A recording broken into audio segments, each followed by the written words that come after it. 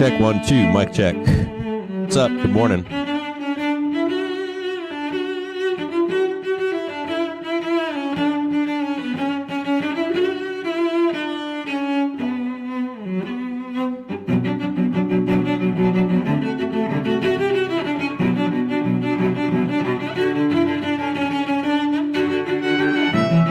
Check, check, check, mic check.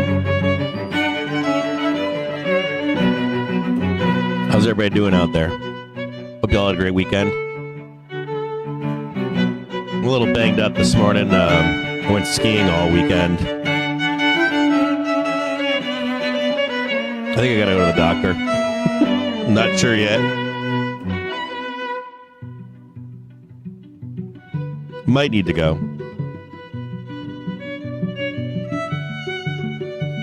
What's going on out there? Yeah, I got banged up a little bit this weekend. I fell off a I didn't fall. I came off of a ledge. I was skiing, and there was a what was there? Let's get right into it. It's already late here.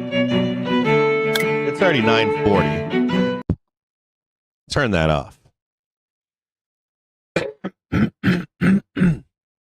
Oof.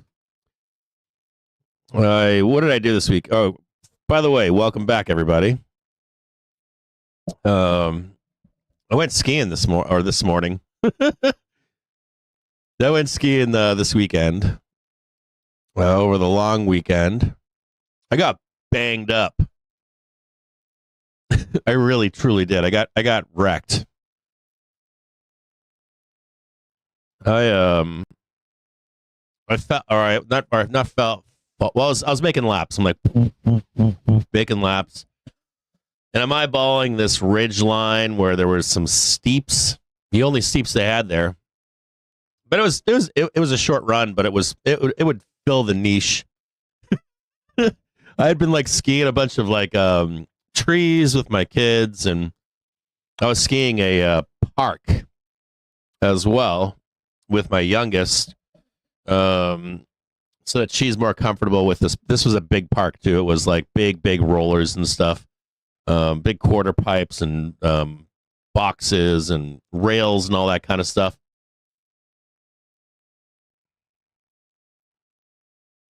Well, as a matter of fact, just a heads up here, there was the price target from Friday. This is the R1 from Friday. We hit that this morning. We're at all-time highs, of course. So I'm skiing with my kid, and my kid wanted to do some rope tow stuff. The parks have rope tows. You just grab onto them, they pull you up. And so I'm like, all right, I'm going to go and do a couple laps myself. I went with my wife, and she was going to stay on the mountain as I ducked down and jumped this ridge line. I had already looked at this run 3 or 4 times. I'm like, yeah, there's nothing. I'm like, there's a little bit of ice under there, but it's not so bad. So I went launching off it, of course, at speed. Caught a bunch of air. Bam. Hit the vertical was like that. So at an angle down, swoop down in, made 2 or 3 turns, boom, boom, boom. Ski went. So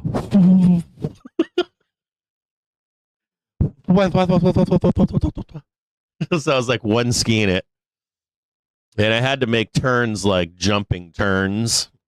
So that didn't quite work out. Second turn, I'm bam. Fucking roll.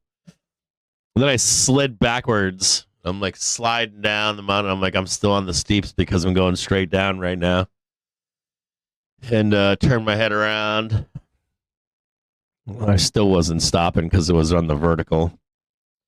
So I had to roll backwards as I'm sliding, to slam my ski into self-arrest myself. When I slammed my ski into self-arrest, I did one more fucking flip, rolled 2 more times. I'm God, I hate my life. The only thing that was good about it was that I've fallen so many times in my life that I'm good at it. I looked good doing it too. But that's only because I've fallen so many times in my life that I know how to do it. The only real thing that ever scares me anymore is errant tree branches. It's the only time I'll wear a helmet is if it's too many tree branches. I'm always afraid of like missing one tree branch and it clipping me. Other than that, like falling, I can fall all day long. And so that's what I did. I felt bad. But I didn't feel anything the day that it happened. But then I skied another day. I think I skied 3 days total. By the third day, I started to feel it. Today, I feel it this morning. I feel it today. I feel like I fell out of the tree and hit every branch on the way down. Anyways, happy Monday or Tuesday morning. Short week for us. We had a lot of argument last week that we're not going to get all-time highs. We were in fact doomed and fucked. And they've been calling for all-time highs. We do this round every year. They did one last year. I remember those. I remember the calls for that last year. And I remember the calls for that this year. I remember back in November being told by a high follow, I'm not going to call him out here, but a high follow Elliott Wave Twitter handle. And that made the rounds back in November saying the top was in. A lot of those calls have gone back out since then. I don't forget. We're in February 18th. Calls for the top being in have been made. I don't know how many times at this point. It's been nonstop. You guys just keep calling them.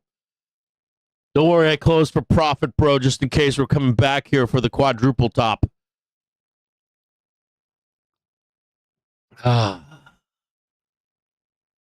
Meanwhile, price has not broken through the weekly trigger.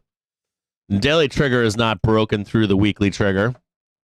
So I don't know where the top is, but until I see the daily trigger break through the weekly trigger, I would call that just stretching price, as it looks like to me. And I don't see the monthly trigger rolling over yet. I don't see velocity rolling over yet. Now, I did see something this morning that was slightly concerning, but I think we're all aware of it, which is what? We're coming into the seasonal, the window of weakness seasonally. That is a true statement. So it's easy right now for a sub-seller, a doom seller, to just put it out there. Top is in.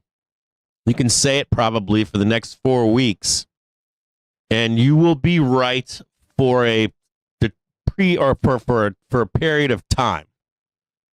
And you could probably run on those coattails whether you are right or wrong in general. Just say a top is in. Fuck it. I'm going to get a bunch of likes.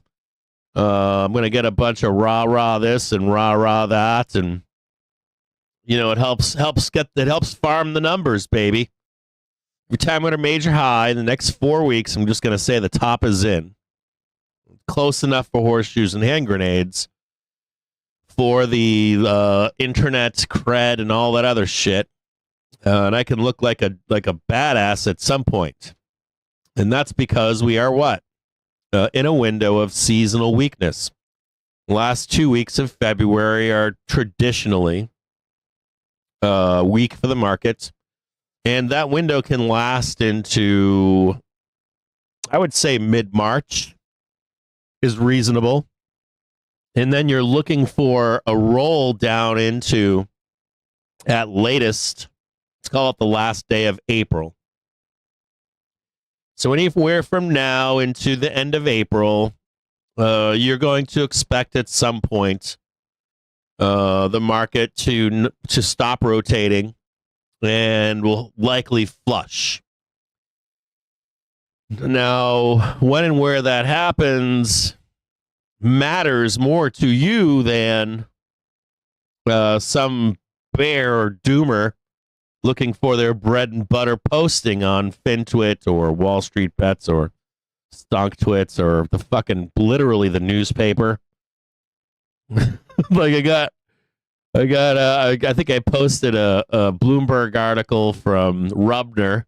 So he's doing it on he's doing it on Bloomberg. The big boys, they get to go out on Bloomberg and ply their case. I say that a lot about CNBS. They get to go on CNBC and beg their ohm. Can you imagine if you were able to do that? Walk on CNBC one morning and just say, yeah, man, stock market crash coming. Even if you only want the seasonal low, you only want to be bare just enough to sell it down, make some easy money on a put spread. And then you get to buy a dip, you exit the market, but meanwhile you get to push your fucking ohm on CNBS. What a bunch of horse shit.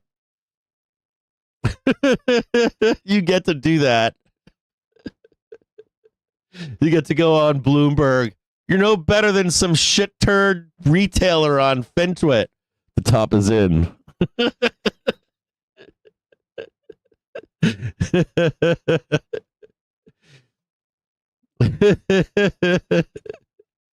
Oh, man. It's too funny.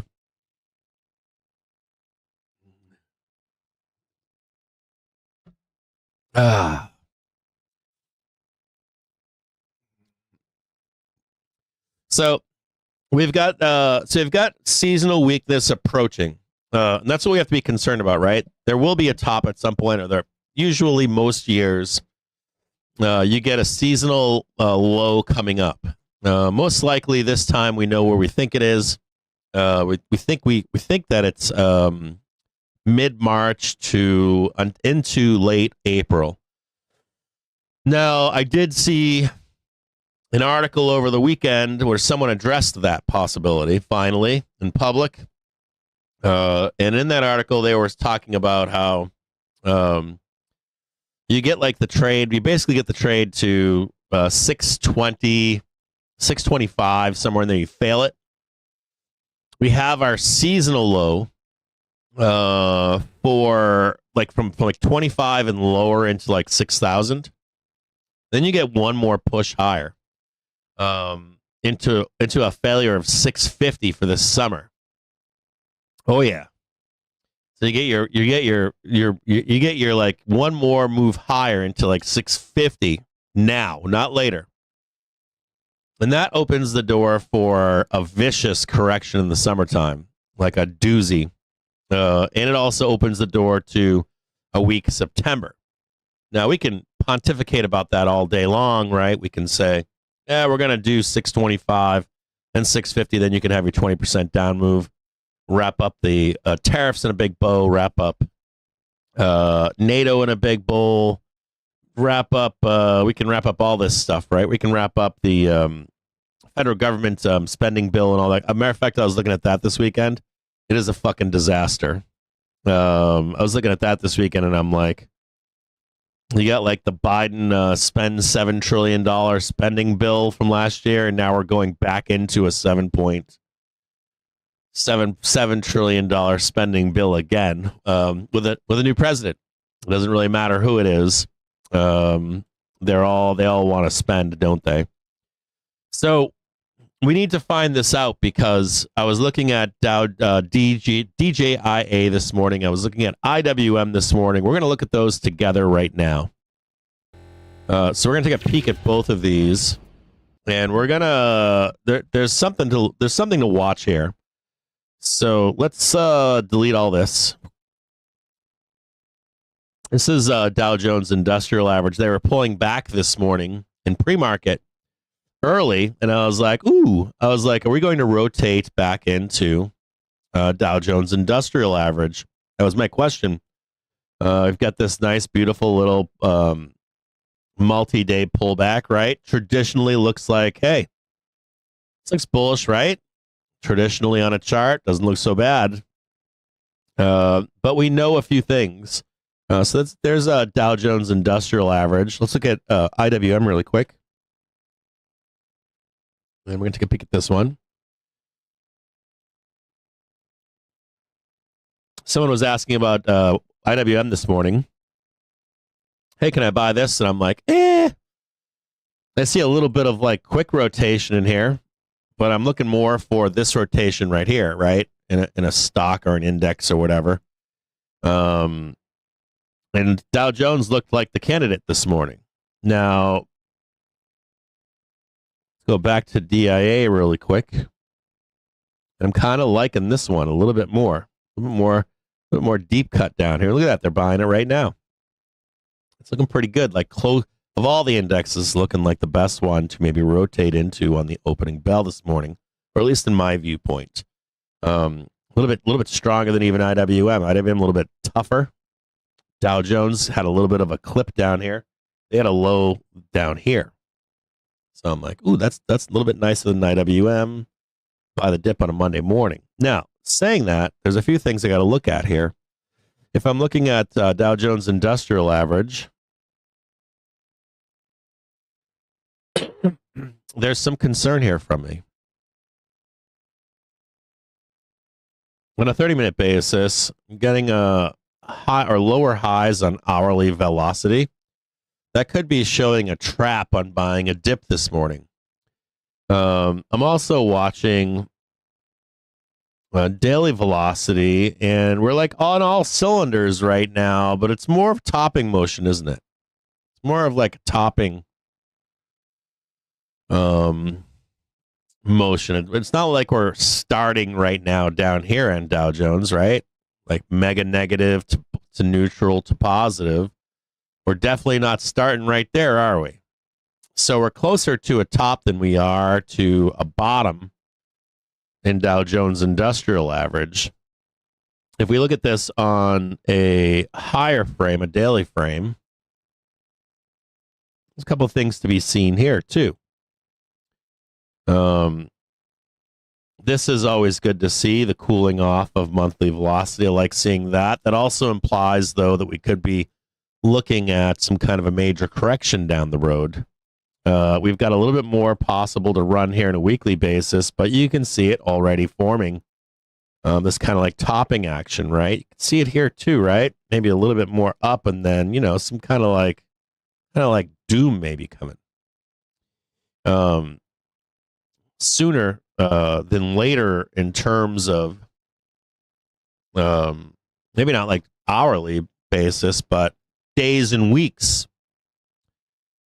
Days and weeks ahead. So, and we already know that we're looking for that seasonal high, right? Or that seasonal high to begin a correction. So you could probably posit from here that from today into, let's say, mid-March, at the longest in the tooth, you're going to be looking for a moment where the dip doesn't get bought.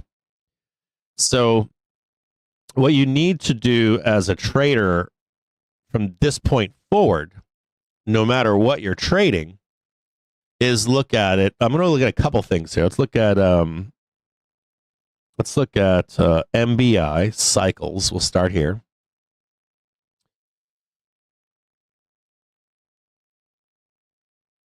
The first thing you want to be watching for is this right here. You can see this. This is SPX on market breadth. And what you're watching for here is breakdowns below the number 30. So if you have the market breadth indicator, when you start, you can see there's a rotation going on. We're not breaking below the number 30 on any of these smaller ETFs that make up breadth. Or there's like firing like back and forth, back and forth, back and forth. But if they begin to see at any point, these numbers get lower than 30, they start breaking down to like 30, 20. It's concerning because they'll rotate out of each sector and then leave you with the bag to hold, right? So how do we see this? Like, how do we know if we move from rotation into time to sell the news? It's fairly easy to trade this. So what we'll do next is, let me go back over here, or to figure this out is fairly easy. Go over here to triggers now. Here's SPY right now. For this year, we've talked about something important, which is what did we say for 2025? We said, one quick second here. We said 2025 is going to be what? Volatile, right? We said that you rein in your upside expectations. We also said that when we go to buy a dip, we'll be a little bit more reserved in buying a dip, and to also trade the edges, right? That you'd be able to get some nice trades on the edges, and we seem like we're breaking out of a range, right? We've got a range here, and we're being told right now that we might break out of this range, right? We've been range bound in here, range bound in here, range bound in here. Whoops, see a little bit push up higher. Whoops, see a little bit push higher. Trying to break out maybe and make a new range. And there's that 625, right? So we've got this new range. We're asking this new range to be accepted, aren't we? We're asking for a new range between here and here to be accepted. And we know we're at the end of a run here. We think an end of a run. So what we'll do is we'll try to trade the edges still, right? Stay on the edges. We're going to look for a top to be 625. We're going to be looking to buy the daily trigger until it fails. Right? Till it fails. Daily trigger. We also have this sell the news kind of a line down here, don't we? We know that the gig is up once we begin to break down off of the daily trigger. Until then, we're trying to buy the daily trigger and trade the edges. We have edges right here. This is the middle. We don't mess with this. We buy this down below. And we only buy these breakouts on new highs, right? Fairly easy. Fairly easy, right? Not as hard as it would seem. So let's look down below here. This is SPY.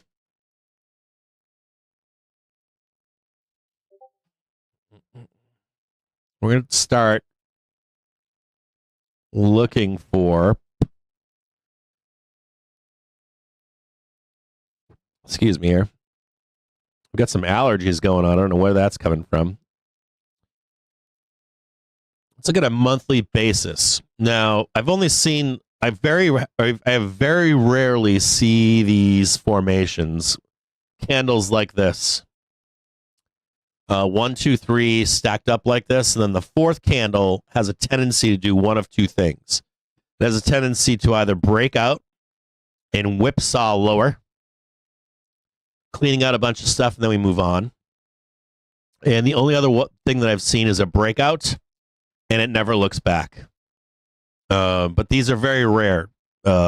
Watching these candles, this formation, we get 1, 2, 3, 4, just stacked like this. So we don't want to get caught in this, do we? Without a doubt, that's going to be brutal. So we know that the daily trigger is kind of our place, right? If we don't hold the daily trigger, we're hands off. We're buying a dip in it, and it looks like it's rolling over. Velocity in the hourly looks like shit on a 30-minute basis. The daily velocity looks like shit. We're just kind of hands off, let it bounce, buy the new high. Right? That's kind of where we are. We're in a new week right now, too, aren't we? So we're going to snap a line down here on 562.01. We've discussed this number ad nauseum at this point, right? What do we say all the time? Been saying now for like 3 weeks. Been saying, when are they going to come clear out 62? Will they save it for the seasonal low that comes out soon? Or will we keep pushing higher and then come back for it later? This is looming. We'll see this again. I promise you, we'll be down here we're gonna come back for this thing at some point. We're going to go to a weekly basis. And there's your weekly line right there where I snapped in the W. And you can see the rage already taking place here. We've got some places, some gaps down below here on a weekly basis. Sweep a gap right here. Right. Snap one right down here.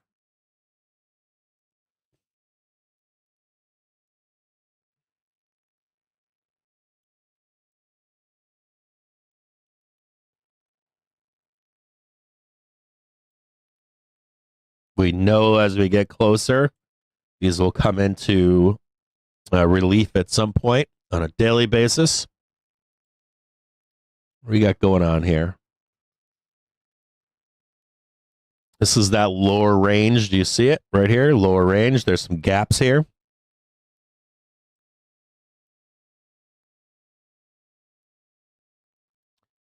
Potential place to buy a dip.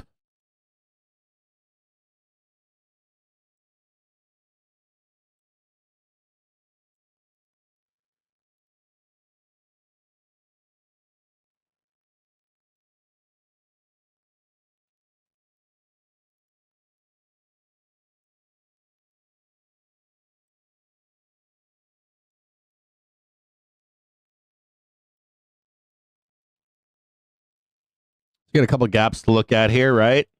A gap there, got a gap over here. Place to buy the dip down below at 607.31. Go to a 4-hour basis. Places I like buying the dip. Hey, look at that. Hello, ladies. This is firming up here, right? Check that out. You got one right here.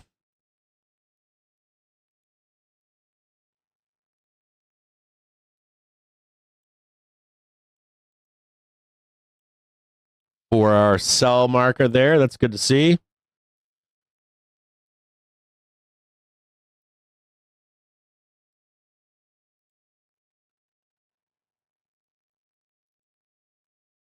Nope. Get rid of that.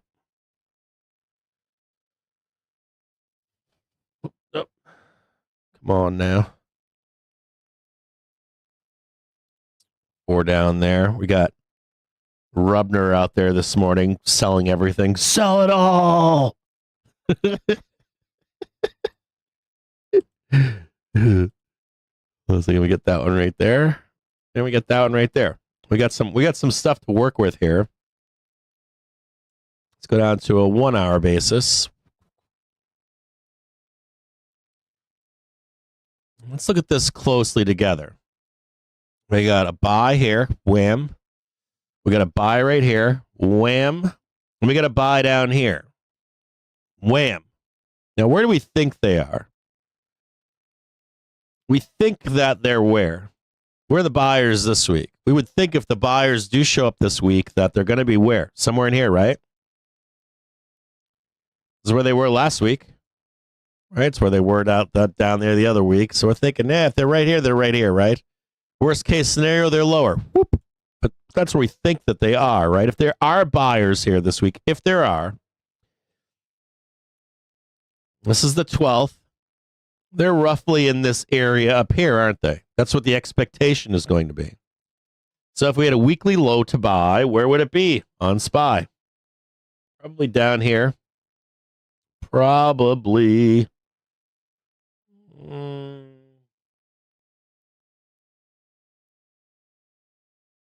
Somewhere right there. Let's get rid of that one. Let's just call it this. Right here. Somewhere in here. This week, we're going to expect someone to buy this dip. And that would confirm a rotation, wouldn't it? If we fail, let's say we come down here this week on Tuesday, let's say, we break underneath it and catch a new low, then we know that the buyers are gone and that we have begun our what? Our seasonal low, right? So we're going to wait down here this week for a dip buy if we can catch it. That's where I am this week. CJJ is down here. Make sense? Right down in here somewhere. You kind of see it right there, can't you? Not a bad place to be, right? Nice little dip buy, an opportunity down there. Sexy little dip buy, sexy little dip buy, sexy little dip buy, sexy little dip buy. Not a bad place to be down here, right? Who's up here? We always talk about it, right? Who's up here? You ain't got no business being long up here unless you're long from down here, right? You can be long up here as long as you were long. We talked about this last Friday too, right? If you were long down here, you're the guy that's long up here. Otherwise, just chubby chasing, aren't you? We're always looking to be what? Whoop, down there. Yeah, baby, buy, right?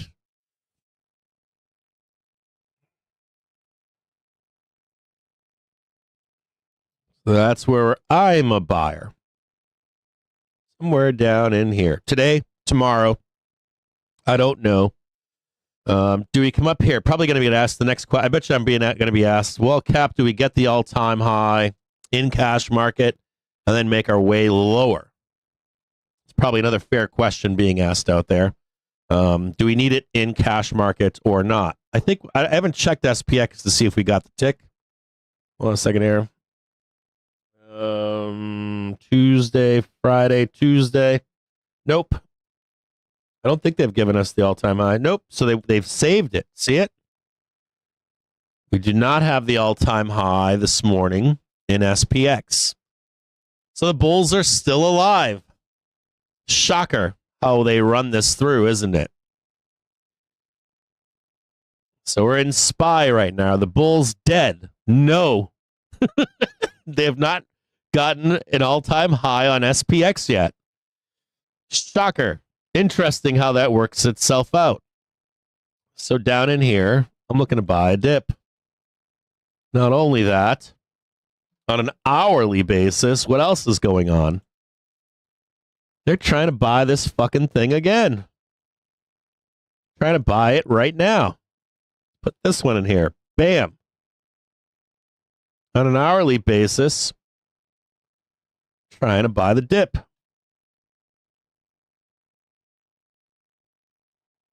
Let's take a look at this on a 30. Let's look at SPY really quick and see where it's at.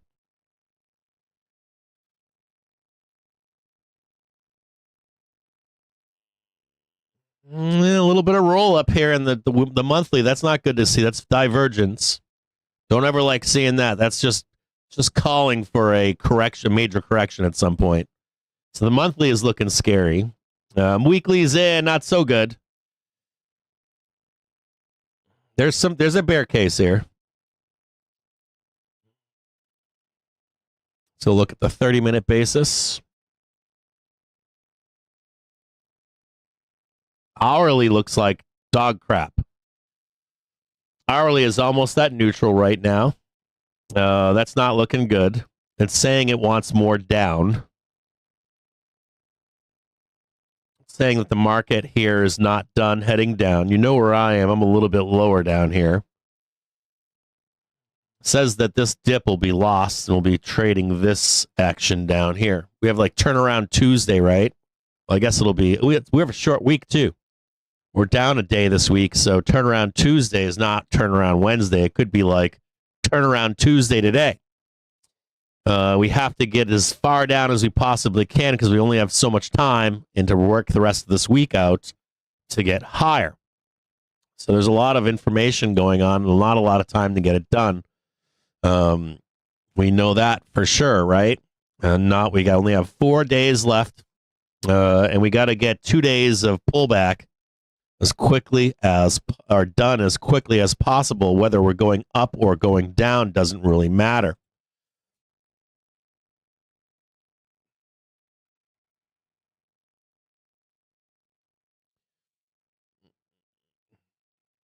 $30 minutes. Let's go to a 1 hour basis really quickly here.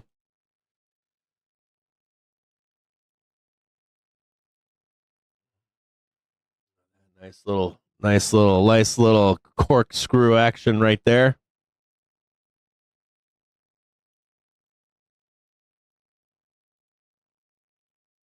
Got a nice little squeezy pump out of there. Oh yeah, look at that. Oh, almost near perfect. Look at that. Whoop, all the way up. Not bad, right? So what would we expect out of this? This is your first downside move here. That's a nice little squeeze, right? you're going to see another pump up here, another downside move, right? Then we're going to go higher. Something like this. This would be the expectation right here. You get your squeeze up, and this is where it gets crazy. If the market's still alive and it's not done going up, and SPX has not made a new high yet, you would expect this move here to be what? Any of you Elliott waivers know this, right? This would be your corrective move, and we would start what? Another 5 upside move, right? Impulse, right? Get above, and then what? 2, right? And then 3. This would be the big one. This is the money shot right here. And then one more, right? You know what I'm saying?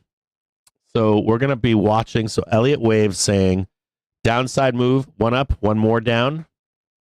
And I'm down here, right? Let's take a peek. See what we can find here.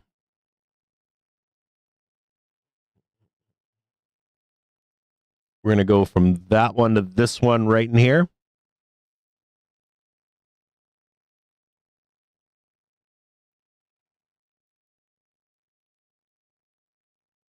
Right about there. Makes sense? So like right in here, watch this down here.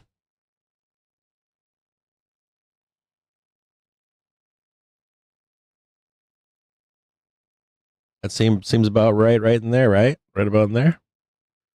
There's a low, there's the buy point, somewhere in here. So somewhere in here, I want to be a buyer. If we slip down for a moment, I'll be watching, right? That's generally where I want to be.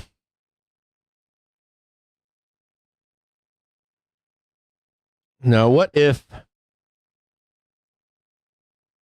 this gets bought here? Make our move down, right? And I don't get my dip buy down here. What am I looking for? I'm looking for price to be arrested. And I'm looking for a new high, right? So I'll jump on board this train right around here. So if I'm wrong and this gets bought, I'm being conservative waiting down below. And let's say I'm wrong, right? Cap, sorry, didn't get your dip buy. I'm just going to watch for the dip to be bought and a new high. And then I'll jump on board the crazy train to 625. Maybe we get there sooner than later. Maybe we don't have enough time on our hands. We already said we want what? 625, right? That upper bound. A failure of that 625. Oh, yeah. Maybe I'm wrong. Maybe we get the squeeze on the 4 monthly book candles. It runs away without me, right? Because that is a definite possibility. We just start squeezing higher and higher and higher and higher. So I'm going to be paying close attention to that.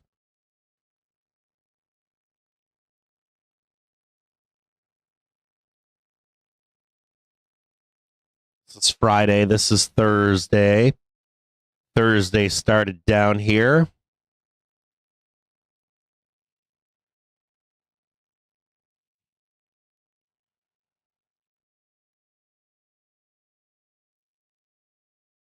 This was the instigation down below. This is worst case scenario. I think they're in here somewhere. I might even move this up higher and say they're right here. Get all aggressive with it.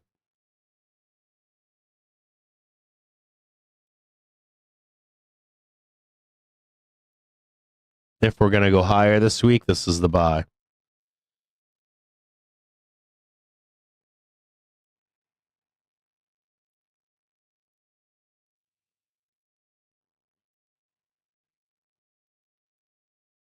Go back to a 30-minute really quick.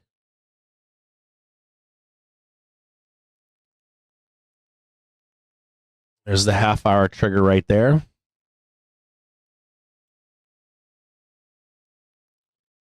Tuesday, 6 p.m. Right there. Tuesday, 6 p.m. Or it's 4 p.m., excuse me. So we're going to short week. We're in negative hourly velocity. I'm going to slam down here. We have the half hour trigger right here. Whoop. Straight down. Target 607.13 on SPY. And I don't see us being done yet. I think we trade higher into this. Well, I guess we should do it like this.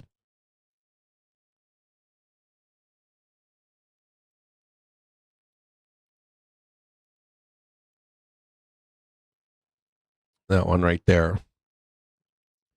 Now, how would I become bearish here? How would I know if I'm wrong in here, right? So we slice down, let's say we slice down today, tomorrow, right? We bloodbath down here. I don't know. They tell you that it's a bear trap or a bull trap into the close today or some kind of nonsense like that. I don't need this, do I? I just need the squeeze higher to show you the new high and then buy the pullback right in here, right? So I don't need to like get crazy in here. I can just get crazy over here, right? Let all that pass. Note that the bears failed again to get a new low, and I'm off and running. Let's say we wake up tomorrow and I didn't buy the close, and it was actually a bull trap. Whoop, all the way down there. This is where I want to be a buyer, right? Somewhere in here. So, yeah, I wait for the new high again, right? Get the new high and then buy a pullback. I'm off and running. So I would say if it was me as a new week, to be hands off, let price come to you, and you have two places of interest. You've got this one right here. So I'm right here right now, wanting to buy that dip. And I would also say that, I copy and paste that. I'm down here again. I'm down here looking to buy two dips, two places for me to buy a dip. Somewhere right down in here.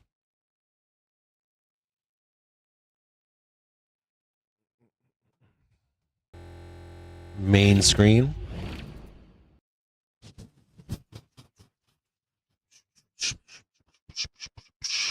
Let's go where? Let's go to a 15-minute basis. Let's have a look at it on a 15-minute.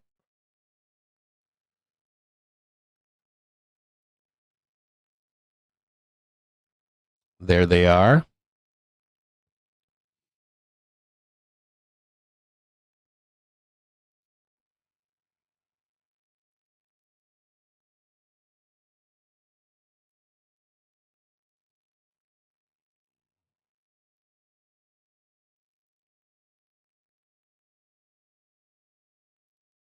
This is a 4-hour here.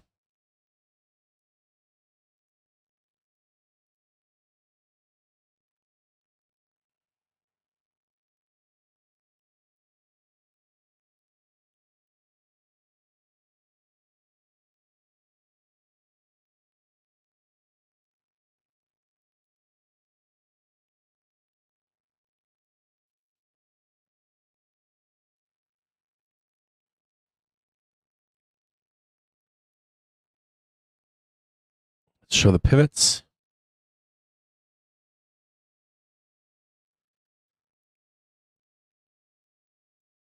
This is the pivot point right here. I'm trying to smash this down. I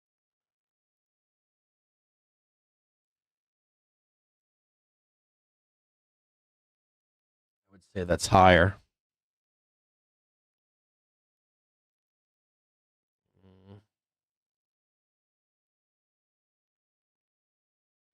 We're on the hourly trigger here. Maybe it is lower. Maybe it's right down here. Right down there.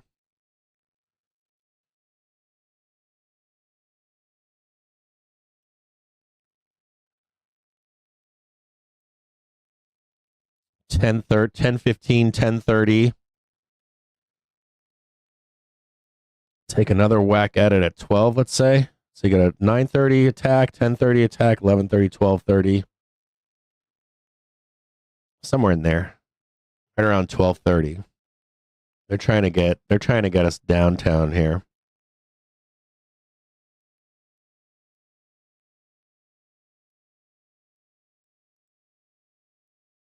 Here's your 1 p.m. low.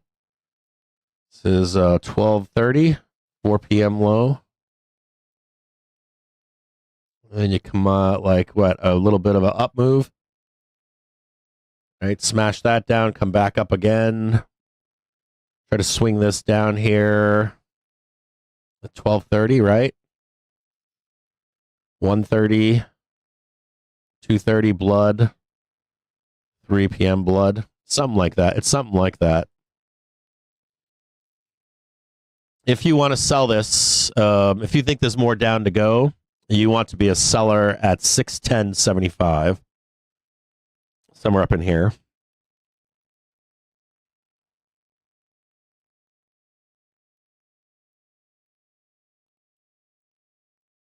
Here and here.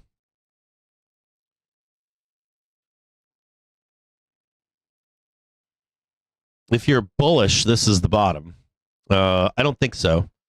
I think it's, if you're bullish, because this is neutral on hourly velocity, but I don't think so. I think you're going to get more blood, reset hourly velocity lower, and then you're a buyer down in here. Either today, like today at some point, tomorrow open.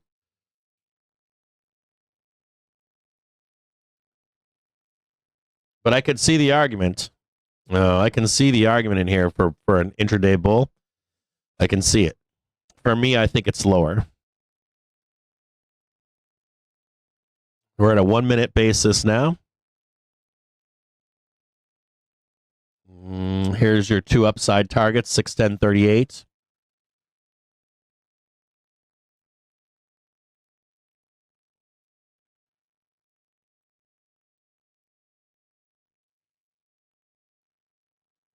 Right in there. Let me it's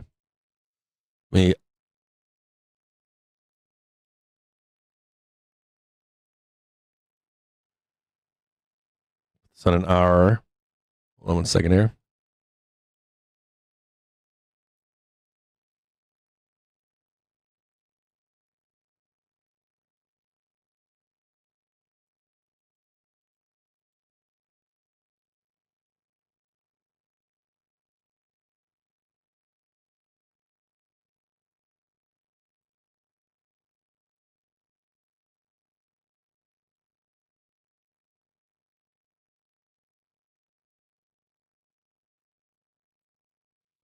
Well, that does look kind of wonky, doesn't it? It doesn't need to be that big. Does it need to be? It doesn't need to be that big.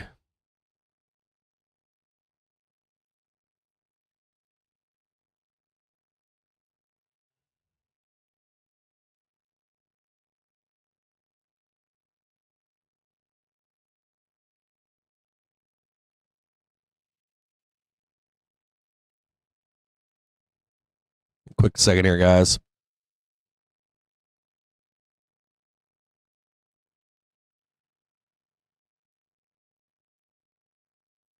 Spy still sitting on the island in the sky right now.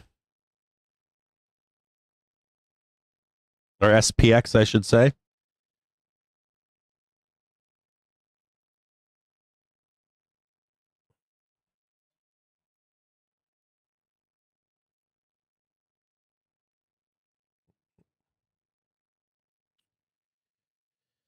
Trade the trigger posts.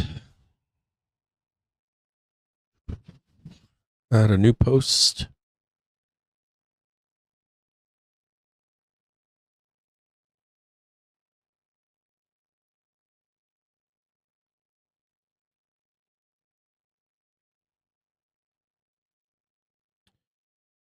Market brief for the week of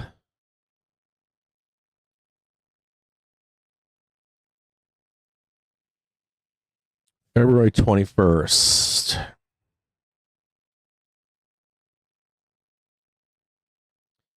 Market brief for the week of February 21st. What do I need? A Valentine's Day massacre, a bust. It's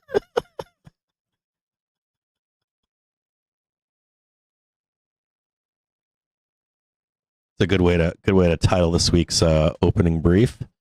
Valentine's Day massacre, a bust.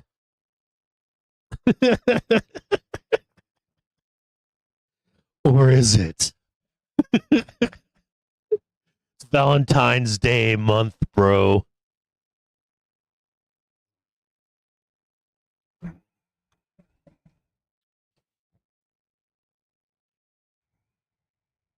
Okay.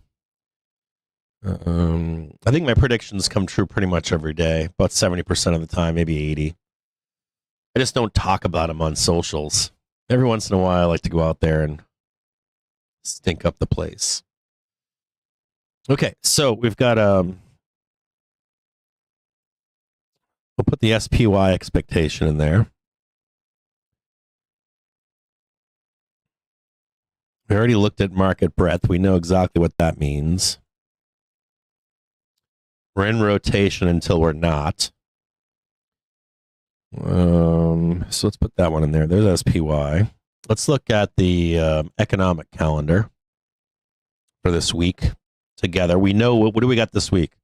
We've got FOMC minutes, I think, don't we? Then we've got OPEX. We've got fixpiration. We have lots of fun this week. Today we've got a Bill Barr speech at 1 p.m. We've got a 3 and 6 month bill auction. We've got the NOPA crush report at 12. Net long-term tick flows at 4 p.m.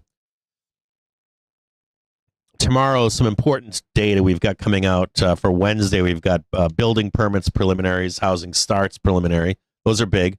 And then Wednesday at 2 p.m., we get the FOMC minutes. And then we also have Friday existing home sales. We get S&P Global Manufacturing and Services PMI flashes Friday morning, but the home sales are going to matter. On what do we got on Thursday? Initial jobless claims, continuing claims. I would say the most important news this week, though, is going to be building permits, housing starts, FOMC minutes, and existing home sales on Friday. That's going to be the big news for you this week. The stuff for you to look forward to. We also have two other important things this week. Let me write these things in here. So we'll see how we write these briefs for you. We start with a short week.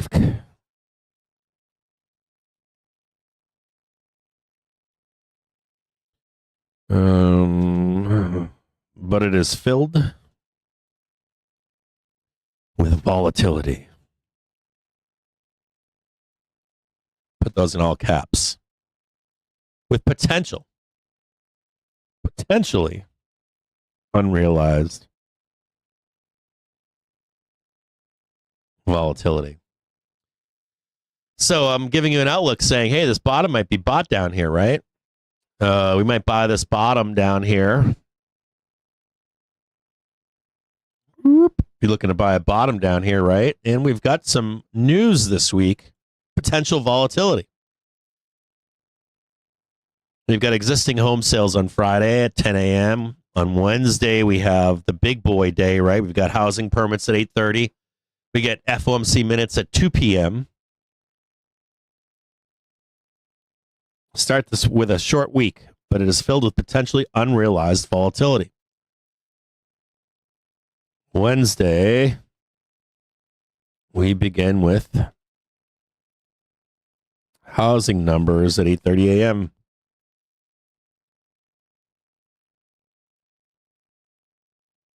Followed by FOMC minutes at 2.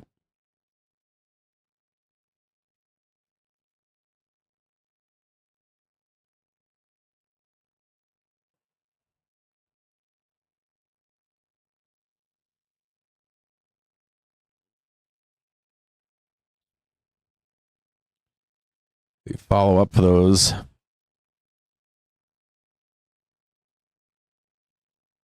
housing numbers is existing home sales on Friday.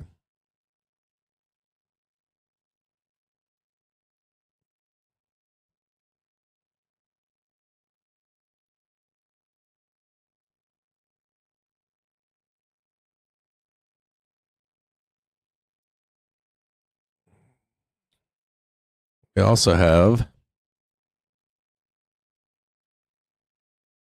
Vixpiration and OPEX. Expiration calendar. I think it's Wednesday, right? Could be wrong on this, but I want to make sure I get this right. Oh, no, it already happened. Nope, didn't already happen.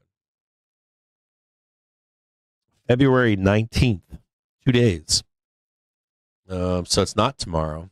It's so we got Tuesday, Wednesday, it's on Thursday. We also have Vixpiration on Thursday and OPEX Friday. Spicy. I can see why Rubner is ready to get his bear suit on. Let's look at the VIX really quick.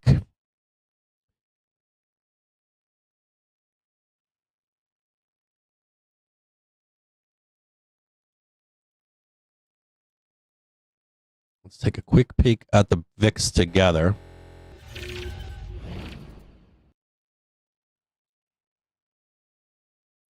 The VIX getting hammered down into the weekend here. It jumped from a low of $11.37. We are coming into Vixpiration this week, right? Couple days. So let's take a peek. How low did we go? Looks pretty low to me. This is all the buy zones down below for VIX. Had a nice low down here on December 6th. May 23rd, July. Let's look back here. January. Notice how the VIX seasonally drives higher. Here's December. Big February. And big July. Looking for lows in the beginning of the year to buy for VIX. Trade these nice highs up here for summertime.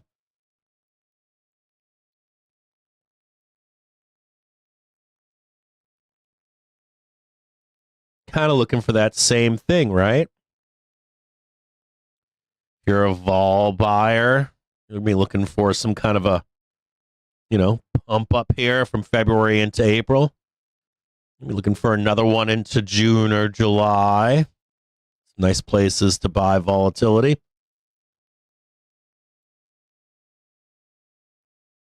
Already had a low down here. $11.35. Not a bad way to start the season of weakness in the market, right? Looks pretty good. We want to reset that VIX, though, don't we?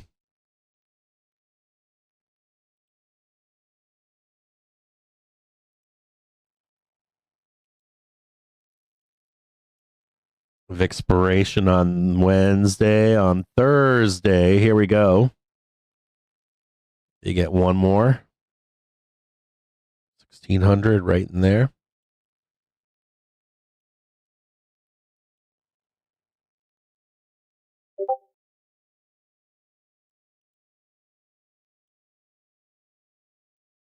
Fours, that all looks right. 1, 2, 3, 4. That all looks right. VIX wants to start moving.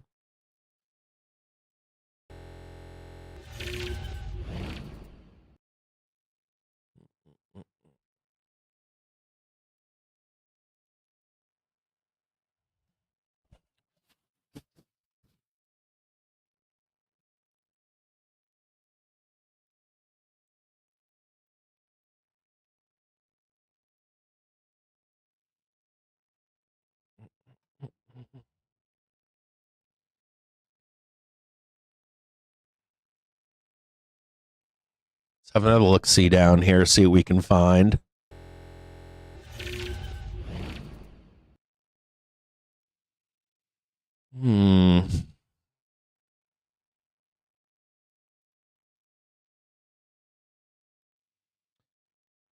Currently, SPX is trading 61,115. We're on an island right now.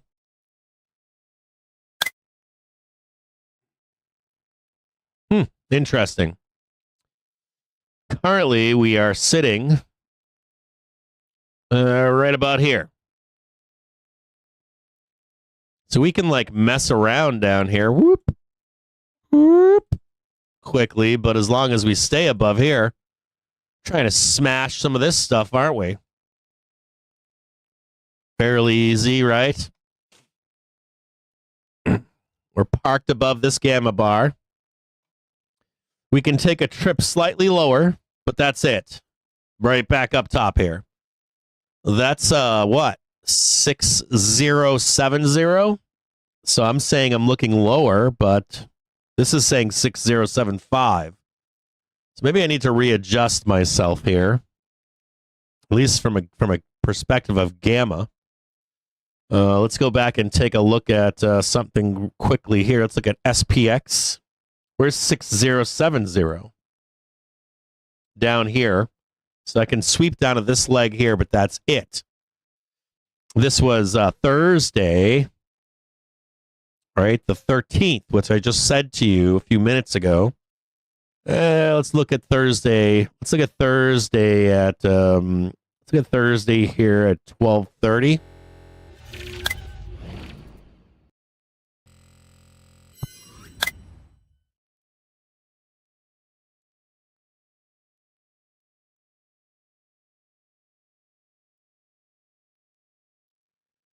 Thursday, 12:30. Right in here. Okay. So we can give up. You would say the deposit here, at least from a gamma perspective, is that you buy this. You could take one quick trip lower, whoop, as long as we go straight back up again. So you're saying here and here are the dip buys. Buy this motherfucker. Buy the dip. Buy the fucking dip. If you think we're going higher. Okay, so that makes sense to me. This all looks good. From perspective of gamma, this is the dip to be bought, and this you could make a quick trip down here. This is how the bull thesis stays alive. This is it. This is the bull thesis. So I said I was down here. I disagree. This is the bull thesis. The bull thesis lives and dies by being a dip buyer up here. Anything, if this is lost here, bulls are done for right now. If we begin to break below 606, 607, switch to a bear count below this. That's what you need to hold right now. Yeah, that's good to know. Let's go back over here. Now I know where the Gamma Bros are. It's always good to know where everybody is, where the traditional charters are, where the Elliott waivers are. And note that as long as we stay above, the beatings will continue to the upside. 6150. Oh, yeah. Ooh. Yeah, let me rub it. Oh. 6165. Oh, yeah, let me rub that one. Oh, yeah. What's this one right here? Oh, 6175. Oh, yeah, rub it. Oh, yeah, rub it good.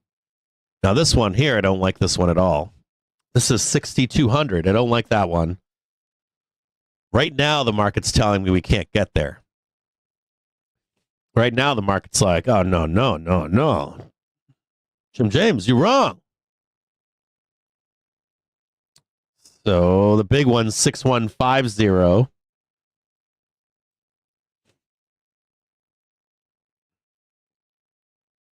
6175. This would be like a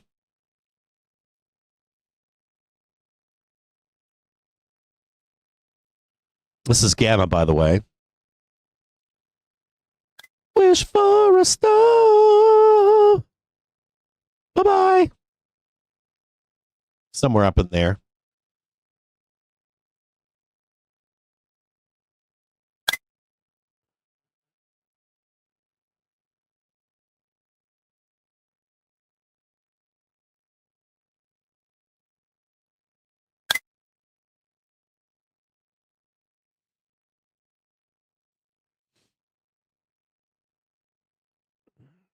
Nothing's really changed. Call wall up here at 6165. That seems reasonable.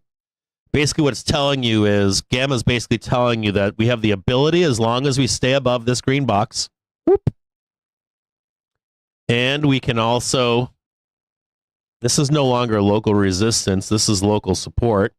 So there's some changes here. Local support is right here.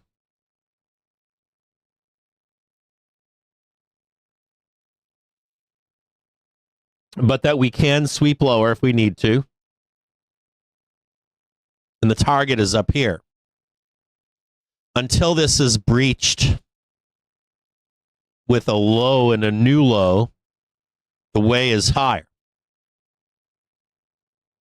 It's not lower, it's higher. There is a hard resistance up here. Call this local resistance here, and I would give you like the call walls probably slightly higher. You might catch 618.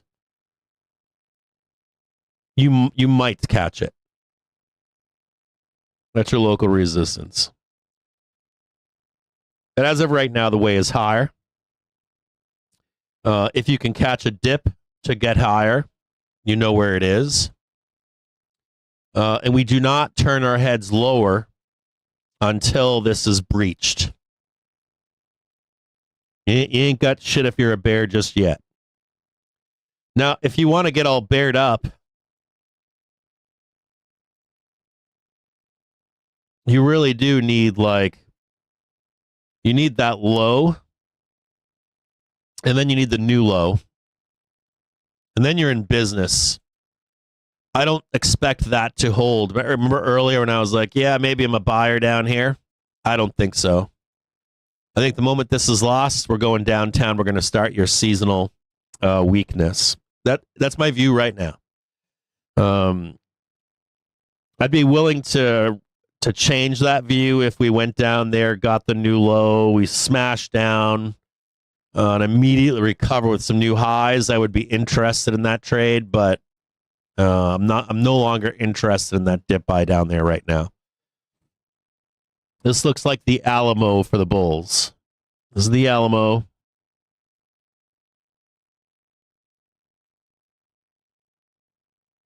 Your gamma flip is raised now.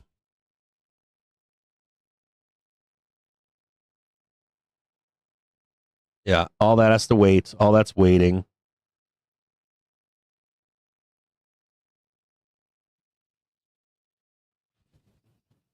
Your put wall is right here, but I'll tell you what. Your put wall is right here, but I'll tell you what. You start heading down, you start bricking this stuff all the way down, right? You get your low, then you get your new low. All that's gamma down below will once again become important. It'll come into focus. It'll become a magnet for new lows. So even though it's not important at the moment, it will become important if we go there. And until we do, the way is higher. I'd be saying to yourself, well, Cap, what about Vixpiration? Or what about OPEX? Window of weakness. I agree with the window of weakness, but also it's a window of strength. It's the ability for the market is actually to move, not necessarily down. You could see something kind of crazy, couldn't you? Could see something kind of like, we get the down move. The bulls are still alive. Fake out the bears, right? Come into that of expiration window of weakness, and it actually turns into a window of up. Once all that stuff is taken out or failed, get close to it, boom, then we start making our way to the downside.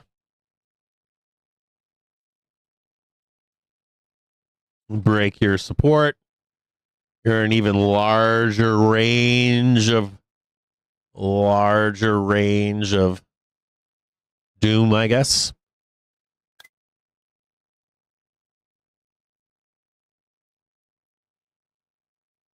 Oh, that would really piss some people off, right? The way is down, bro. No, it's not. Way is down, bro. No, the fuck it's not. Way is down, bro. Nah, I don't think so. All right, you can have the down now. I like that. I like that. It's actually not down just yet.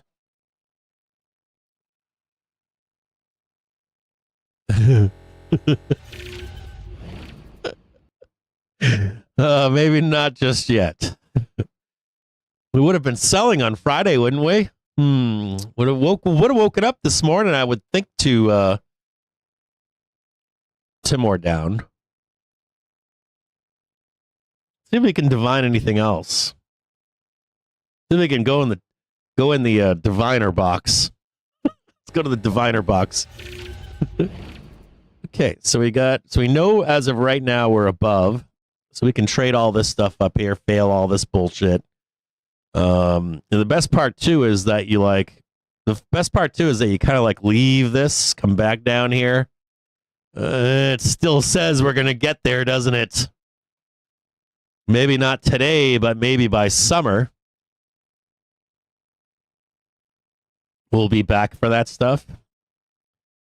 Low strike level volatility. What is that telling us? Oh, look at that.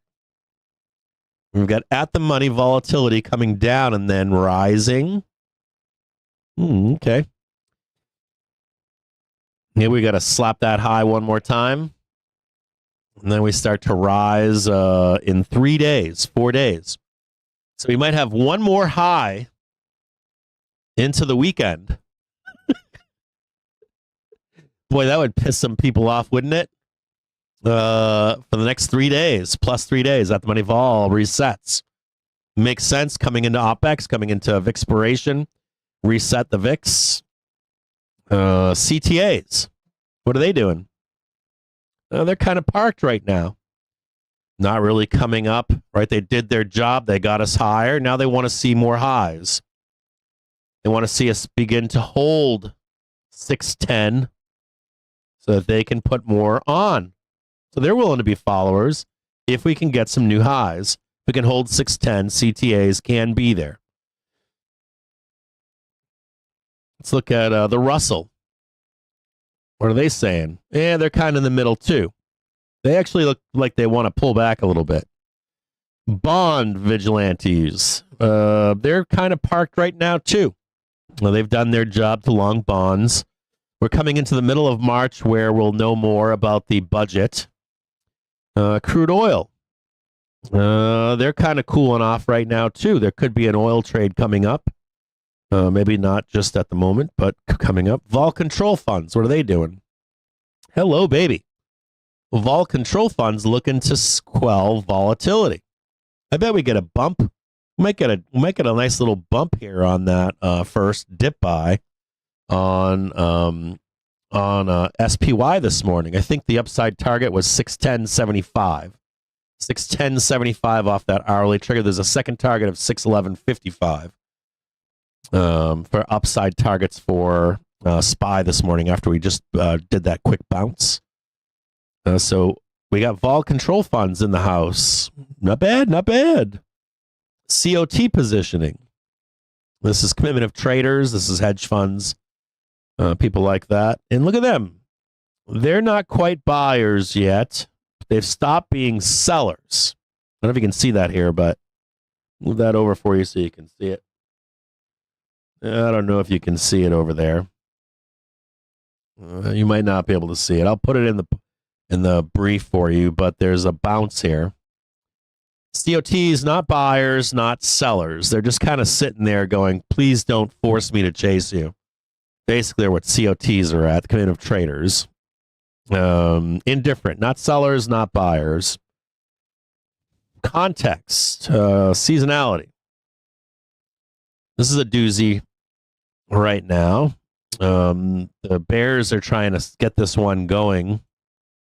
It's their bread and butter. It's kind of like my holiday trade, right? Just over here, if you want to take a look. They're like, please don't do this before we do that, right? That's what they don't want to see. That's that 625 trade. They want this to start today. They don't want to wait. God damn it, they wanted it on the 14th of February. They want to follow that track all the way to the downside. They'll get their competence.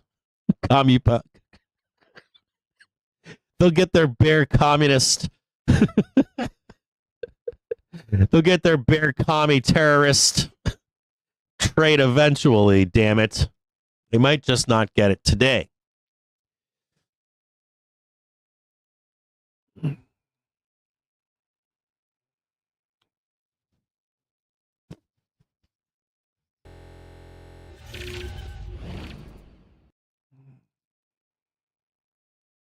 Here's the main screen. Up here where the sellers are. There's your 15-minute. Here's your 4, and here's your next 15-minute up here for a squeeze.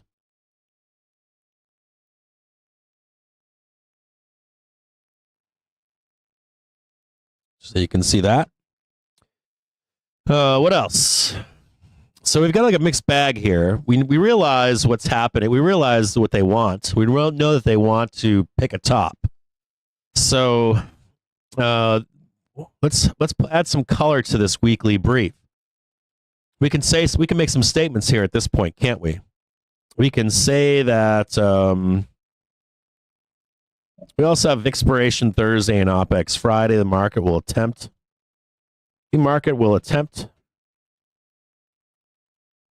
to reset the VIX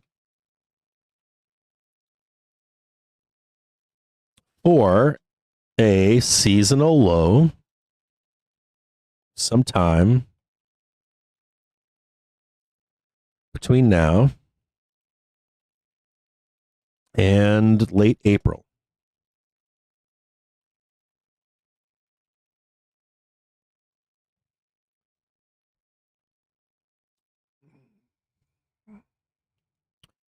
Currently, the S&P 500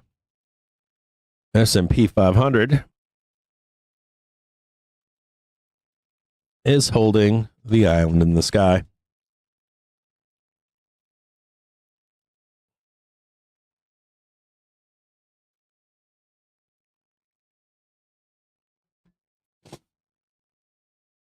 We will look for dips to buy.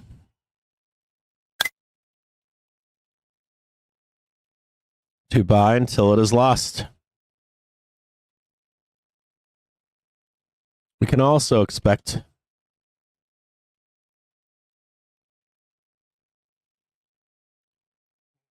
volatility around expiration and OPEX.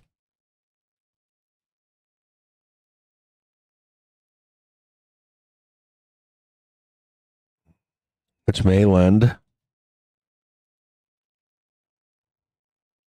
opportunities to get that dip.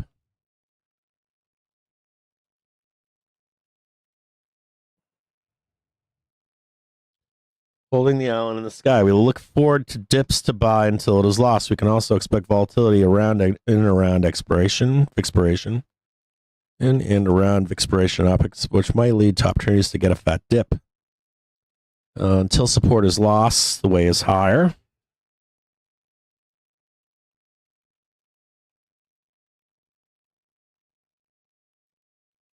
It is higher to trade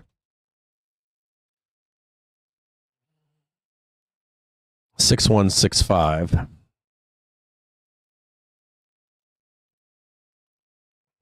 SPX 6165.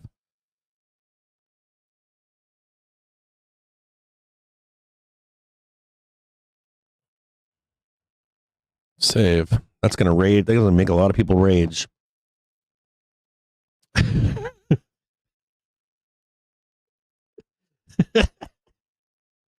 No, man, it's going to make some people angry here. And there's no point in calling a top here, right? So there's some other things. I can add some color here, too. It's like trade plan includes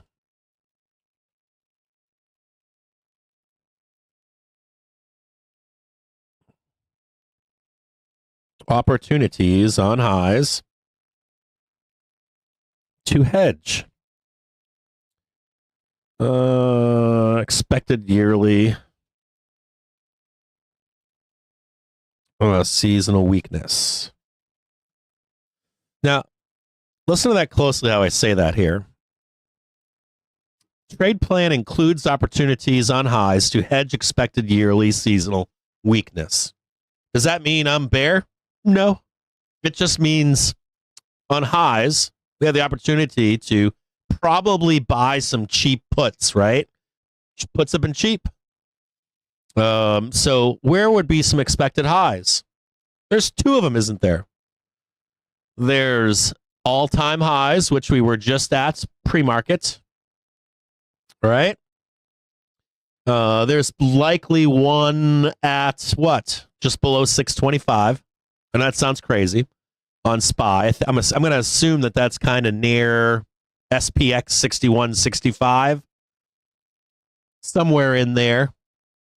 So you could probably snap a line at home, snap a line on SPX 6165, and say, yeah, Cap just told me that there's expected seasonal weakness from right about the last 2 weeks of February that should resolve itself at the latest by April 1st. It's a nice window, isn't it?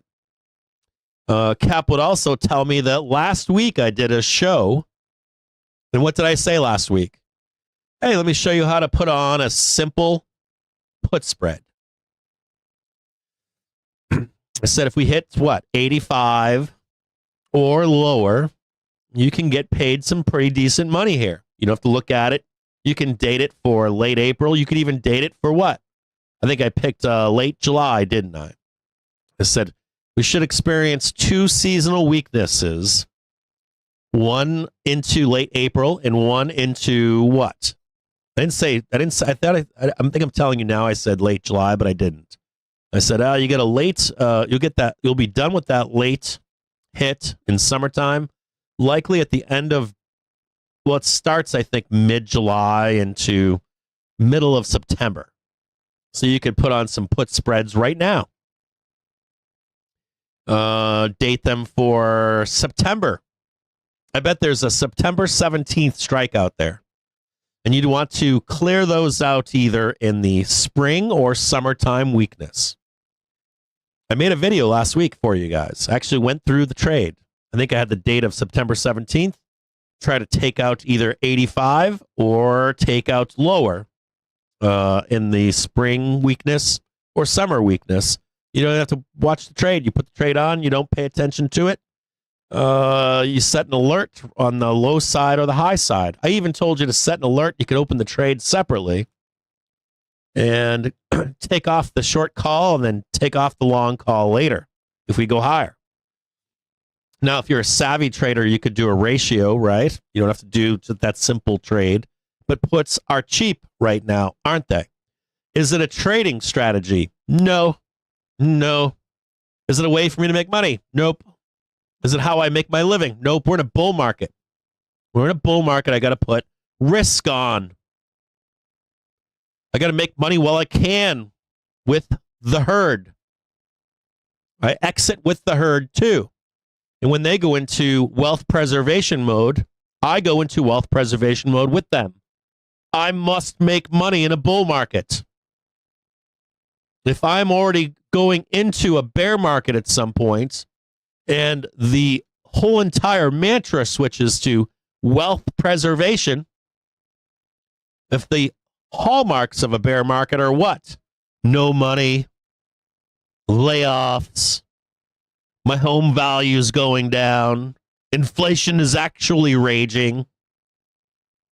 What does a bear market become? If you have money, what does it become? Wealth preservation, doesn't it? So you follow the herd. Where's the money going to outrun all of this bad stuff? We know that already, right? So when we're in a bull market, it's not wealth preservation, it's growing wealth until that money flees. So am I trying to make my money in a bull market shorting the market? No. No. I want outsized gains. I want to beat the S&P 500. If I can't beat it, I want to get into a low-fee S&P 500 ETF, manage my own money. Ain't paying fees to you. I've already read the articles on that. Last year, there were fucking funds that had fees higher than your returns. You want a reason to not have your money managed anymore? That's it right there. There were hedge funds last year that passed along fucking fees. It was in Bloomberg, I think. It was in Bloomberg or WAPO. I posted the story where the fees were more than the returns last year had you just followed the fucking S&P 500. Smartest guys in the room.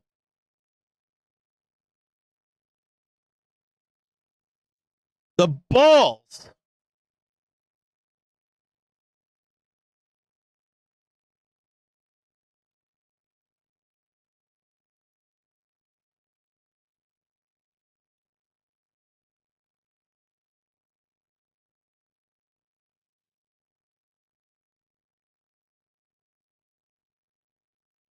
There was a story done in Bloomberg and WAPO or whatever like a week or two ago, and they were talking about the fucking fees by your money manager, your financial advisor. I kid you not. Fees higher than the fucking returns in your account end of year. One of these flagrant assholes collected like 20% in fees and returned 3%. You read that as well, right, Nino? This is a fucked up article. Like, what are you talking about? Can you imagine being like some schmuck put you like, I'm going to do the right thing. I'm going to let a hedge fund manage my money. In a bull market, doesn't return you your money because of their fees. And then you're walking into a bear market? What the fuck are you going to do? They just annihilated you. And you haven't even realized it yet. You haven't even realized the losses before you get to a bear market. You got to learn, though. You're going to learn in like 3 years, 2 years, a year.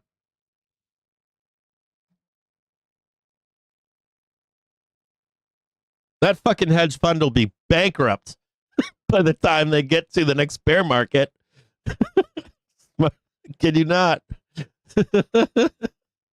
Where are they pulling this magic money out of their ass when the herd leaves?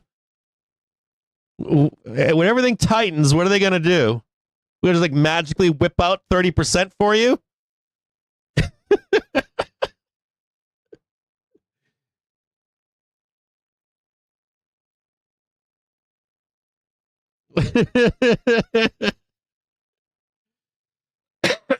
I shit you not. My mind is blown on that article. I read that article and my face wanted to melt off. It's like, who the fuck is in charge over there? I'd be firing people left and right. What's that book you're writing over there? Fired. Bye. Get the fuck out of here with that book. Fucking in a bull market. What's wrong with you? How old are you?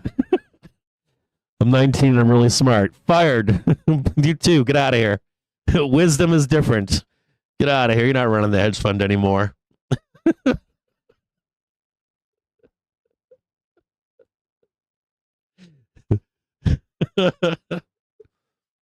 Some guy's been telling me all about a stock market crash for the last 2 years. You're not actually, you're fired too. Get out of here. You get out of here.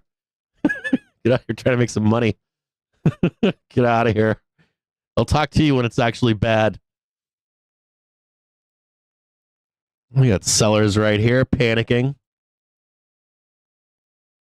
Oh yeah, can we get up there and do it to him? I think we can. Put these young bloods on notice over here.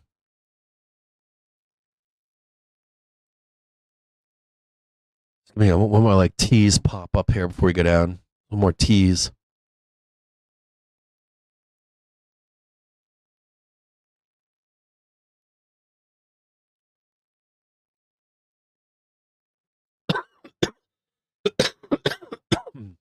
Excuse me. Whew. Yeah, I was shocked at that. I read that article and I was like, why is the article not addressing? I was like, why is the article not fucking addressing once we leave a bull market? What are these people going to do with their money? Whenever we go into a bear market, you're like doing everything to save your money. It ain't easy. Like you're not going to move from a bull market into a bear market and be like, oh, I saved every last dollar and I'm outrunning inflation. What are you like a fucking superstar pro? Are you part of the Senate?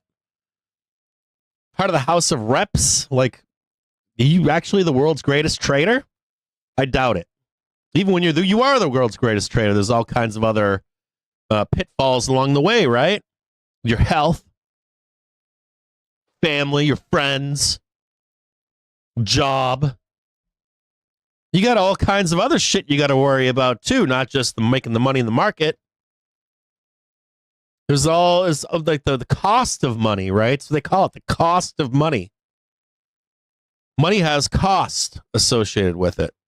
You're always trying to hide it. Told you about my children, right? Like another whammy, right? Oh, shit. I'm getting rich over here. I'm saving money, not telling my wife, saving it. Woo! Then my wife comes up and says, we need 20 grand. I'm like, fuck you mean you need 20 grand? We're saving that money and didn't tell you. Well, this whammy came up. That whammy. Well, I drove the truck over you got me brand new this is actually true. You bought me brand new tires, brand new front end. You told me to get an alignment done, and I didn't do half that shit. I just got the new tires, and then I drove over some kind of I don't know what it was, some brand new cement island with no soil in the hole, and then I drove right through it. It came out good, but it fucked up the tires and the alignment and the front end and all this other shit. I need money right now. Okay. I guess I wasn't that cool. I thought I was rich. Right? And the money's gone. Eggs are high. I don't know. You lose your insurance, medical insurance. You've got medical insurance. You find out you've got something worse than your insurance covers. We don't cover that. So the whammies are all over the place. And you need to make money in a market that is a bull market. So we put on a hedge until it turns bearish, or that is the market top, right? We don't aggressively seek out being a bear in a bull market. You save that for a bear market.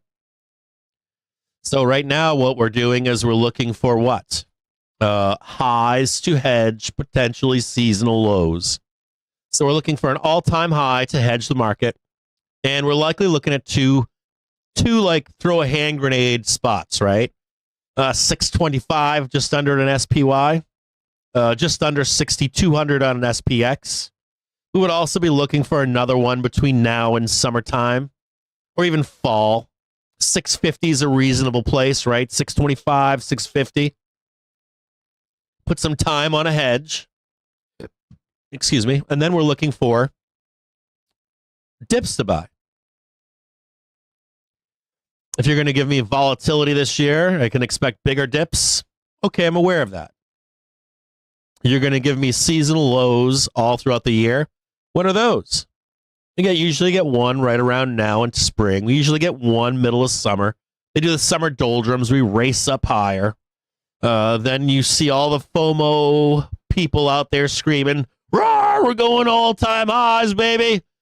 And you and I are like, we know we're going to get another pullback here soon, right? We're going to get some kind of a bloodbath here middle of summer. We don't know how it's coming. Then we're going to get your September, right? October, November.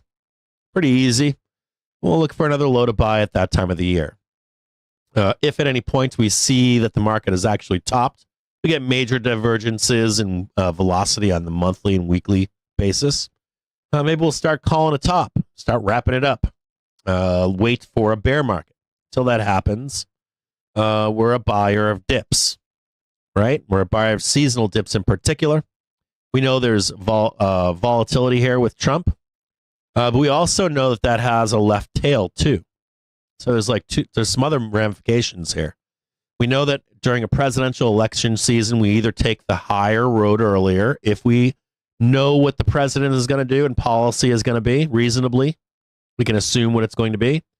We know that if we don't have clarity on what that first 100 days is, or what the policy actually is going to be that we can price in negatively or positively, we take a second path, which is kind of where we're at today. We're in the second path for a new presidential change with unknown policy implications.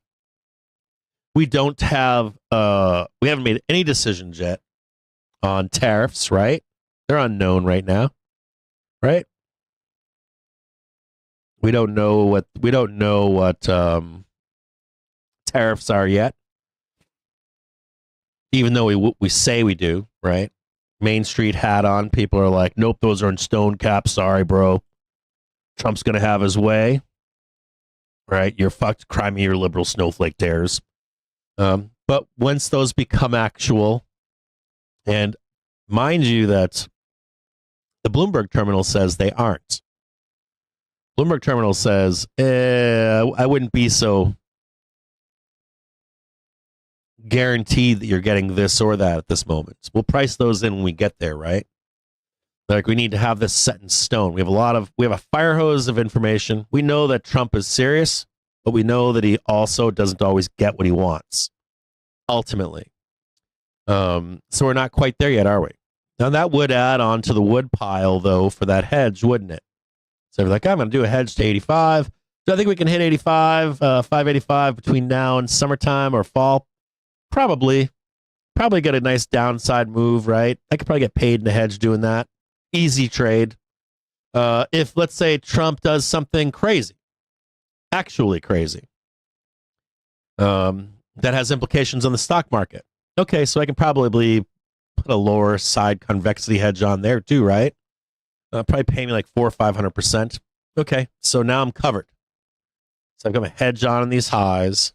I'm looking for dips to buy. Fairly simple, right? We're in a bull market. Fairly easy here. So no one should be scared at this point, right? It'll be fairly easy. Put your hedge on highs.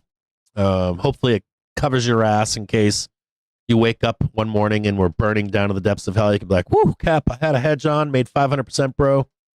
Covered my long that I had. I was strapped up in it on the weekend, bro. And they caught me, bro. They got me. But luckily I was hedged.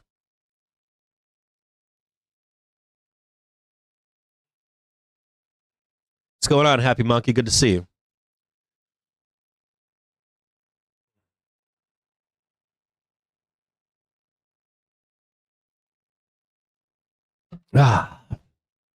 Okay.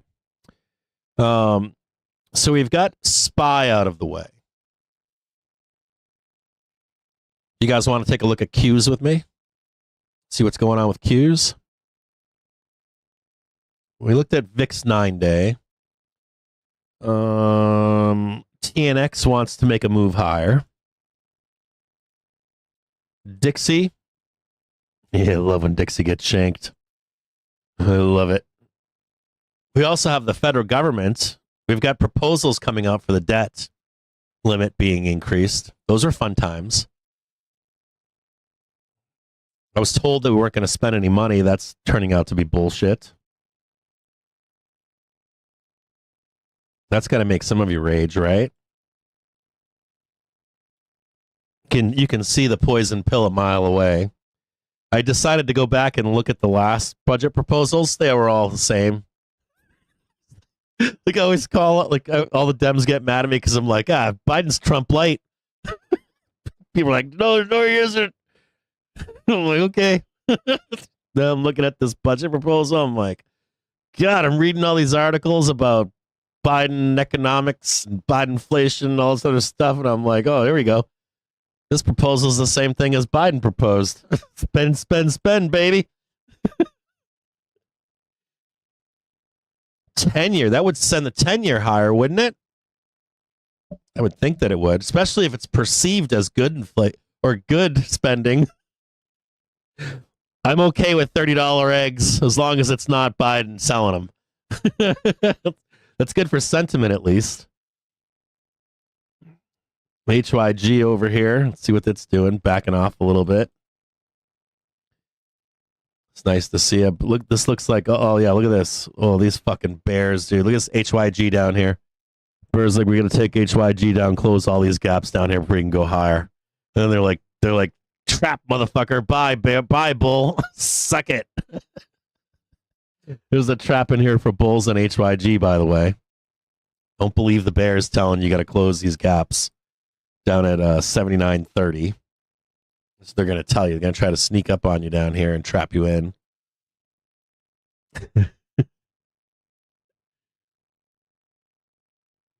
What else we got here? Let's look at QQQs. See what Qs can tell us. Q's kind of in the same predicament.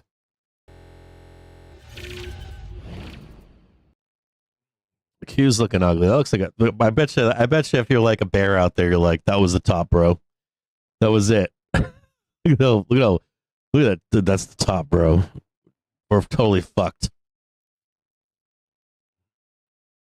Hold on here. Let's look at let's close all this out. Remove 10 drawings. Whoop. Bears are like, that's it. That was the top. Hell hath no fury like a bear fury. I mean, look at the bears are like. Bears like, put that yoke on down there, bro. Start building out that yoke. You ain't going nowhere.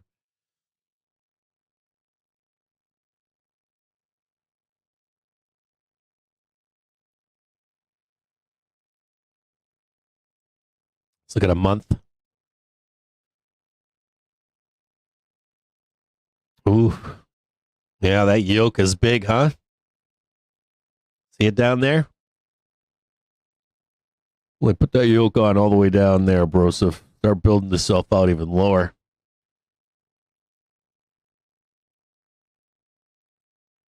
$504.45. Woo. Spicy down there. Bears are probably foaming. They got to be foaming at the mouth right now.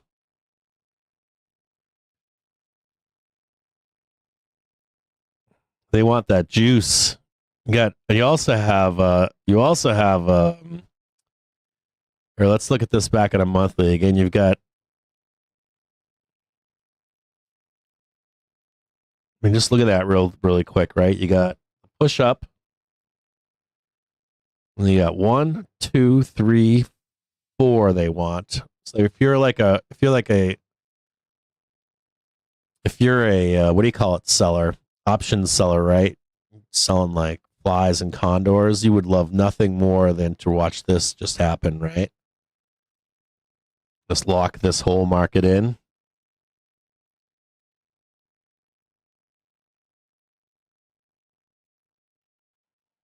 This is a week.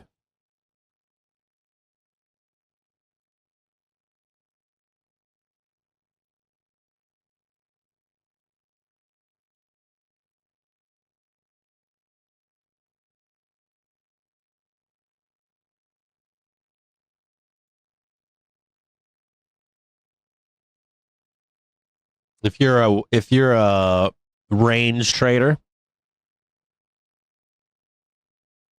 507.96, 514.53. You think we stay range bound? Right in there in Qs. If you're a Qs bull, you think we stay range bound 514.48, 507.05.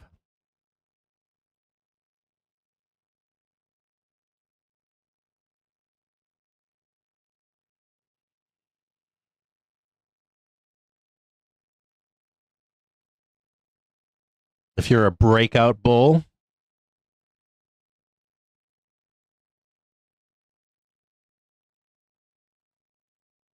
$532.38 would be the one-time dip.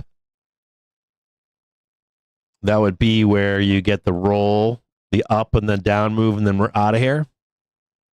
You can see it right there too.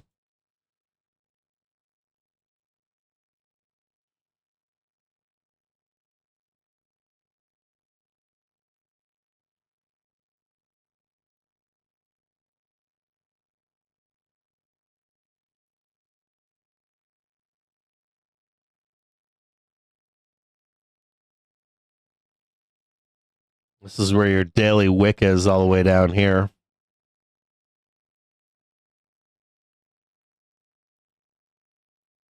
That's your wick right here. 522, 524, 526, 528, right in here, 528.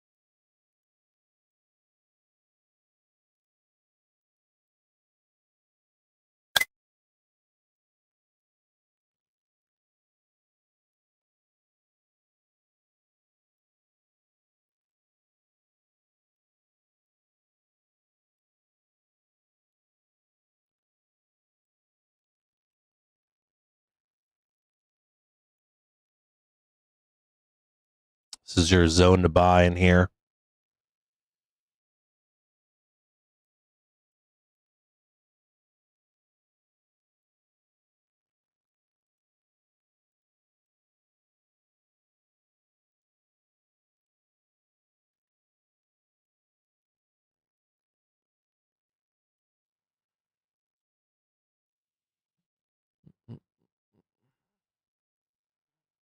Oops, sorry. I'll put my camera back up. We're done looking at that stuff.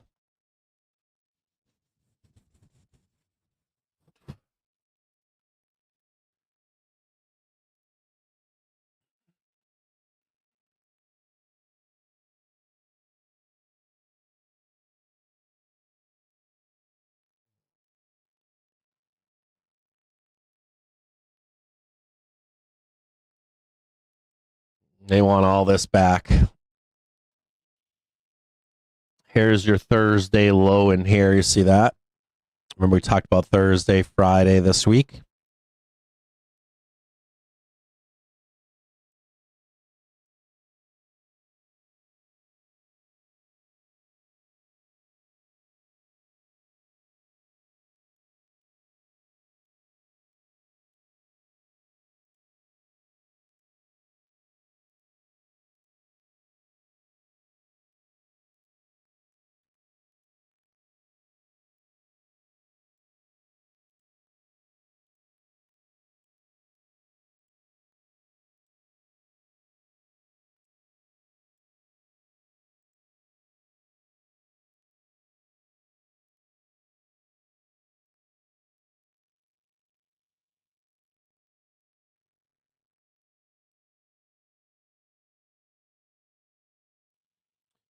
Wednesday, Tuesday 1600. Something like that.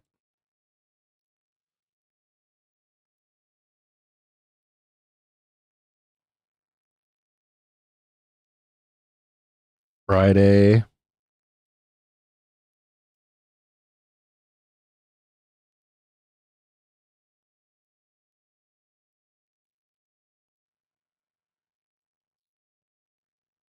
Friday close. 1600. Somewhere in there.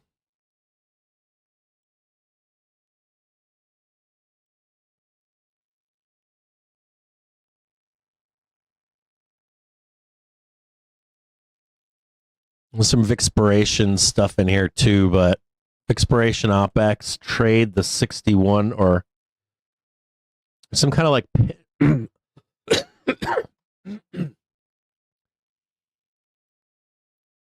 there's not some kind of, but we've got OPEX like 6100, which is like right here.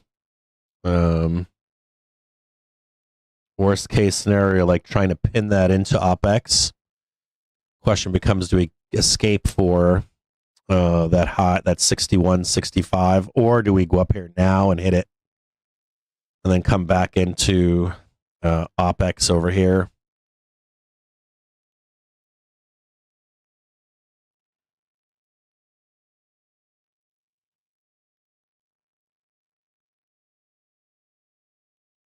I would entertain the trade higher. But not yet. I would entertain the trade higher to come back down into OPEX, but not price wise where we are. This would be the expected down, and then sweep higher for OPEX.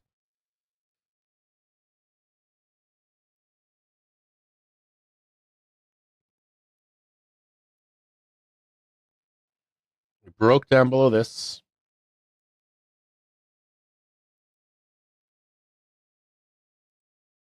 Sweep lower, then head higher. And then this whole window of weakness shit. We can break above and then come back down. It's possible we can do it now. The wall that's here is deteriorating. The wall to higher highs is deteriorating. I'll give you that. If this holds, any of this holds, the way is higher. So we'll leave it the worst case scenario for now.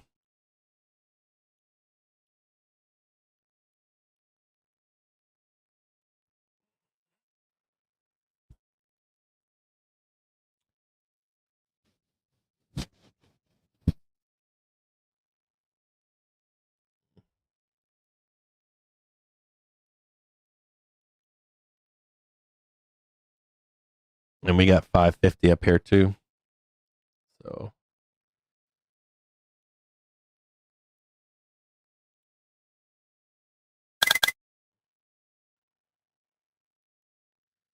March 15th. It was February 21st.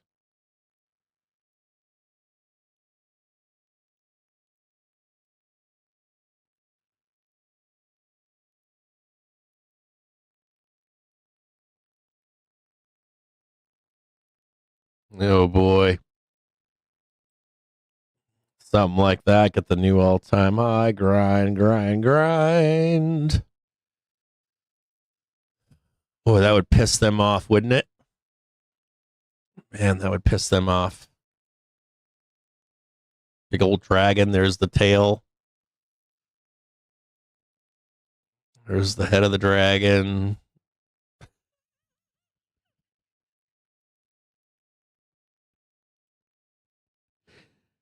Big old flourishing tail. You guys see it? Yeah, you see it over there.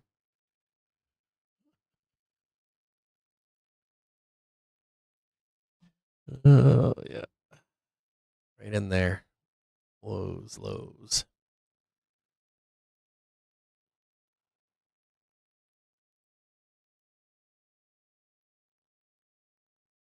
Thinking out over there.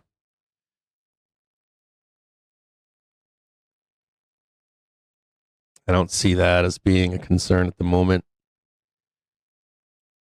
Trying to buy this bad boy down here for a mid-March high.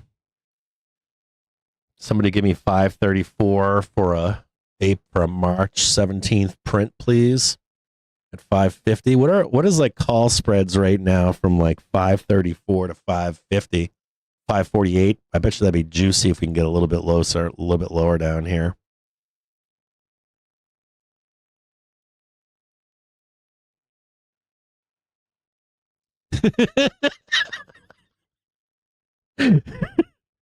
A little bit of like, we're all talking about doom right now, and I'm thinking, well, how about I hedge that fucking doom on a high and go long for, go long for a mid-March print. That would piss off some people, wouldn't it? Down here, what day is today? Make a mark in this video, please, somebody. Somebody tag the video. So when we're down here, and you're looking for like QQQs 524, snap a little line down at like 525, 524 on Qs, and check to see what the price of a call spread for like mid to late March is to 548. 524 to 548, and see what the price of that is, the risk associated with it, and then also tying that into I guess you're making an even bigger ratio, right? On a high, you're putting on farther out in time hedge in the market. You got some exposure to the upside for some kind of a call spread. You have like options just hanging out in your platform, and you can just like close them whenever you want, whenever you're at those highs and lows. That sounds about right.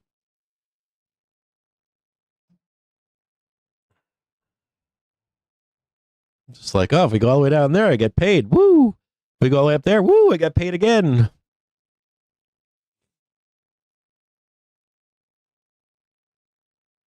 Save that for the Qs. Save that one in there. Yep, save that one. All right, so we got SPY in there, right? We got the SPY expectations. We're going to do Q's expectations now. We're going to also tell them to stay hedged on highs. We're going to tell them where to be looking for lows to buy for a mid-March print, right? So they know where the market is.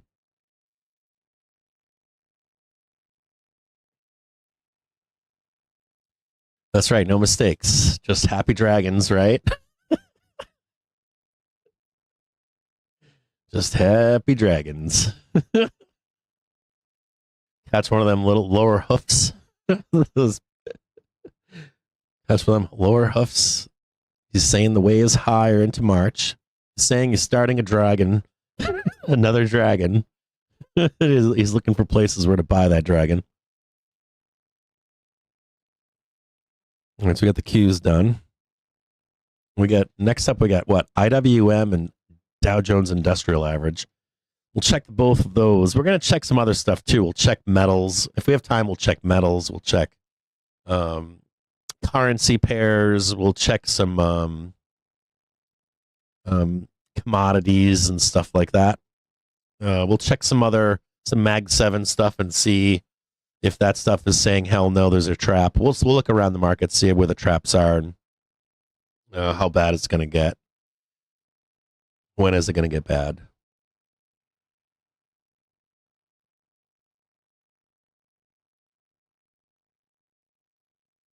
You got it. It's the dragon, bro. You see it, right?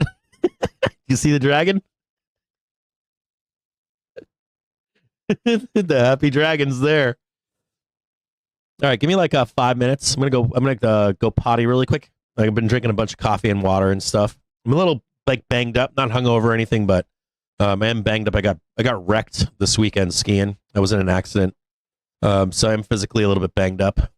So give me just a few minutes. I need to take a quick break. I'm gonna eat some aspirin ibuprofen. I think it's like aspirin, ibuprofen, acetaminophen. My wife gives me because I don't take those. I don't take like pain pills or anything like that. So give me just a quick second. I'll be right back with you guys in 5 minutes. We'll start plotting out the rest of the week. We're almost got a plan going, don't we? Nice, easy Tuesday morning on the open, plotting and planning out where the market's going next. I'll be right back.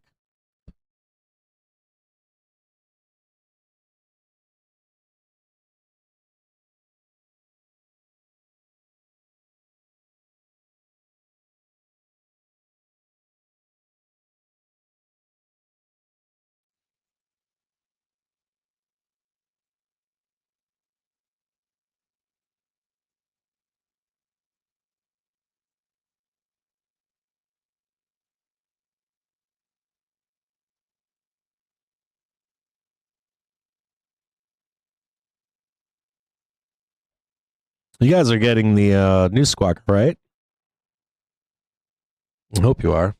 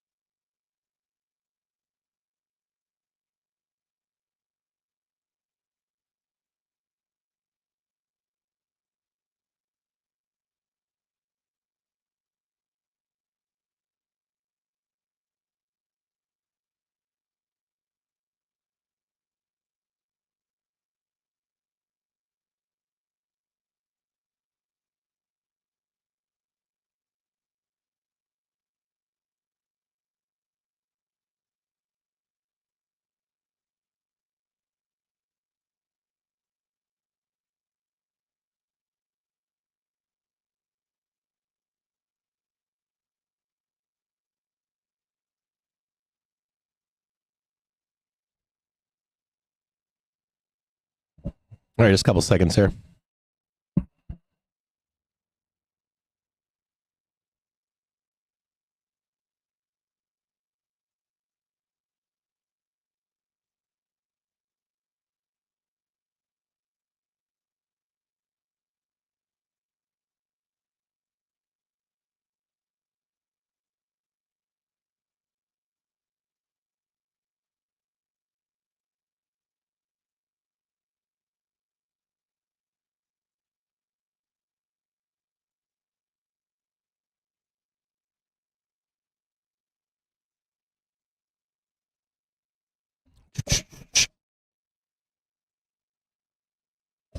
It's now 11:42.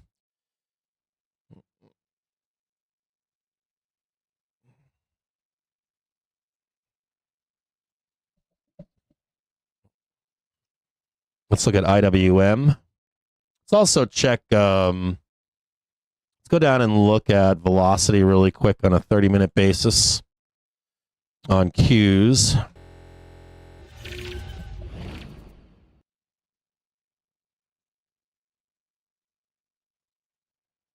They're buying it. They did buy that dip. Let's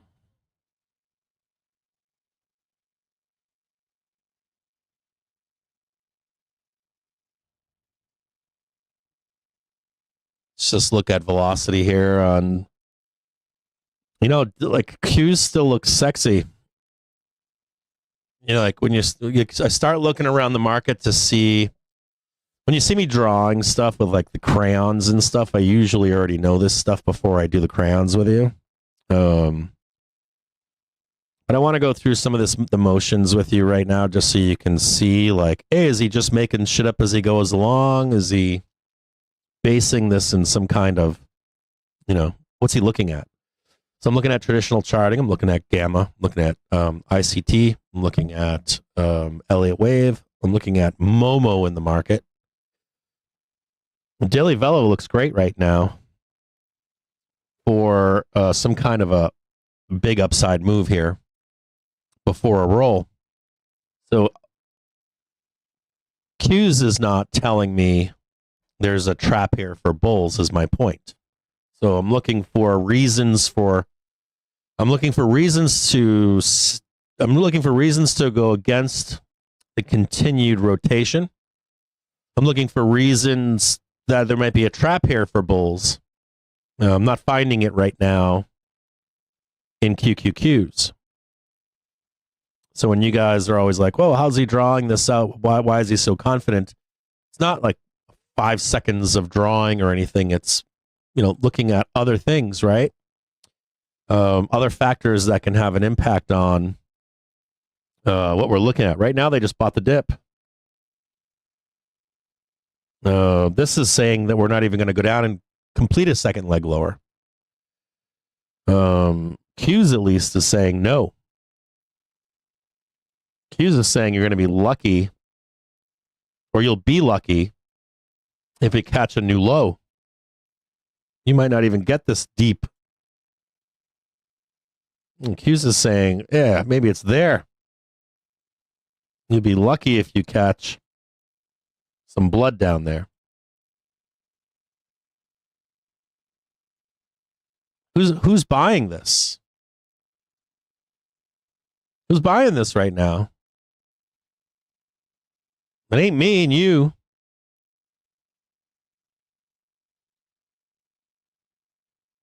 We don't have millions upon millions and billions on the 16th. That's what I was told. I don't know who this is. I'm assuming you're saying this is retail. That's what the newspapers say, that it's retail. Pretty big candle right there. I don't know who the fuck that is.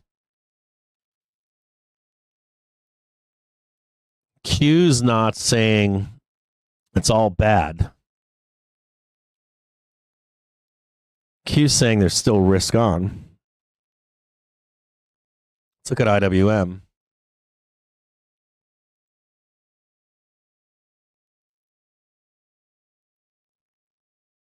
Voice news disconnected. How did my voice news get disconnected? It kicked off there? What just happened with that? What the hell's going on here?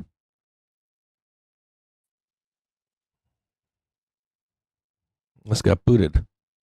I did have my screen just heads up to you out. There's a couple things. There was a major flooding here in Detroit. Not where I live, but it did impact the electrical grid here.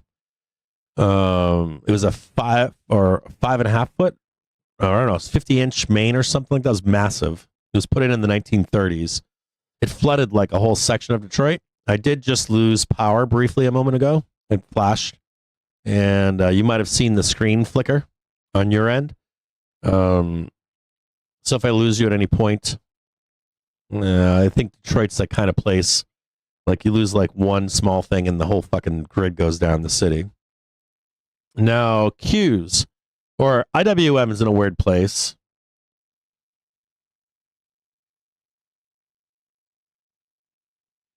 IWM was flashing distribution. And it just ripped the faces off of that whole trade, didn't it? It was like, up. How about fuck you? Right? Smashed all the way up here. And now there's another claim of distribution in IWM. And it would look similar to this right here. Do you see it? There's like the high. This is fascinating too.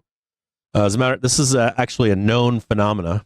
Whenever you come into a top in a market, you'll have like, I forget what they're called, but it's like you get a hammer candle and then a wick some kind of wick candle. So you get two of these wick candles, and people will attempt to short the symbol early and not wait for the breakdown. So they get hammered in here. Wham, wham, wham, wham, wham, wham, wham. New highs.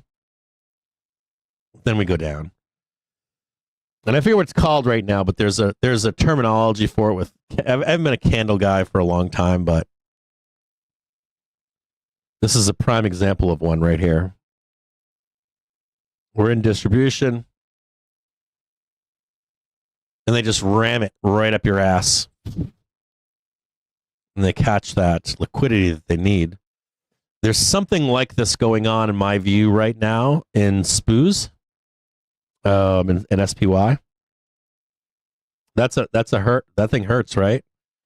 Let's say you call the top right here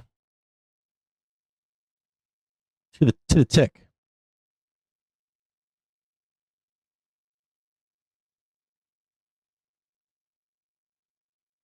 They then decide to ram it up your ass 5%. 5%.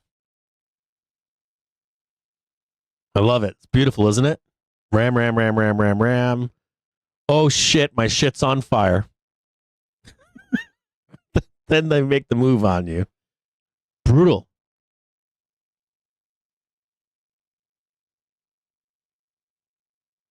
Yeah, there we go, huh? Kind of looks familiar, doesn't it? Ram, ram, ram, ram, ram, ram, ram. And now we can go down. What if this was it, Cappy? What if that was it, Cap? There's your ram, bro. We're going down. Okay, that's possible.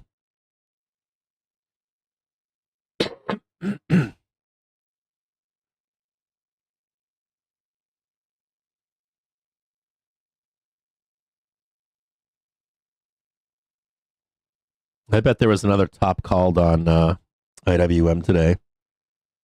This does look like shit. Weekly looks like shit here. That doesn't look too healthy.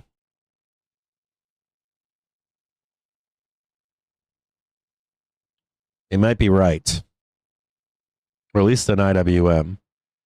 On a 30-minute basis, the daily looks great. This looks really good here, actually. Not really. I mean, it looks okay. We don't want this to happen, though, do we? That over there to happen. And that's IWM has this ability. We didn't get a nice little ramp here, though.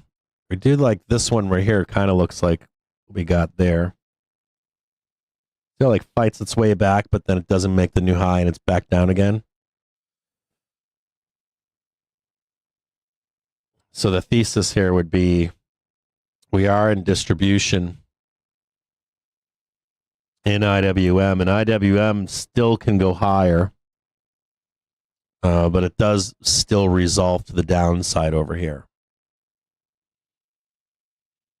One way or another. So IWM not looking as healthy as one would think. But there is room available to go higher still to print the highs for SPY, and Qs looks great. But IWM, if you're looking for that like monster IWM trade, you know, that like IWM is going to trade this monster trade, maybe not yet. It might be more like this. You get your seasonal low in springtime and summer, and then you get the actual big push up higher end of year. So I'll posit a thesis here on IWM in particular that it should underperform but overperform second half of the year. They're going to try to hurt you in here before they actually give you the upside print. So I'm a little bit less bullish in the short term on IWM, though I do think it resolves to the upside in a major way. I'm like overall bullish on the year on this one, but I'm not quite there just yet. personally. Now, there are some things to look for here, right? We have a range that we're in trading here in IWM.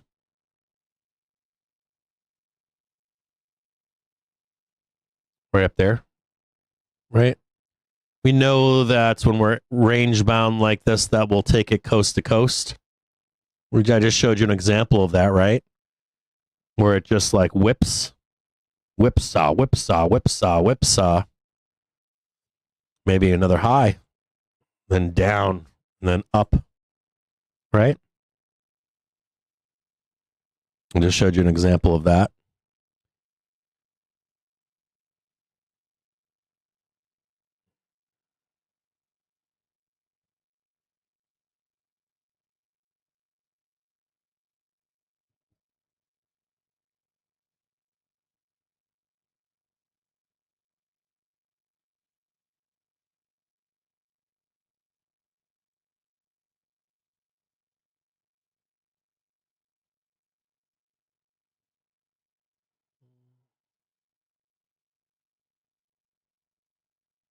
Daily velocity is flattening a little bit. That's of concern. It's coming down. You can see it. You can see it in the trigger. Trigger's rolling down.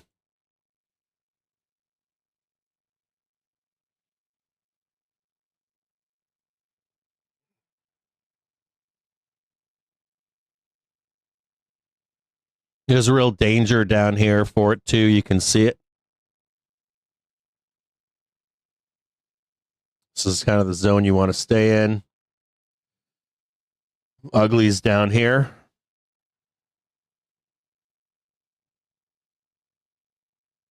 Here's the body of it. Like a leg here, right? Another leg there, and then this like dragon head end of year over there. There's a great trade in here for IWM into any like summer lows. You're looking for like a rotation trade. You want an outperform end of year, probably IWM versus the other indexes, but not for until second half of the year. You're looking for any kind of low you can get down there.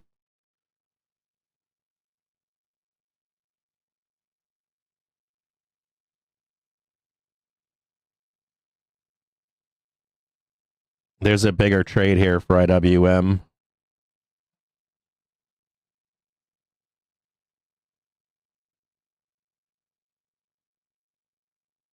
I'm going to say that there's early bulls. If I had to guess, there are early bulls on IWM. I agree with them, but I don't agree that it's right now.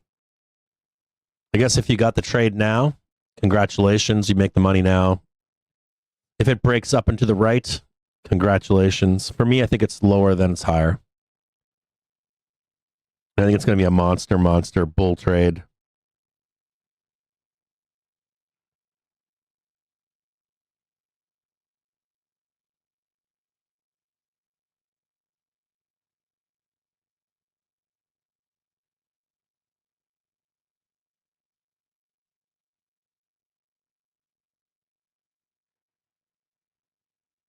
You can see the sellers here on the weekly basis.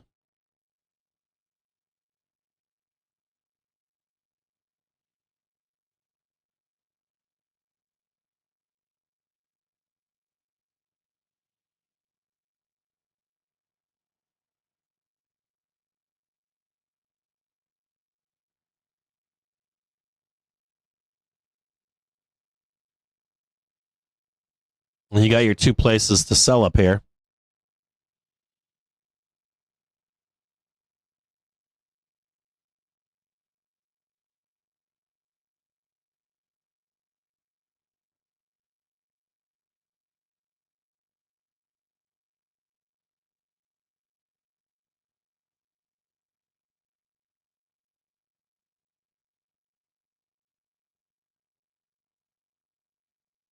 It's a 4-hour basis.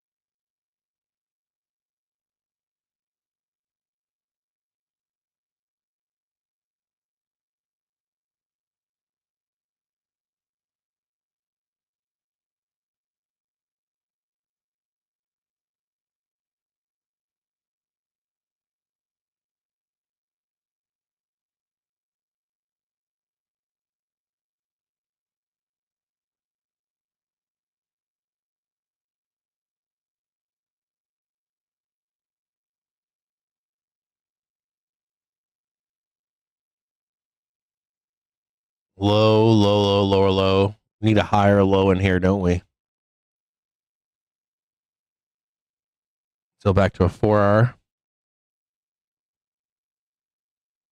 Back to a day really quick.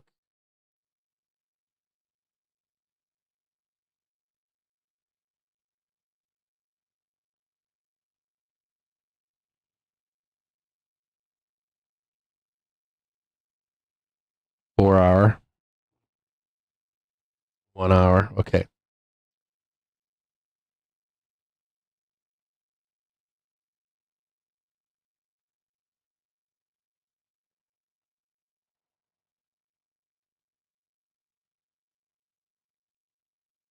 This is Thursday, Friday, Thursday, somewhere in here.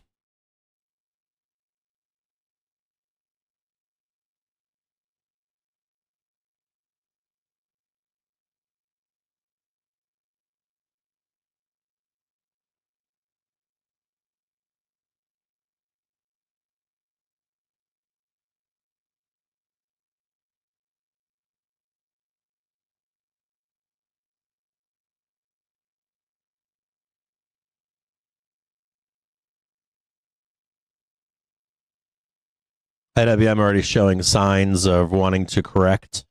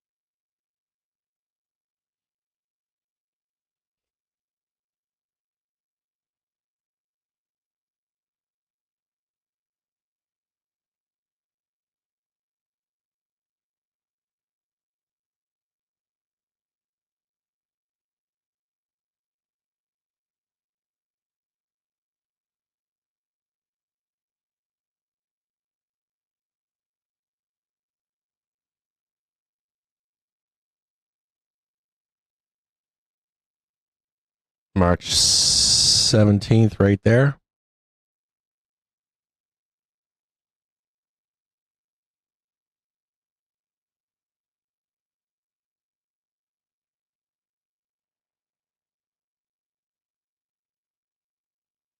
Too high. 1, 2, 3.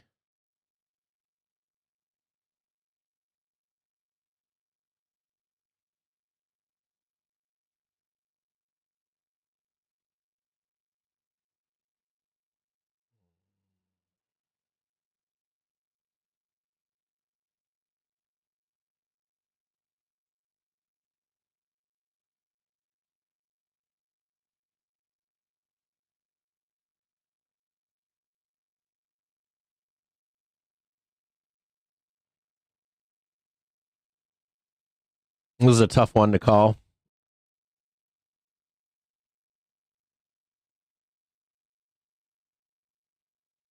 I mean, argument made here. You got the high back here. That's your first move higher.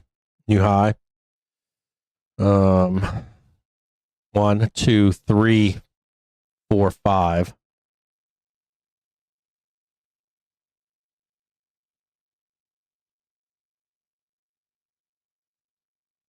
2, 3 up here.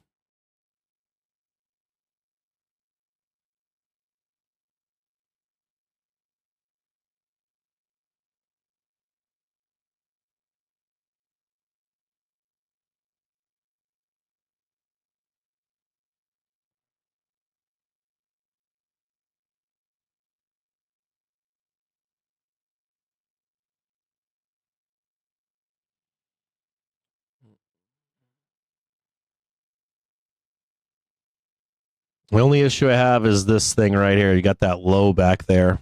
You like barely got the high tick. When they're really taking you like to town here.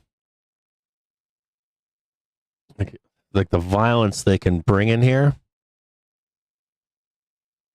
Like they're taking you like small sucks. You didn't get the new low down there, but you did get the new high right here. They took you all the way the fuck down here to give you a new low. Telling you it's telling you that you're going down over here.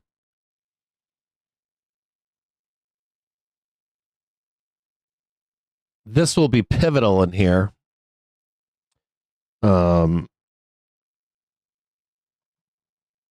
So like IWM's telling two stories. It's like telling you a story of higher highs, but it's also telling you to be very careful of a downside move that doesn't hold. If this move holds, IWM can be telling you that the market's going to trade higher into mid-March. There's a lot of fake outs in here. There's a downside move that's not plotted in here.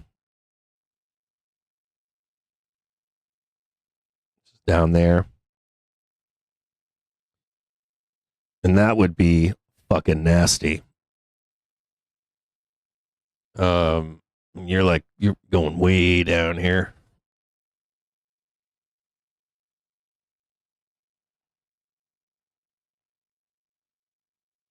I would say that you want to be paying very close attention to whatever that is.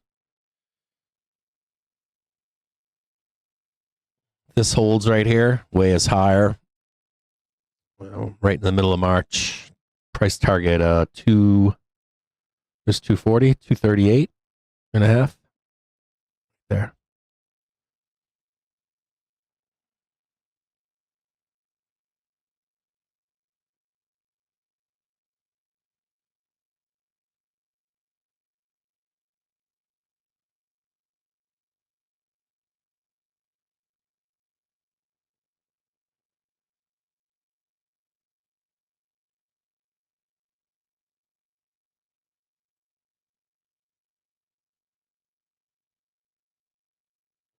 Down there.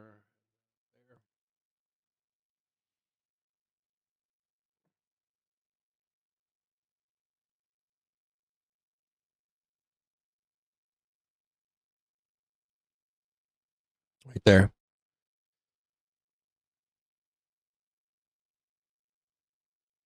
Boy, that would be a stinker, wouldn't it?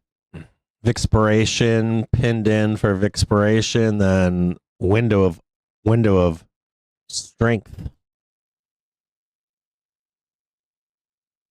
Let me be very pivotal in here. This Vixpiration, OPEX. If you see strength in IWM coming out of Vixpiration OPEX, it's going to tell you if we're going to rain hell down or not.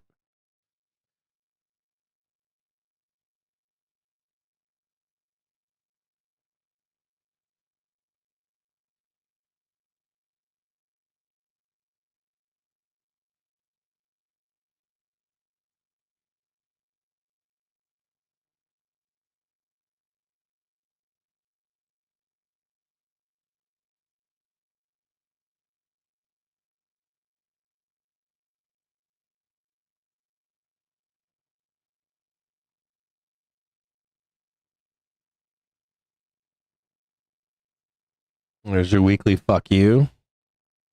There's your 4-hour no. So you got that one there, then that one there, then that one there. There's your sweep.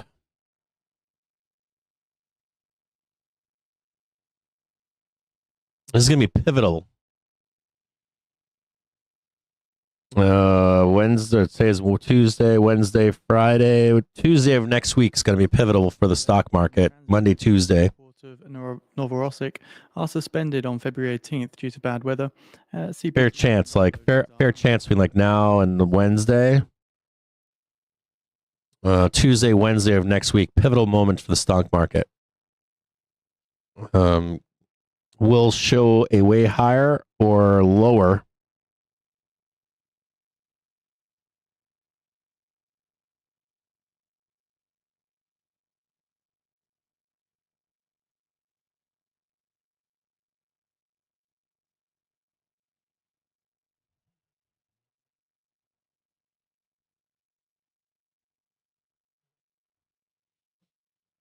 Something else on this too is, sorry, we'll come back to the regular stuff here.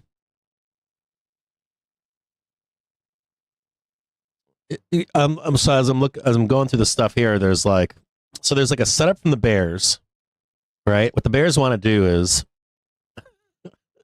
what the sellers are trying to do here is they're trying to pin you in today and tomorrow. If I was a seller, I'm like looking at this from the perspective of a seller. I want to pin you in today and tomorrow. I want to give you a little bit of hope into next Tuesday and Wednesday. And then they shut the door on you, basically. Tuesday or Wednesday of next week, they want to shut the door on you. If they can't shut the door on you by Tuesday or Wednesday of next week, market is going to fucking rip their faces off. The World Trade Organization says U.S. tariffs create tariff shocks that heighten economic uncertainty and disrupt global trade and risk a global recession. So that's what the plan is. I'm assuming that's what the plan is. If you're a sell side, you want to like limit upside this week. Without a doubt, you want to be limiting upside, like close the door on bulls on any new highs, and then next Tuesday, Wednesday, catch yourself a new low and slam the door shut on them. We fucking sell hard. So that would put you at where? So next week, that puts us into the 25th, 26th, right? We're underneath where we need to be. You turn flows, like new flows into the market, into March, into sour March. Then you're selling us down like hard and heavy into, let's say, single issue stocks. Sell them down into like mid-March, late March, March 21st or something. And then you like rock out the indexes to the downside into, well, actually, that wouldn't be mid-March, would it? You're like, hold on a second, we're slamming like, we gotta get the blood going here. We get the like the bear thesis. You slam the door shut this week. You don't slam it to shut. You just keep us down enough this week. And then next week you close the door on the bulls. That's the last 2 weeks of February. China's ambassador. Because we're not high enough, we don't get new month inflows, right?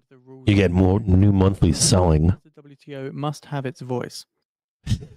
So we counter trade that for like a week. The market squeezes. First week of March, we squeeze a little bit. And then we slam that shit door down again, and we blood this whole fucking thing down into April 1st or April 21st or 30th or something. Does that sound right? Does that sound like the bear thesis here? I'm assuming that's what the bears' plan is. But the Legion of Doom is planning right now.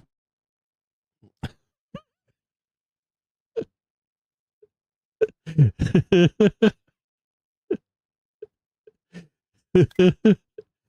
to fit. You know any sound? Who's got no sound?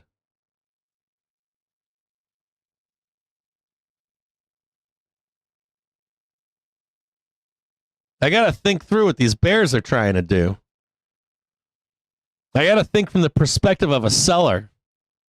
I gotta think from where they're thinking at. It takes me a few minutes to process what they're doing here. The sound is back on. Okay. No, I can't take another quick look at Spoos. I already know where Spoos is going. I told you. I showed you where it's going. I spend hours every day looking at this. I'm pretending that I already know where it's going. I'm trying to show you. This isn't for me. We're not learning together. I'm teaching you. I already know where Spoos is going. I'm trying to set this up like I don't know. This is for you to go, oh yeah, I'm going to write all this down and I'll do it on my own when he's not here.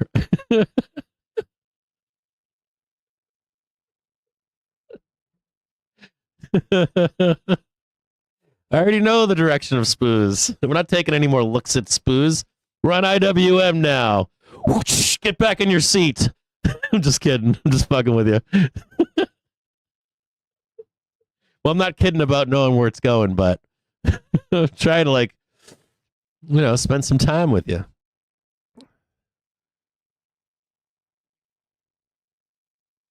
Yeah, I got to come up with the bear thesis, right? I got to figure out what the bears want. Where are their inflection points? Where are they looking for? Oh shit, we are going to sell. Where do they want to sell? You gotta keep an eye on the bears at all times because they try to do this like I gotcha shit, and you're like, you don't got shit. I already saw your plan. All right, so IWM is definitely showing the downside move. Could be now, could be later. You want to be paying very close attention to price this week. That's an important thing for this week. Where does price take us? How low do we go? Do they keep us underneath? You also want to be paying very close attention to small caps and its performance. If it can escape to the upside, it can still be like wrangled in where it doesn't get new highs. It can fit the function of SPY going higher, Qs going higher, and still not escape the sell side that's already there in IWM. And IWM can still roll. It fits the whole narrative. The only thing you need to use IWM for is two things. It can stay in its distribution, and the market can go higher. The greater market can go higher while it stays in its distribution. The second key point from IWM would be paying very close attention to it on its next Monday, Tuesday, Wednesday. You're going to know if it gets trapped in. If it gets trapped in, there could be a bear trap or a bull trap on S&P and Qs. Sometimes we do get some divergence where IWM will head lower while Qs is heading higher and SPY is heading higher. That could also still be a nice indicator to you that the top is coming around for SPY and Qs, no matter where they are in price. Just begin to see that divergence. So be using IWM in the next week or so as an indicator for future performance inside of S&P 500 and Qs. Now we're going to be looking at DIA, Dow Jones Industrial Average. Look at that one next. Oh, wrong one.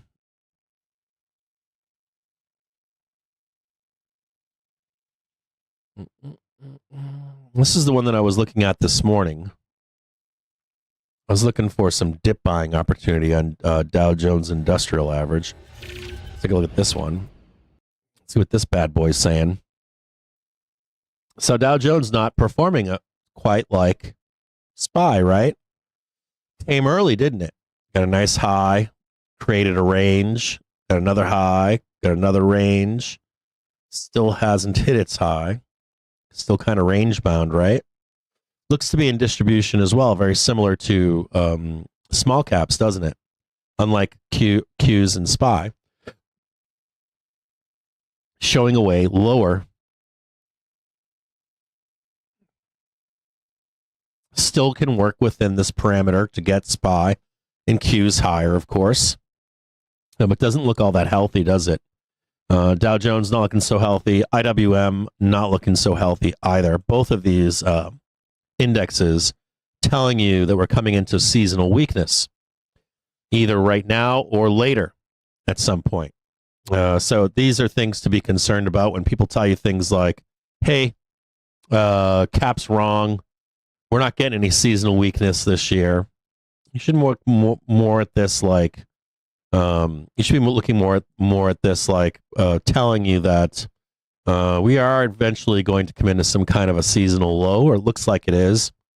If not this week, next week, at least into like March, April, the market is deleveraging, waiting to leave you with as a bag holder at some point. Maybe not today, but soon, right? something that's important to be looking at. And we're going to be looking over, right over here. Where is the support in Dow Jones? It's over here, right? Over here, down here somewhere. They were buyers right up in here too. But it is looking like it's somewhere in this zone, isn't it? And then we've got also have a bunch of gaps that need closed up down below, right? So if you're looking for like a seasonal low, let's say in March, April, you can see these gaps are all left behind, or even in July, right? June, July down here. So if you're looking to hedge the market, S-Dow maybe, right? Some targets for S-Dow. If you don't know what S-Dow is, some of you do, but some of this stuff probably needs cleaned up at some point. Much, much lower. We know that the buyers are here, though, right now, right? We also know there are buyers.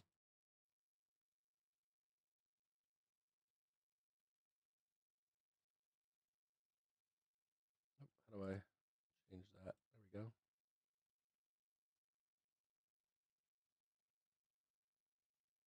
There are buyers down here, too. You see them? They're here. And they're right here.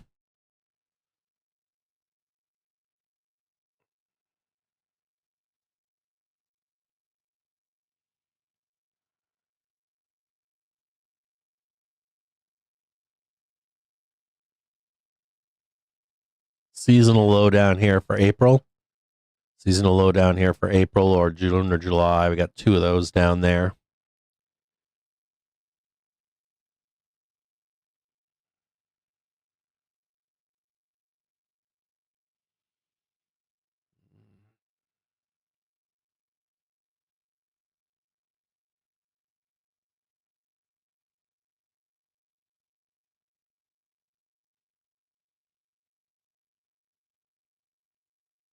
The daily velocity with a top, that's not good to see. Weekly is not looking too healthy here. If there was one index that I don't like right now,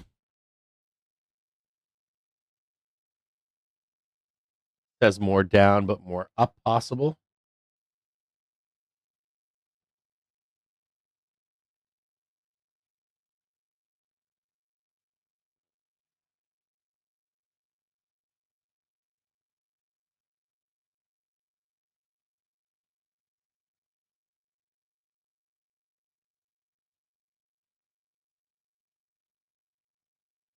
Look at that explosive move right there. I would call Dow Jones dangerous.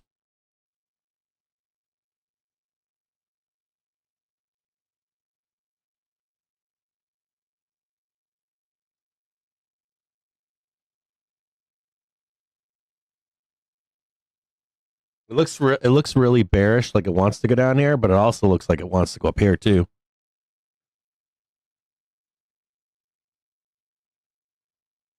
We haven't hit any of this up here at all.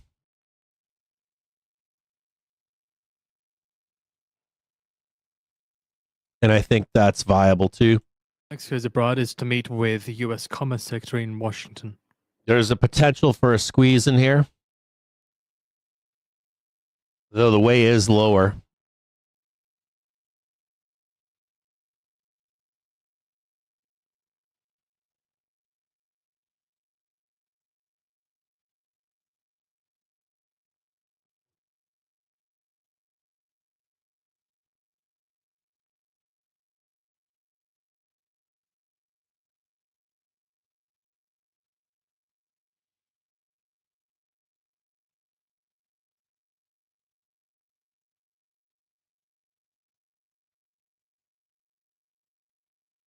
Give me a second here.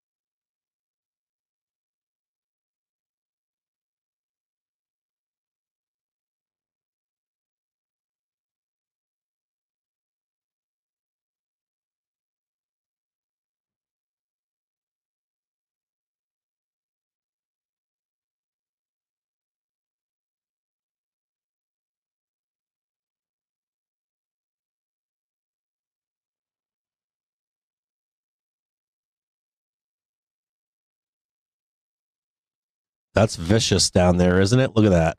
Whew.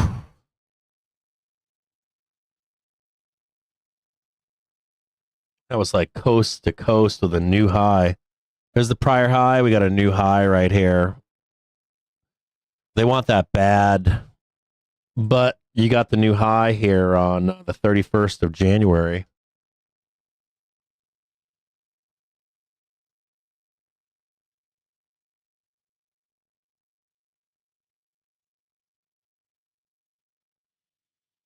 And you're right on the edge here with this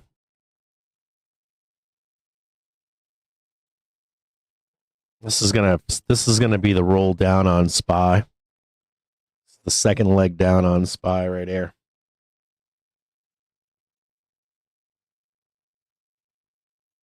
There.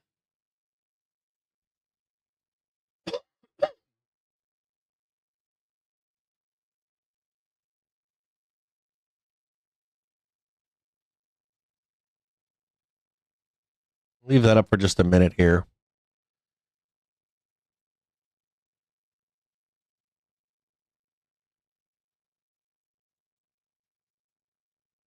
Four-hour.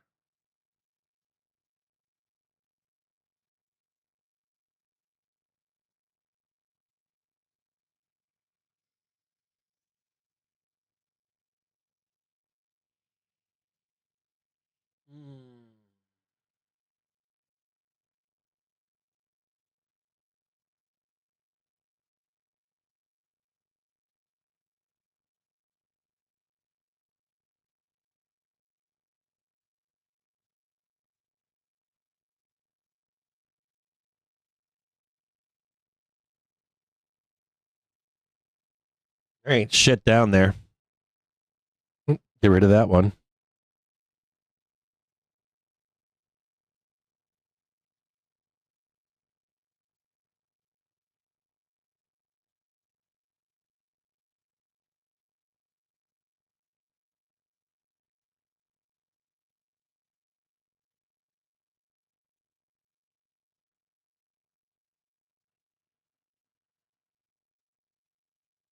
One, two, three, four down here. Sweet.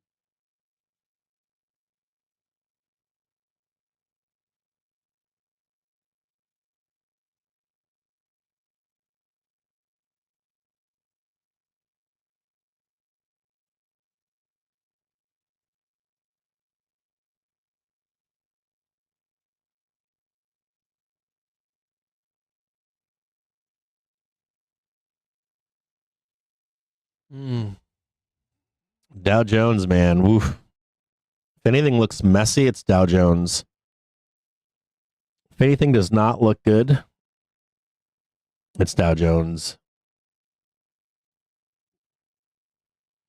Dow Jones has a massive trap here to shank the market. And there ain't nothing down here. There's a whole lot of blood down there.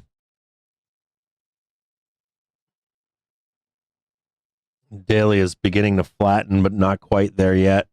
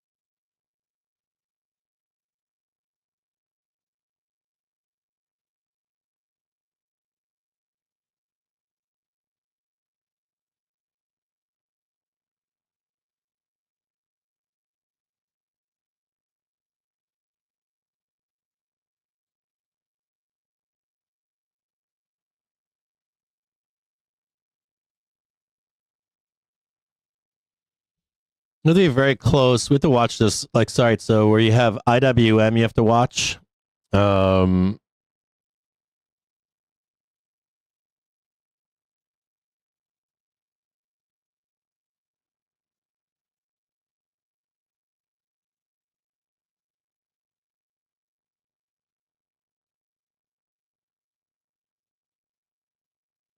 really have to watch this zone for breakout or breakdown.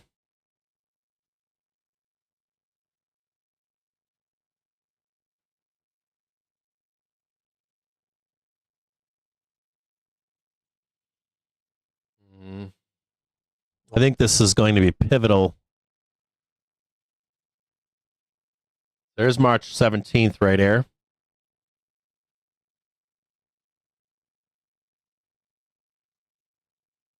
And the inverse of IWM.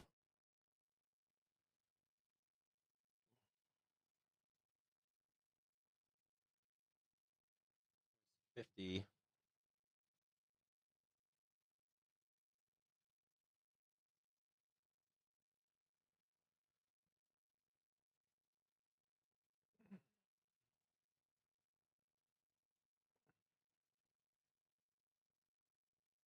I mean, you could make the argument that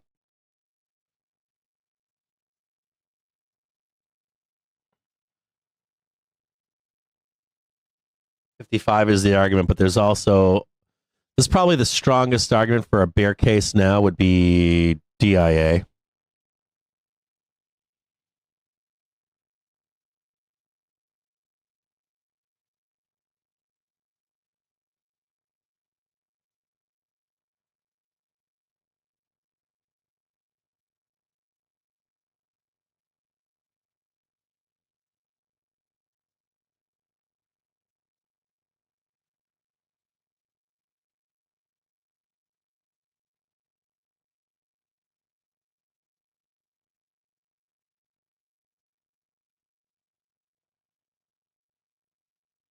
If there was like one index that I'm like, yeah, I don't like this one the worst, probably Dow Jones.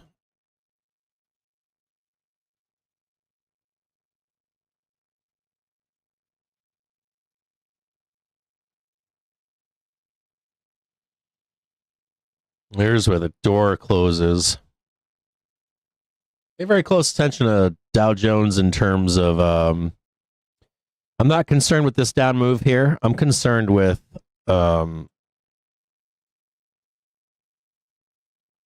not getting to mid-March. If they sell us down here, oof.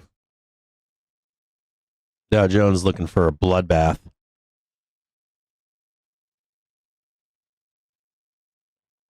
This is where they're shorting the market here.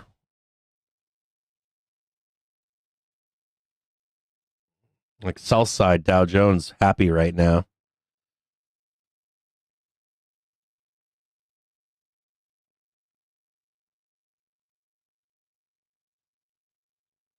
I would even I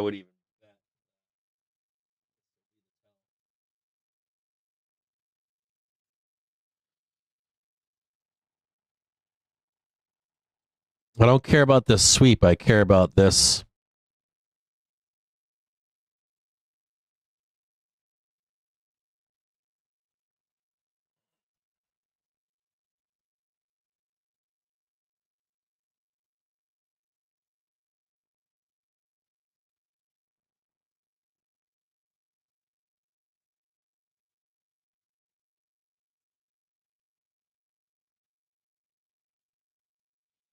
And just set an alert up here on this prior high right here.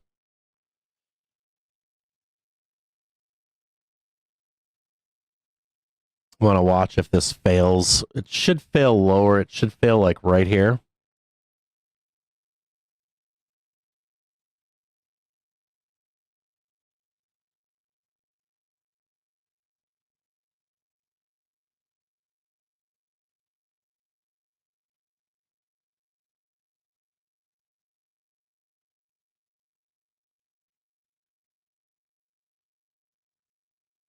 Set two alerts up here. Just keep an eye on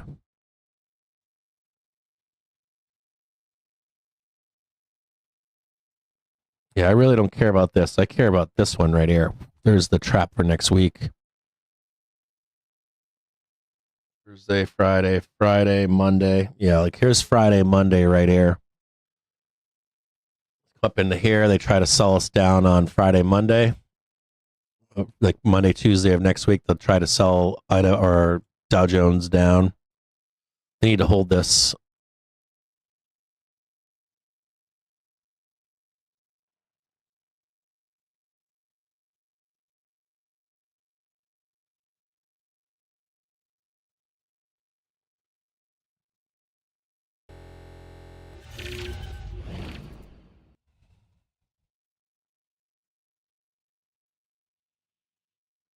So watch the other two indexes. Watch IWM, watch Dow Jones Industrial Average next week.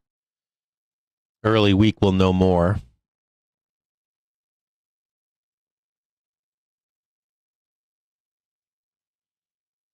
Market not moving anywhere right now. Yeah, like Dow Jones Industrial Average is like, it's a little more bearish than IWM. If I were to gander, that's where the deleveraging is going on, like Dow Jones, a little bit more possibly down the road in IWM.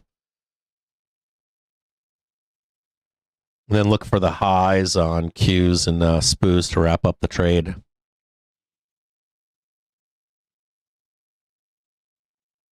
To sell those last.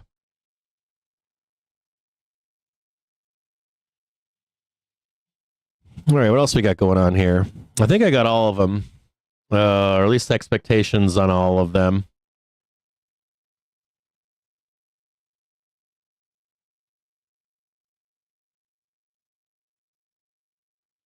You guys got fear of the Fort Knox trade? Are you guys on that trade? I saw some of that over the weekend, the discussion over is the money actually there or not. I don't think it should be wherever you say it is. You know that like Fort Knox is not as deep as the New York Gold Reserve, but I wouldn't be shocked if it was elsewhere. I would consider that if I saw Elon say the money's not there, I would be careful saying that publicly if I were him. Especially if it's somewhere else. You wouldn't want the gold reserves anywhere some pleb on FinTwit thinks it is, would you? not for when you launch a nuke at a country. You'd want to keep it someplace no one knows where it is, or it's deeper than you think it is. That's what I would think. There's a lot going on right now in the or there's a lot going on right now that I'm like, I wouldn't be touching that. I wouldn't be touching that with a 10-foot pole. We want answers. All of a sudden you get your answer and you're locked up for your answer. You're actually creating more need to move things. Whatever. I'll digress from that argument. We'll let it all as I say to my friends, let's let it all shake out in the wash first, and then we'll make an art. We'll discuss it.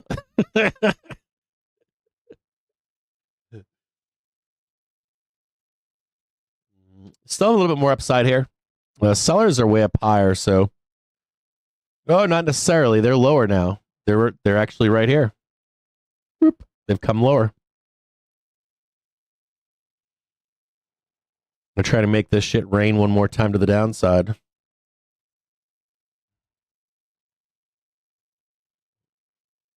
Yeah, there's a bear thesis here. I can't say there is no bear thesis here. I just don't know that it's today.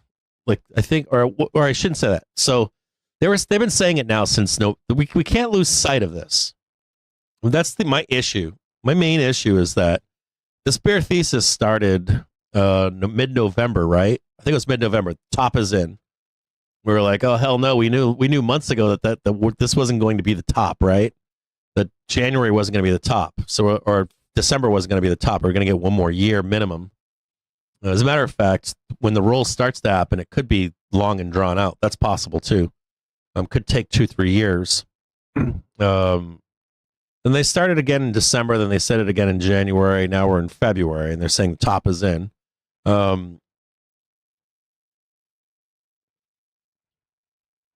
I think it's just more volatile. And I think that's the argument for right now is like you can say that this is the top and get away with it. You could say it last week on the 14th. You could say it and get away with it. You'd probably be right at some point. So you'd be like, oh, look, I was right. Doesn't matter if it's in 2 weeks or 6 weeks or whatever. As long as you're aware of it too, that's all that matters. You're aware that we're looking for a seasonal low to buy. Isn't that the key here? But that doesn't sell steak, does it? Like, that doesn't sell steak. Like, selling steak is different.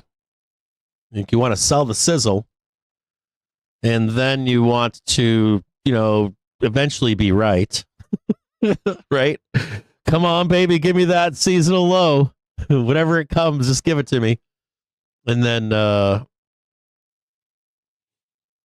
no one cares, right? You can like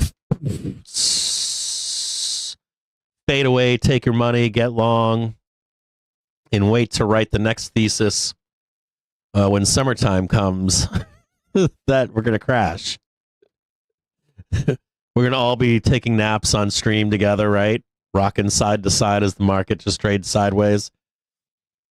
Option seller gang's going to be out there selling you calls and puts for a while, for a few weeks. And then we'll get that next roll down, right? It's like clockwork. So to when we go down, I don't know. Hedge the market on highs. We have a couple places we can look for to hedge, right? We can hedge all-time highs, right where we are coming into the season of seasonality being bearish. We can also hedge just below 625 on SPY, just below 650 for these next two waves of seasonal lows. Now and then in summertime, we can hedge those out easily. We just hit this morning 612. I would think that on 612 and 618, you can't put on a hedge that will make you some money. I don't know what else to say to you.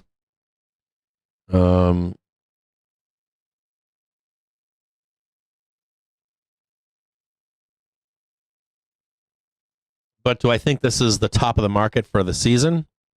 Not unconfirmed is the answer. That is the correct answer. The correct answer is no, this is not the top for the season. We have not confirmed it yet. We have not lost trend yet. We have not lost the island in the sky yet. We're in positive gamma right now.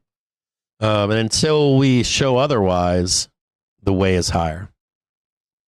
And even then, you switch from being a buyer of the dips to looking for a dip to buy on a seasonal low. I don't know how bears make it. I got to be honest. Like, I don't know how a bear makes it. Right? I got to give a lot of respect for you if you make your money on sell side. I got to give you a lot of respect because it can't be easy. There's no way that it's easy. It's just too easy to wait for a dip on trend and then wait for a seasonal low to buy.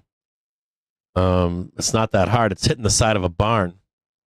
It's not that hard. The worst part is if you're sell side, you can't stand when a bull knows to hedge or to buy a bigger dip. It's gotta piss you off too. Because you want your own vengeance, right? Do you really ever get that vengeance? I don't know. I don't know if you ever get that vengeance. Maybe. I don't know. You know?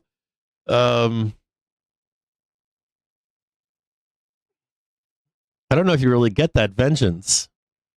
Fed bids for one. You really need the fraud leg down, don't you? Basically, that's what you need. You've gotten it twice, basically, right? You got it in 2000. You got it in 2008. You need that like second fraud leg down. As soon as you get that, you've won. That's when you've won. That's when Mike Burry's not going to prison for fraud. Because that's where he was headed. Prison. He was going to prison. Folk hero, prison. He escaped.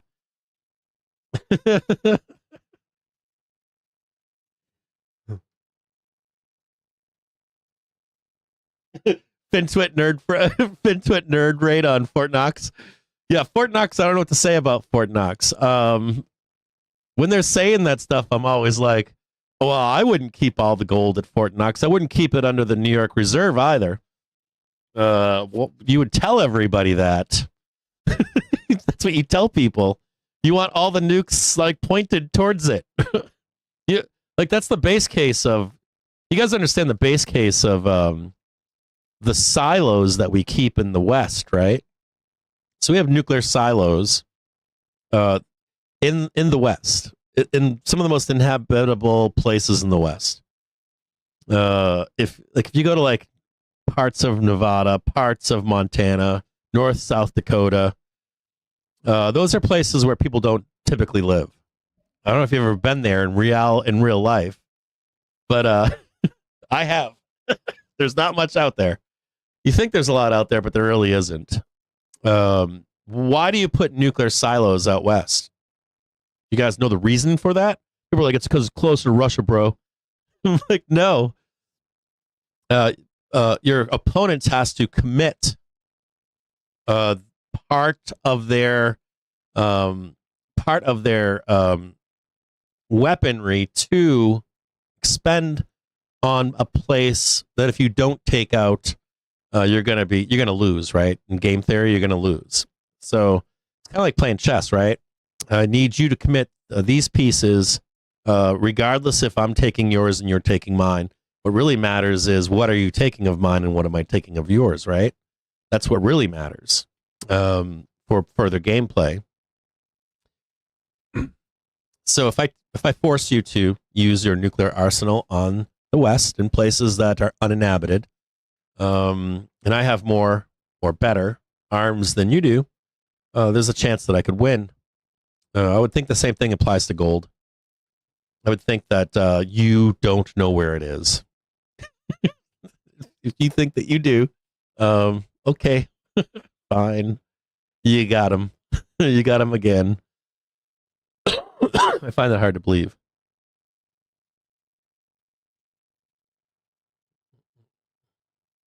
But, you know, not there. It's all fake.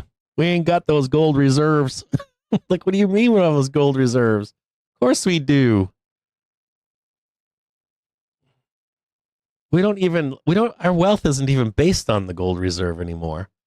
It's like, we're living in like time of weirdness to me.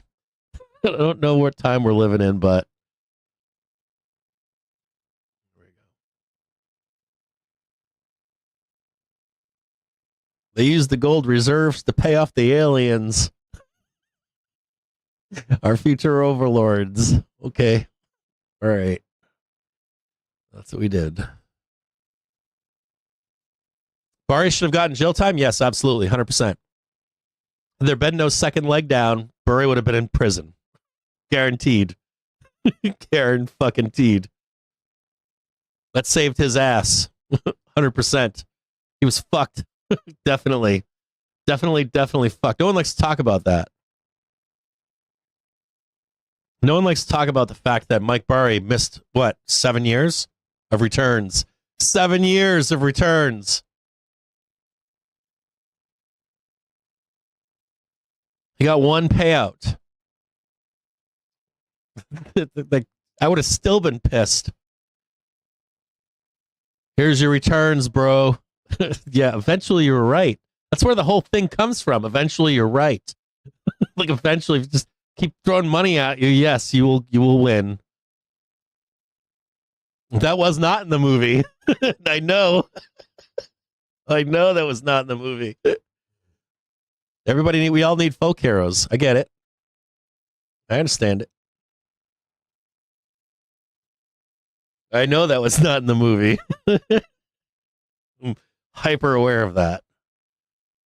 10 minutes away from the top of the hour, expected to hear from Fed's Bar discussing AI. A little squeezy right now. God, I want to buy this so bad. Expected. I want to buy the squeeze.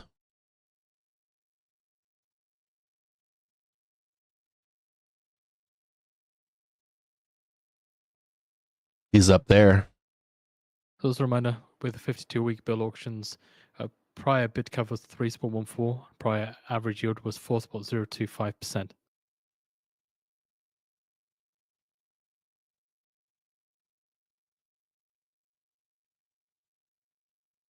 The US is looking to sell $48 billion of 52-week bills. There they are right there.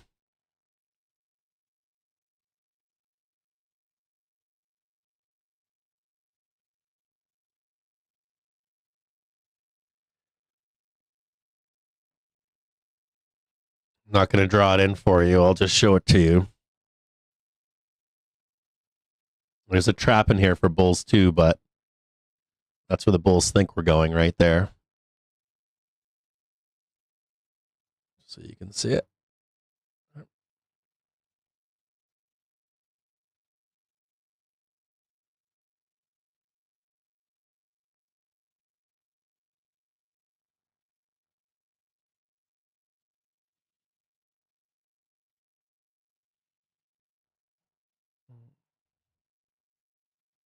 Calls are cheap.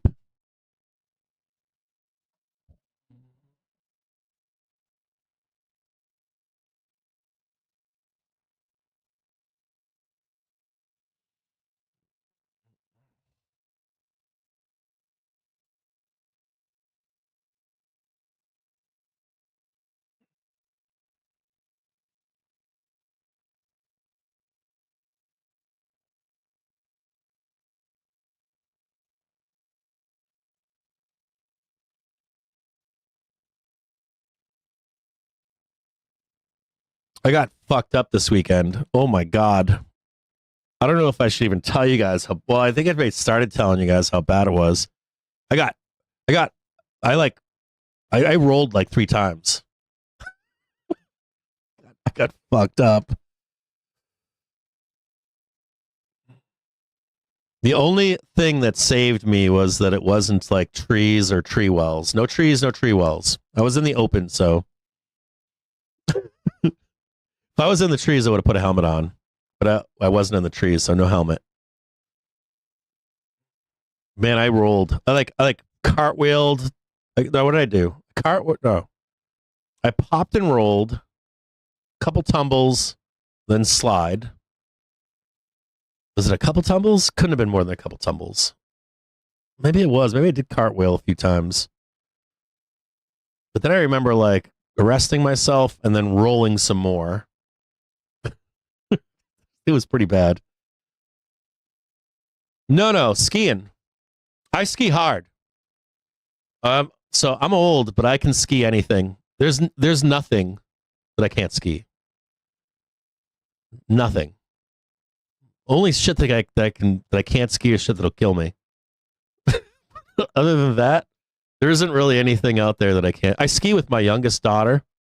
I take my youngest daughter to Colorado and Utah.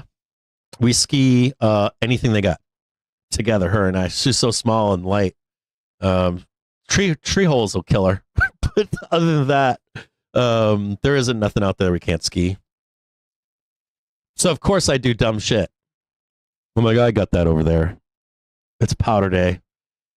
I'm going to nail that. I'm going to crush that thing over there. I'm going to launch off this bad boy right here. Well, bam, well, bam.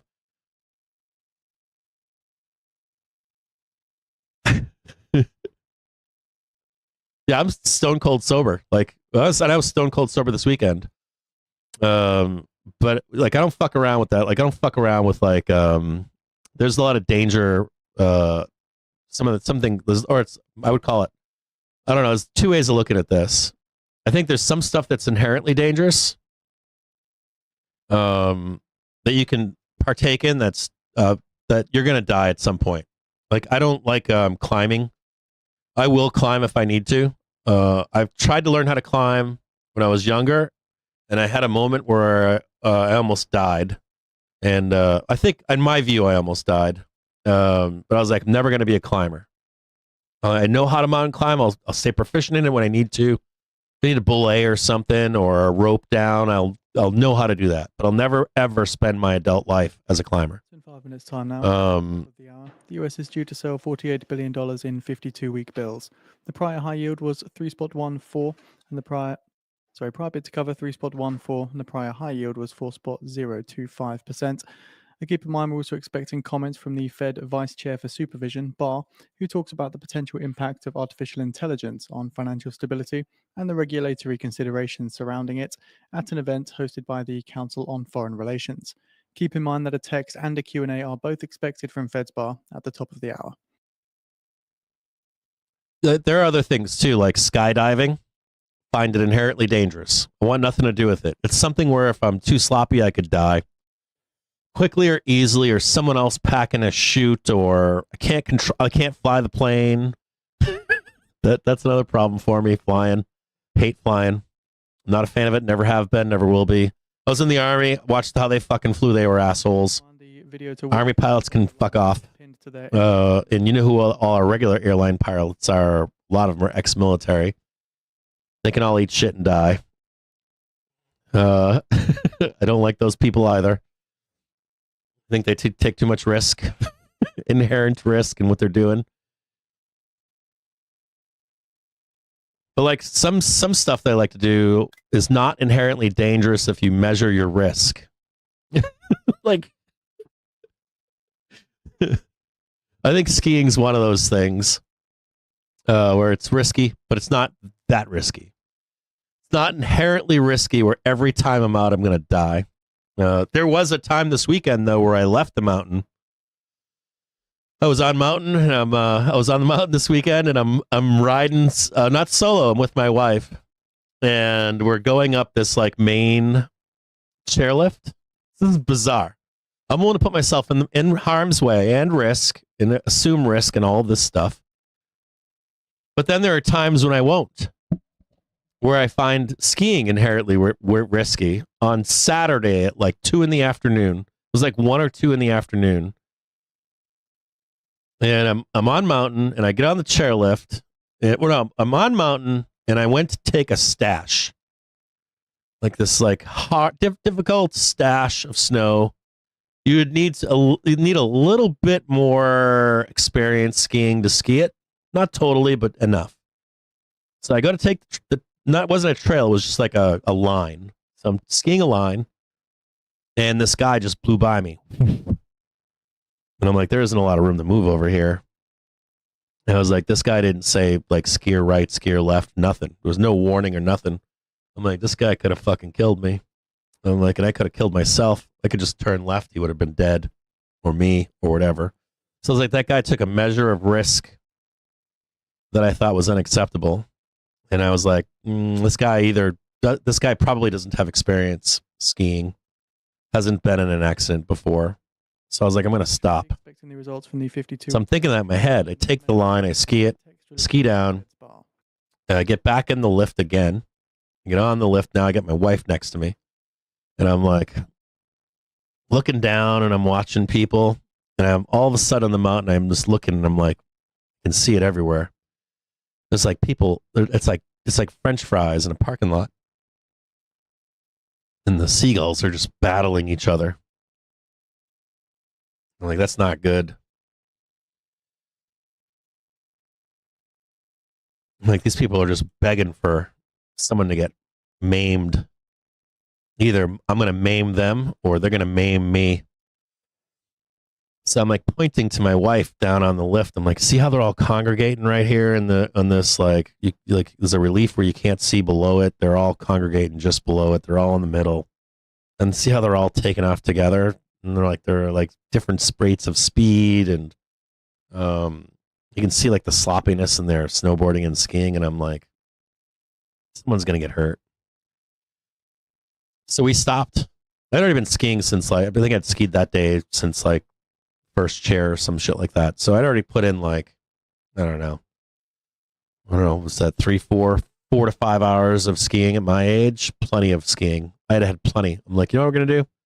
We're going to take the next trip down a green circle. That's what we did. We rode like the screen circle down. Nobody was on it. All the cool kids had probably spent their morning sharpening their skills on those trails.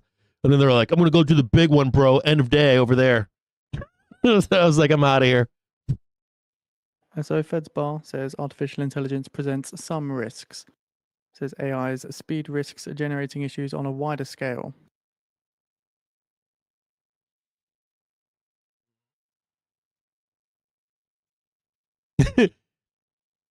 The only thing I ever try to say to people is on your right, on your left. If I'm hauling ass beside you going fucking 40, 50, 70 miles an hour and you're just like making big turns, I'll be like on your left as I go by. See you later, buddy. Just so you know, I'm not doing it to be a douche. I'm doing it so I don't kill you. And I like to hear that in my left or my right too. If you're at speed and you're kind of coming near me, I want to hear you yell at me. That's okay. It might not feel good being yelled at, but I don't. The one thing I'm never trying to do is look uphill. Right? Are you ever trying to look uphill? So you're making an agreement with somebody above you that's not going to hit you. Right? That's the thesis. Right? I'm not looking uphill. I'm moving forward. I'm not stopped underneath a relief. Right?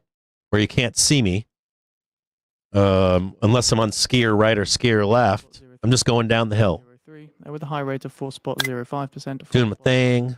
5%. The US sold $51 billion, awarding 6.53% of bids at high. So if you're like yelling at me, I'm good with that. Fuck yeah, man, yell at me. Get me right out of my shit. Okay. You're on my left, bro. I got it. It's that quick too, isn't it?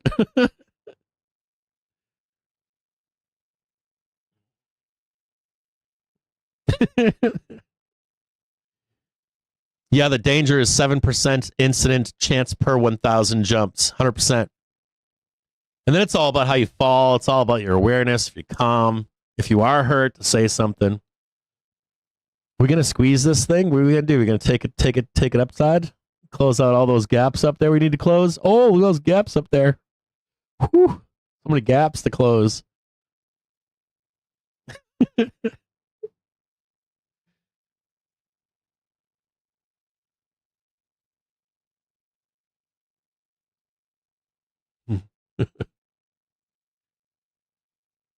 Oh, sexy gaps up there.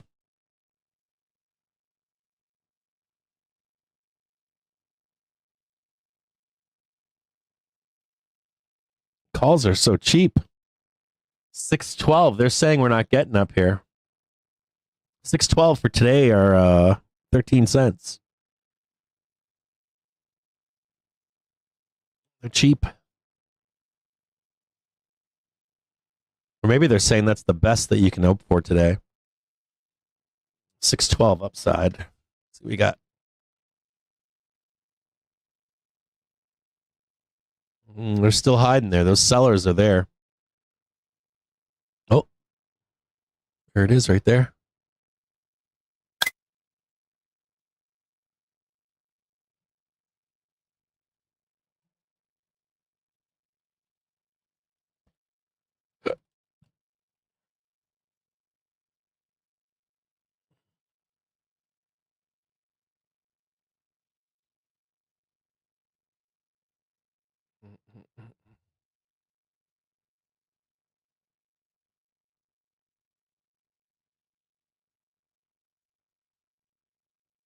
Did any of you guys get out this weekend for the holiday? Did any of you go out and do anything to touch grass? I saw the shit that came out over the weekend, or some of it. It moves so fast, the information that comes across.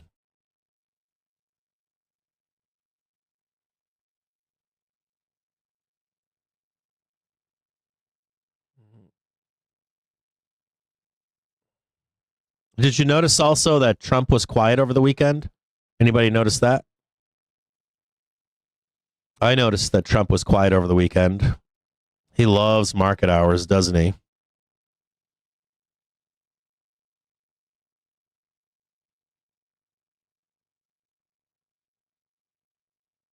We're holding on to the island right now.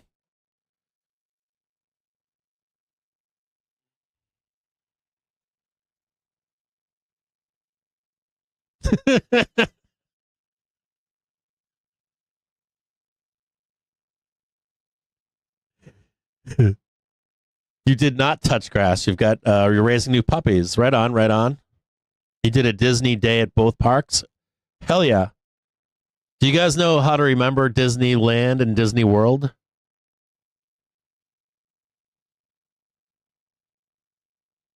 You got some snow crab broil going on, right on.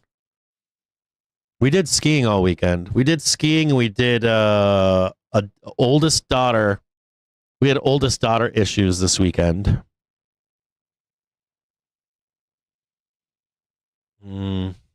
We'll talk about that later. We have oldest daughter breaking the rules.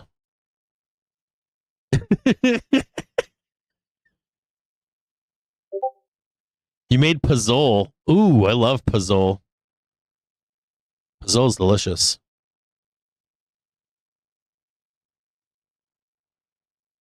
These bulls want to close these gaps so bad. It's like dangling a fish.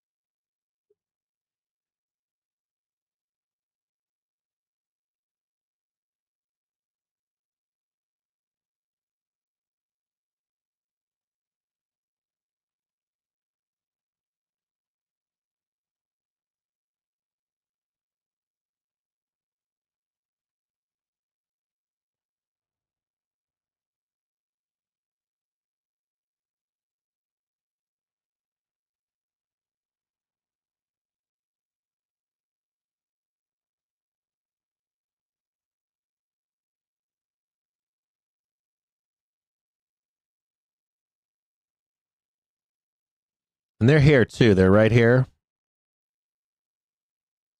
We could write that twice, I guess.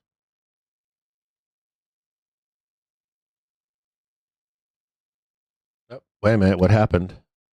I don't know what I just did. US natural gas futures spike 5% as forecasts shift colder.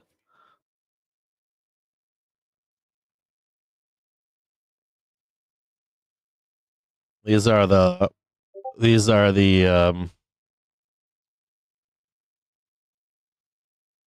skipped leg day right here. Didn't skip leg day up here.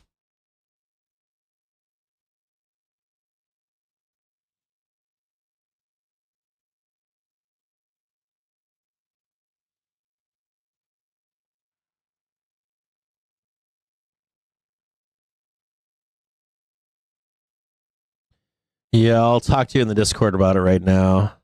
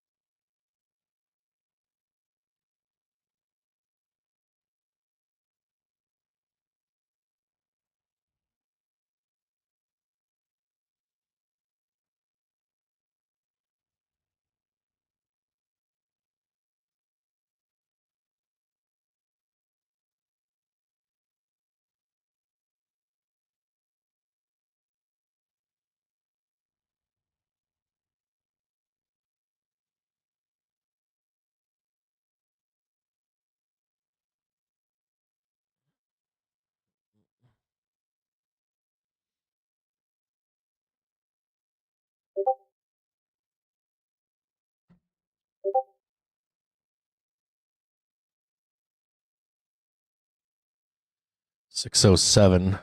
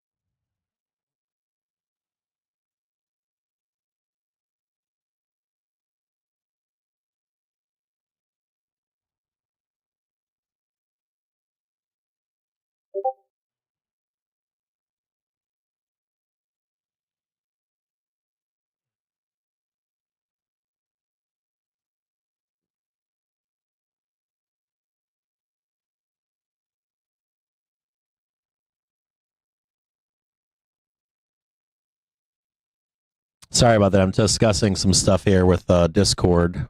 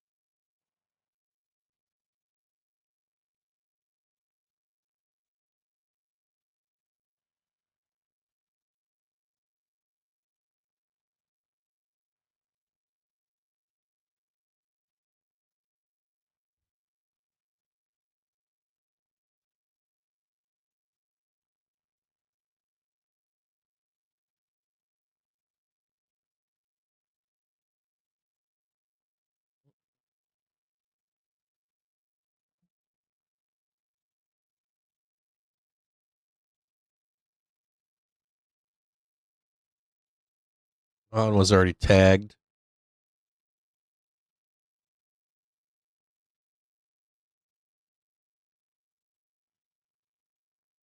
There's the other one right there.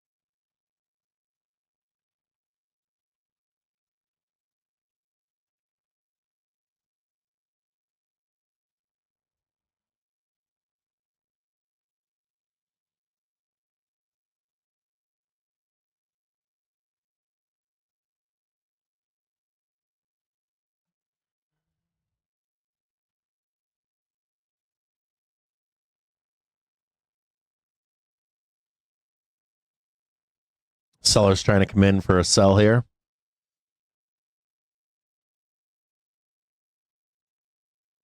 You hope everybody gets a nice shroom trip before they die. Yeah, I agree with that. Give you some perspective on life, yes. What time is it right now? It's 1:14. They keep missing the lows and the highs. Past few days, price action's been weird.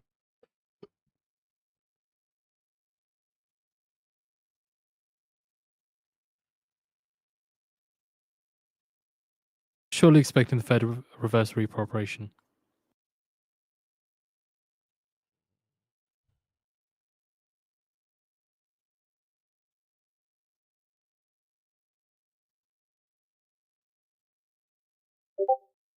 Yeah, that's where they are. There's sellers up here.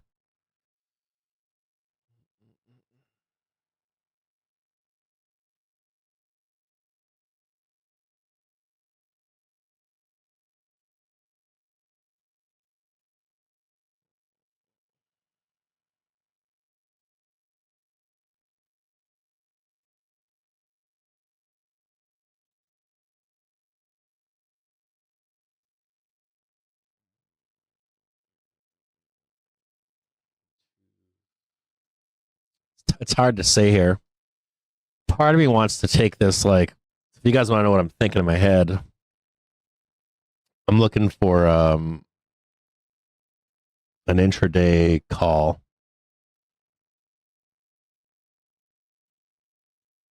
Even though we're dooming it right now, 27 counterparties take 77 I spot. think the sell is higher. Fed reverse repo operation. I think the sell is up here. So I'm wondering why they're dooming you up so much.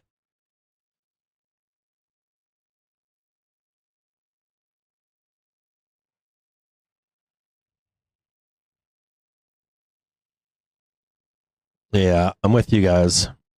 I'm inside the pro room right now talking to the pro traders. There's like, there can be an argument made here for one more squeeze higher. I just don't know if it doesn't happen until like 2:30. Like 1:30 maybe, 1:30 in the afternoon. It's almost 1:30. We're almost there. There's like a squeeze here. Well, I'll talk about it.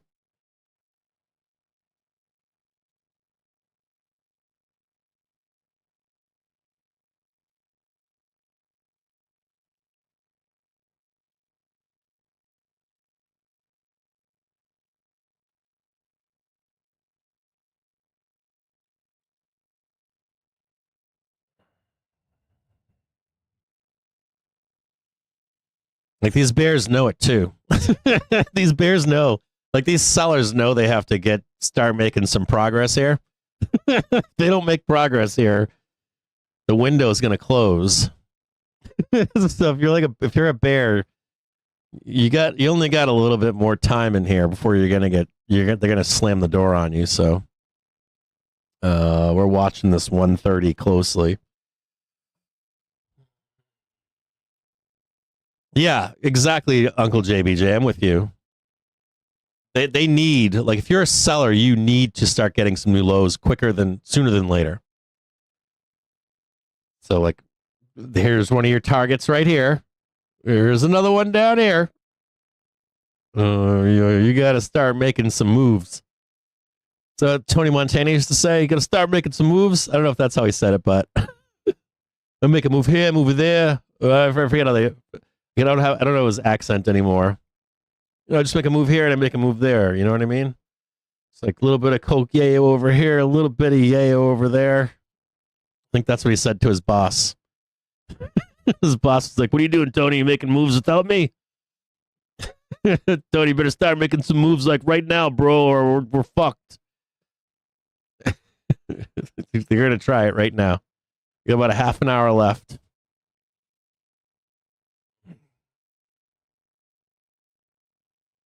You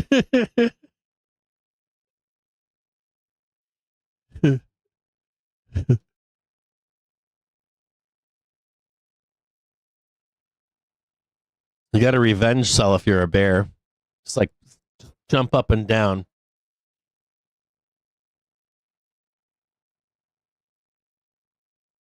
Here's the prior low right here.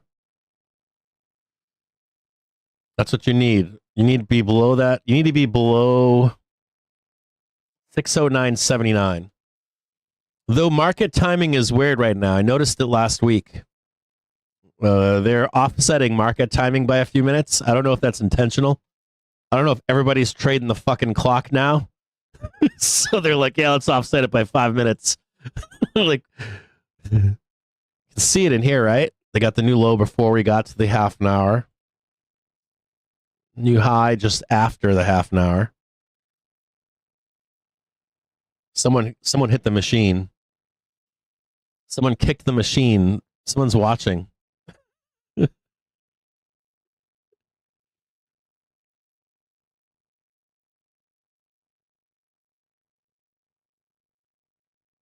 Someone's playing with the algorithm. Like, these guys are out there trading on the half an hour and the 15-minute and the hour, or doing it on the day. Well, I kicked the machine 5 minutes. Throw them all off balance. Oops. The algo is becoming self-aware. Oh!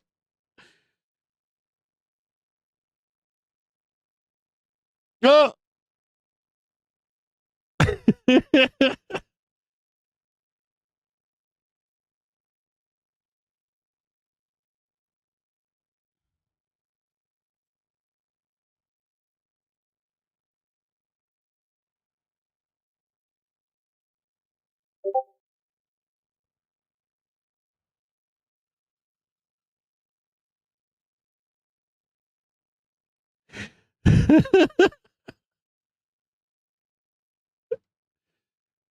Oh, wait a minute. Wait a minute. They ticked high or low? Still a high or low here.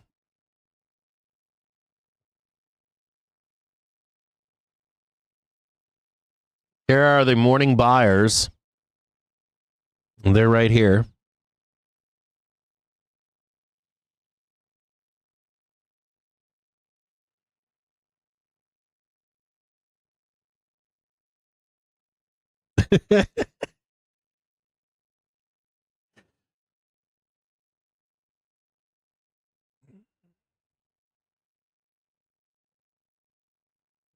I want to buy those, I think. I don't know. Let me see.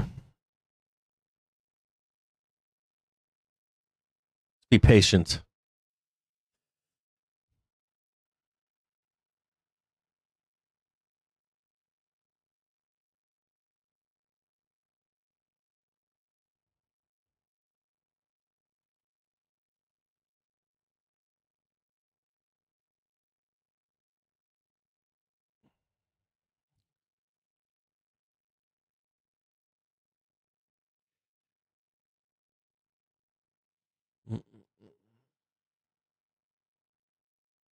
It does look juicy, though. I'm not going to lie.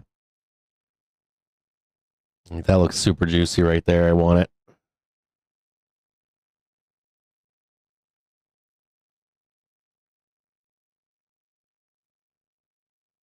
Bear's going to try to close the door up here.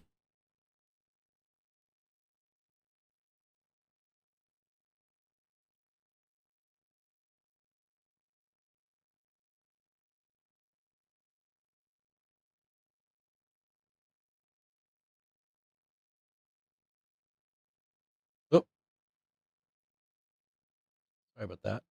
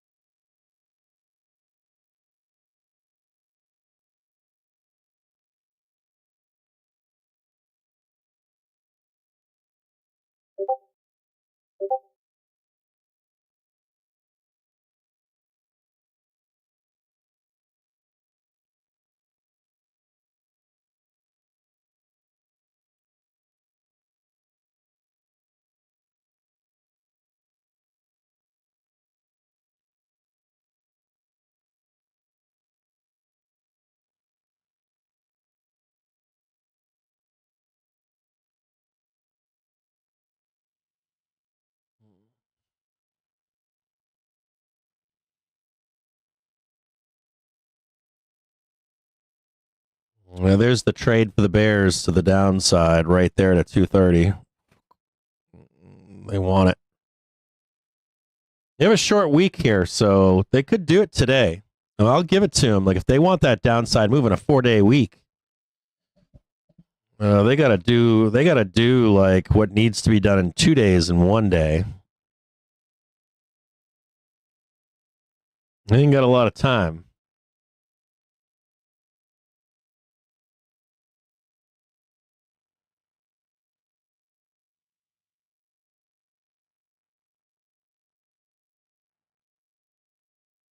We're back at the dip buying zone too. This is where you buy dips right here. This is your first dip buying opportunity.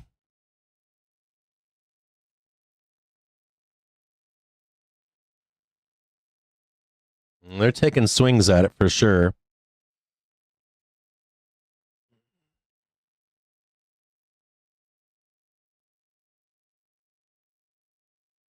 Can they get it done today is the question.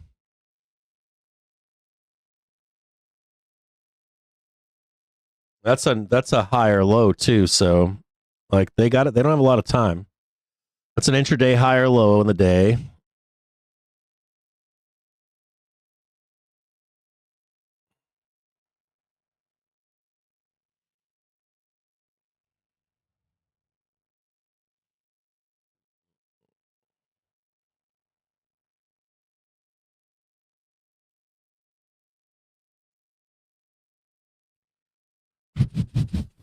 Okay, maybe we'll do this later.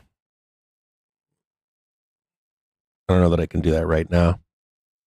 My PC is cranking.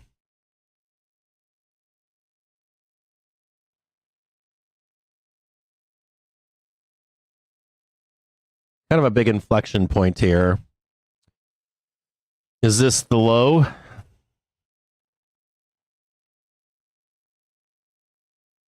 Or are we going to get this nice like doom trade down to 607 quick like today, get it done today?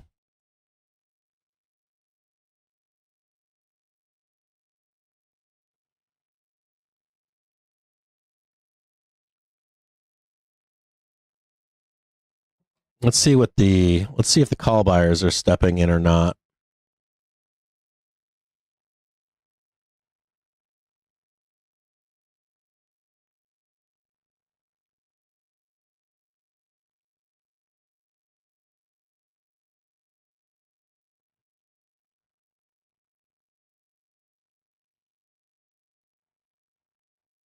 See if the FOMO bulls are here or not.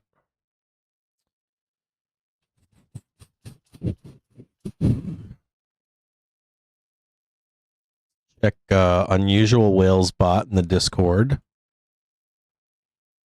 Let's see what that says. Are we buying weekly calls or no?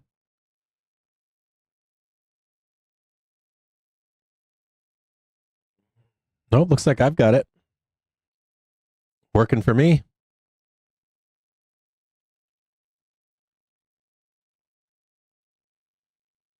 It's working for me just fine. Jesus. Who the hell is down here buying calls?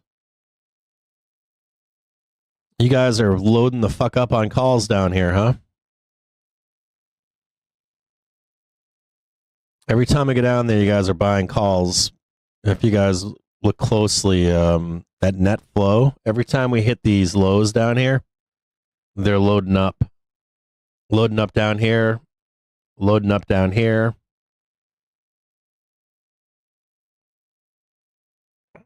Market tide's in the shitter, though, huh? You see market tide is in the shitter? Market tide's saying we've got one more leg down. If you guys go inside the Discord, if you look at the net flow in market tide, they're in disagreement right now.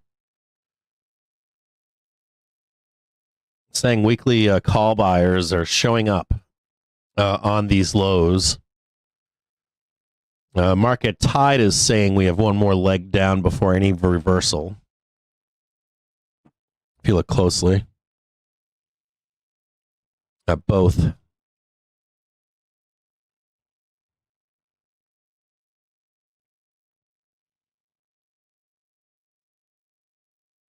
Putin allegedly not seeking real peace deal. Intelligence from the United States and its allies suggests that Russian President Vladimir Putin is not interested in a peace deal and instead seeks to gain full control of Ukraine. NBC News reported on Tuesday, citing Western intelligence forces officials, U.S. congressional forces or sources. We have zero intelligence that Putin is interested in a real peace deal right now, one of the sources said. He thinks he's winning, one of the Western officials revealed, adding that Russian losses on the front lines are not forcing the Russian president to end the war.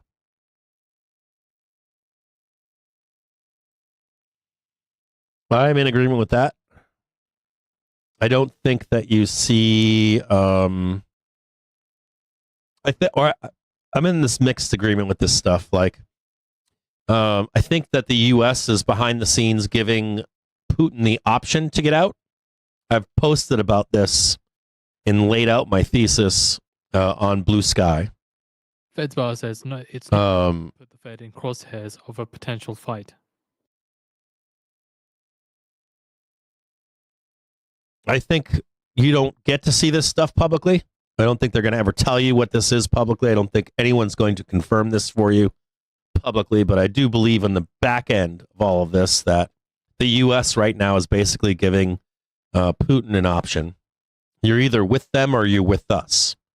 I think that is the same thing in line even with Biden. I don't think there's any real And I think the timeline speeds up as we get closer to 26, 27, 28. From my experience in the military, I don't know if Putin, or I don't think Putin can agree to a truce without some kind of other backdoor agreement. There has to be an agreement where, hey, you're going to join the West, basically. We're going to lift all sanctions on you, and we're going to roll you back into the fold of the West, away from China. They likely cannot exit the war without their economy collapsing either. So there's that paradigm. They need the U.S. to say, okay, we're going to save your economy, and you need to, do these things. And of course, Putin's like, fuck you, no, because he doesn't want that reform unless he gets guarantees that he stays in power. See what I'm saying? It's like all that involved too. They can't leave the war economy. So for Putin to leave the war economy, he needs certain things. He needs to close a bunch of gaps, or gaps for Western forces to make their way through. And he needs to align himself with China, of course. He needs to close the gaps so that he can hold off the West if we go to war. Go back to closing that. I forget what it's called now. It's called the same gap or something like that. It's an old gap between the mountains. It's like a defensible area that's like 300 miles across. Much smaller area to defend. So he either needs to do that, or he needs to get reassurances from the West that he's going to remain in power, or at least he believes them that he'll remain in power. I don't know how he gets those assurances. I wouldn't trust us if I was Putin. That's a hard thing to believe. And that would be a hard thing for us to swallow too, right? As Westerners or Europeans, we're not going to believe him. He's going to give that up. China's already fucked us over in the WTO doing that shit, right? They had a real shot at it, at reform at the fall of the Soviet Union. I do blame us on that to some extent. We didn't force that. We had people there too. We had banks there. We got greedy. Our banks actually got greedy, rather than having real reform in Russia. And that's coming back to haunt us now. 100%.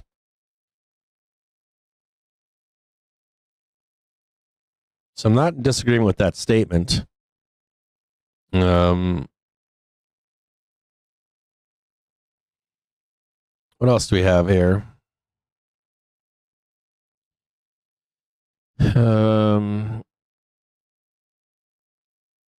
Someone is posting here, recall the NASDAQ whale spot up, vol up market. We are not saying the same thing must happen in DAX, but strong spot up, volatility up should be monitored closely. That's what we're discussing this morning. Do we have that spot up, vol up market? I don't know if that happens. That's the market where we go higher into mid-March. That's from BBG. Fitzbar says we have made a lot of progress on inflation. Surging DAX index continues to be accompanied with index volatility squeezing higher. This is a classical spot-up volatility up market where underexposed investors chase upside optionality. Volatility measure pace, not direction, and the upside force in DAX has been extreme. We saw similar volatility behavior when the NASDAQ whale was sucking up NASDAQ calls. Yeah. This has to do with DAX. There's been a DAX has been showing you higher highs where the U.S. market is not.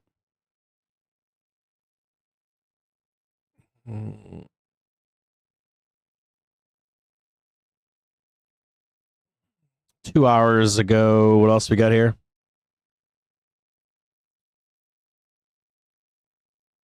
Trying to see.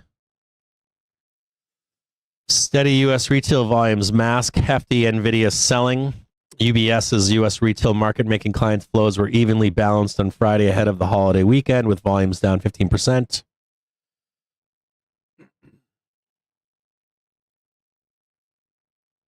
Let's look at NVDA. Looks good to me. We got the trade we wanted. Boy, so much shit talking, right? This is what we had. We had down move and then back up again. We just did it.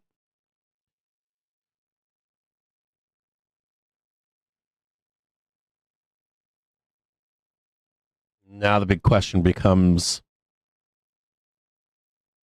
do we hold it for more highs up here? This is NVDA, by the way. Trade is dead. We already did the trade. There's the down move. There's the up move.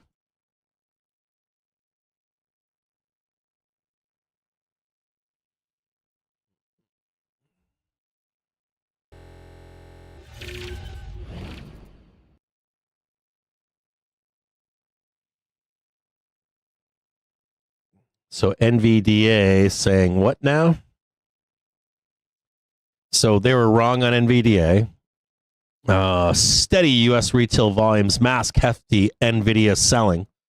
UBS's U.S. retail market making client flows were evenly balanced on Friday ahead of the holiday weekend. Blah, blah, blah, blah, blah, blah. Yeah, so you missed that upside spike if you were with them. We also have 2 hours ago, GS on funding spreads. This continued decline makes us concerned that an important cohort of investors is seeing reasons to be cautious on equities. On the other hand, the lack of large declines over the past month make us less worried about imminent equity declines. I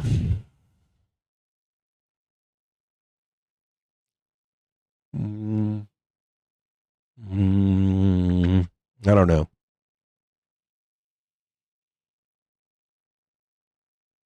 This is also BBG. I'm looking at it like I'm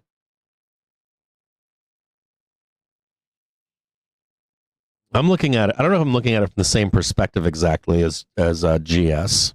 I'm looking at it more like, you just buy the dip on the edge. If it fails, you stand back and wait for the next edge. It seems fairly. I don't think anything much has changed with this.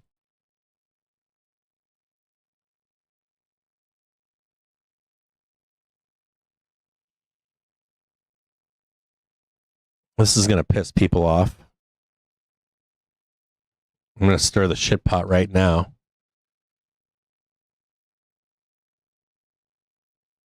Fitzbar says we haven't seen enough evidence of debanking.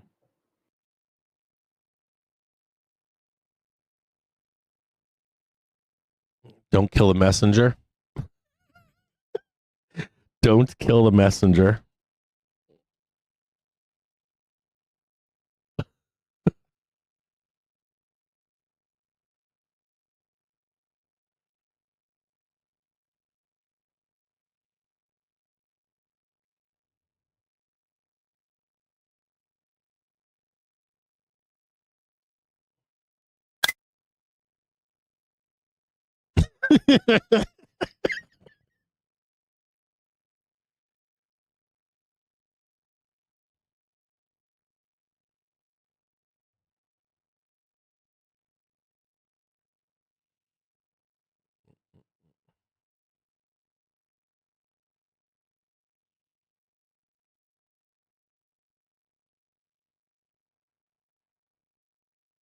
It worked for me too, water boy.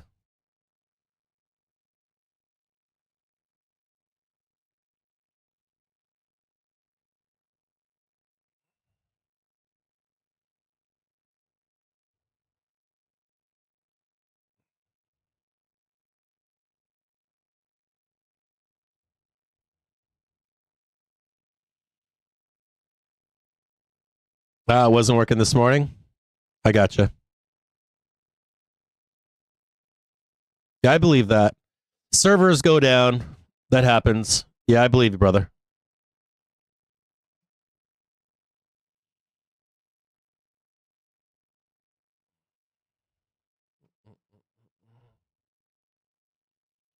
just a note to you: if you're a bull, regardless of where we go right now, as a bull, I just want you to know that this is one of the two places that you buy a dip.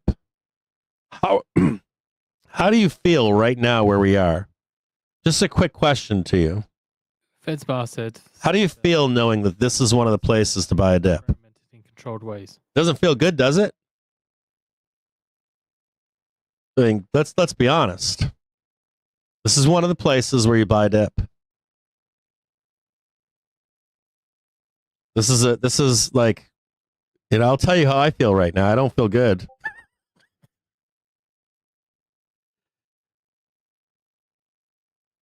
It doesn't feel right buying a dip here, does it? I feel like I'm in danger buying a dip right here. But you get what I'm saying? Like, you gotta this is an inflection point here. So let's look at it from two perspectives. From I know nothing, and I'm just like, I don't know anything. Feeling like this is a place to buy the dip feels wrong. Like, hell no. This does not feel like the feeling up here, does it? That feels better, doesn't it? This feels worse.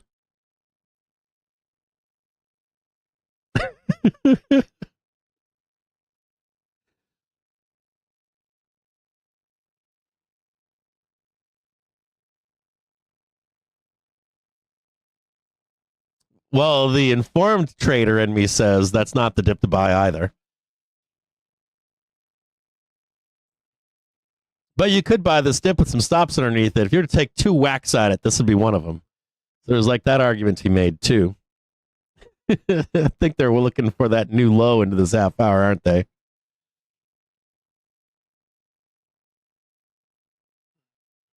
These degenerates. They just want that new low so bad.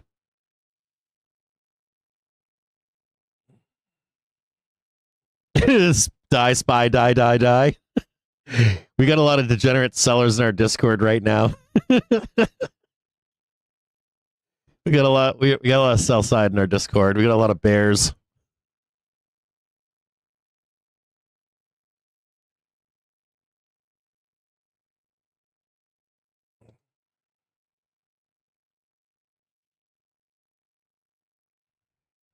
We got going on. These fucking bulls, man. They always win. We need to give the bears a win, a W. What does a call cost right now? 612's now 4 cents. Are you shitting me?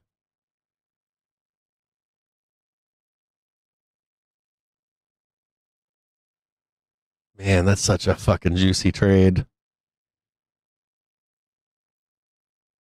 What does that print if we go up there?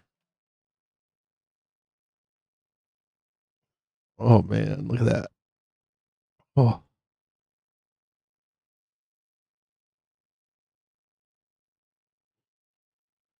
Beautiful fucking trade right there. Oh. Coast to coast, this bad boy.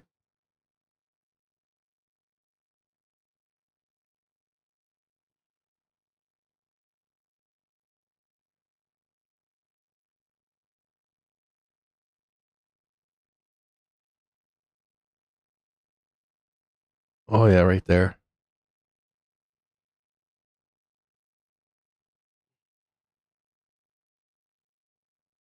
Like getting juicier, isn't it? Like, wham, right there. Stay patient, Cappy.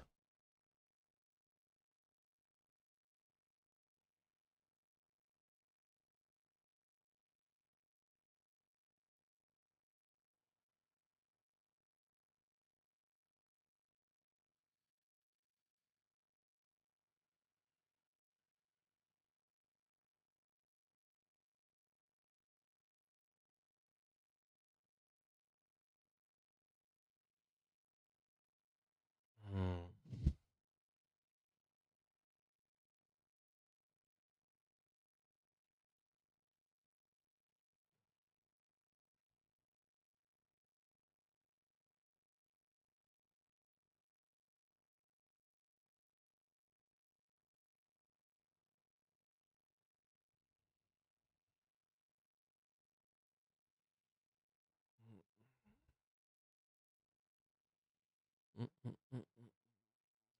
fucking bears.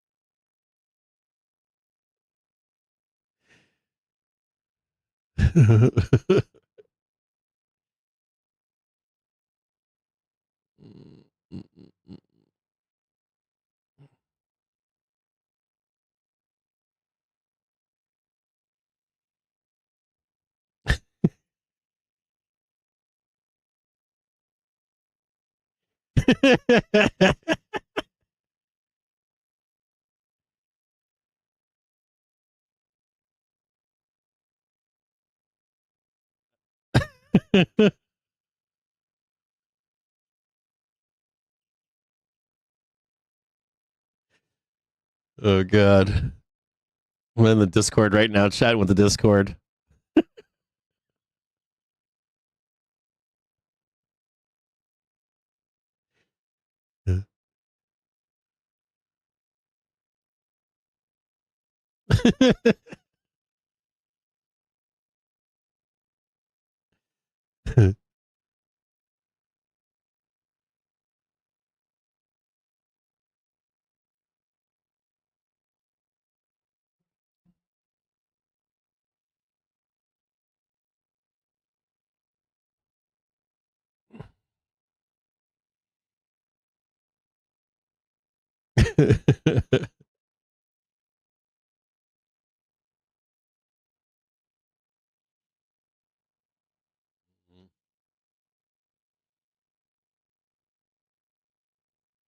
Hold on a second.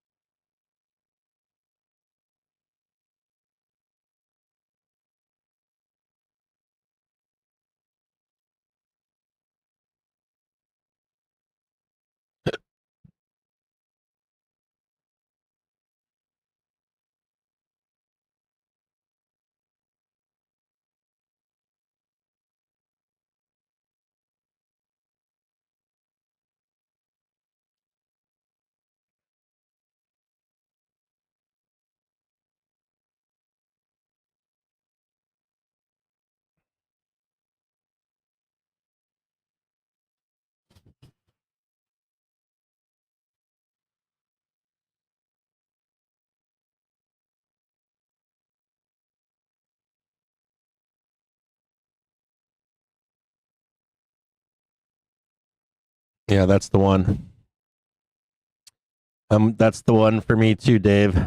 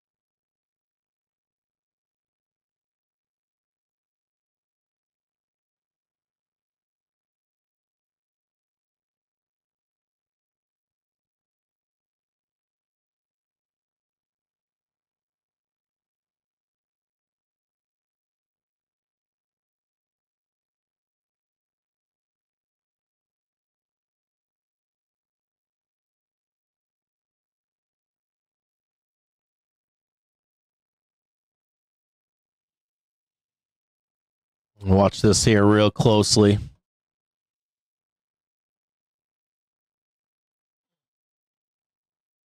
New low right there.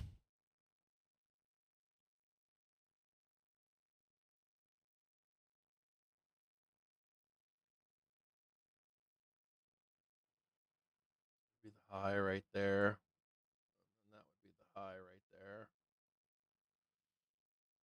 Something like that.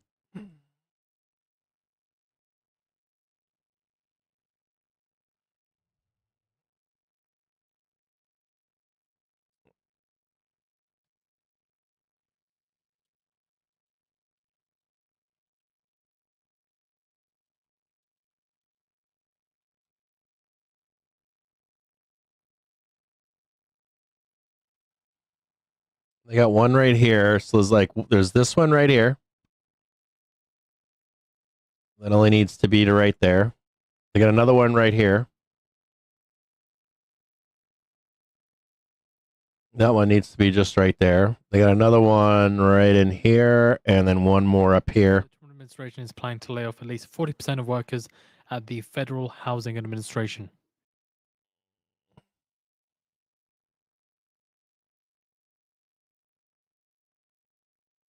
That's a fucking big move, too. That squeeze is.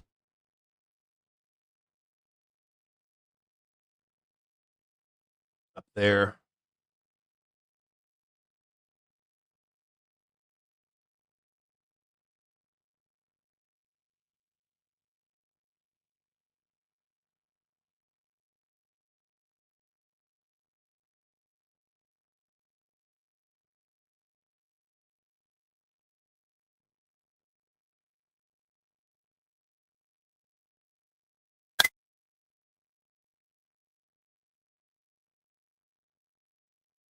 I'll show you guys what I'm looking at here.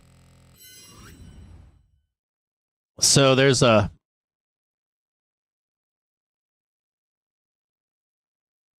whole bunch of you didn't sell that.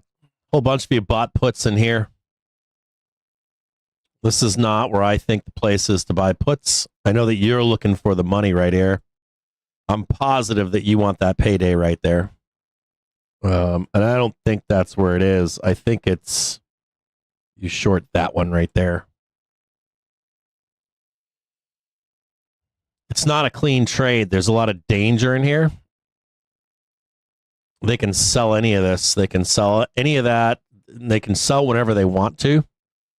And there is an argument here to be made that if you get the new high, whoop,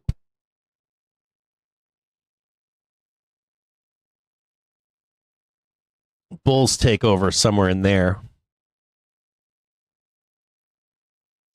I would like to see this play out, though, either the failure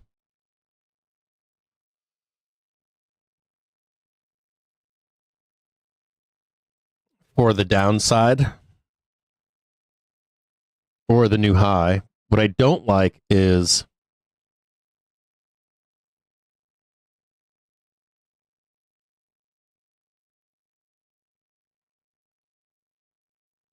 if you take that down now, that could be considered the low.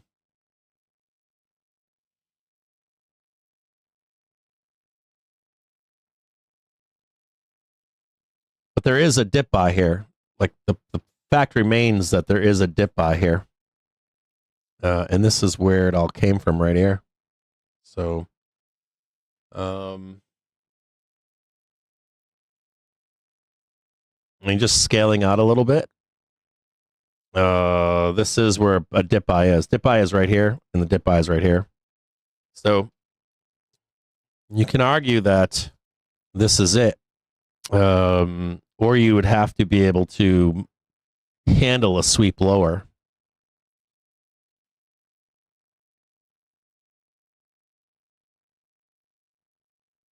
This is where the real buyers are right here. You could argue that they're down here at 608. Real buyers are slightly lower. They're like 608 right in here on this 4 hour, 608.30.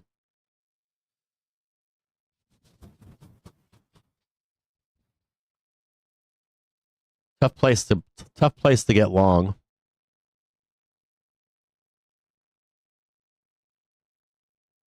You're either like, it's a hard place to get long because can be an argument made to get long here for a brief high. You don't really care if it fails or not up here. It's still very risky.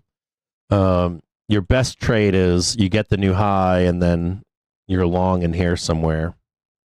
The other best trade is looking lower, somewhere down in here.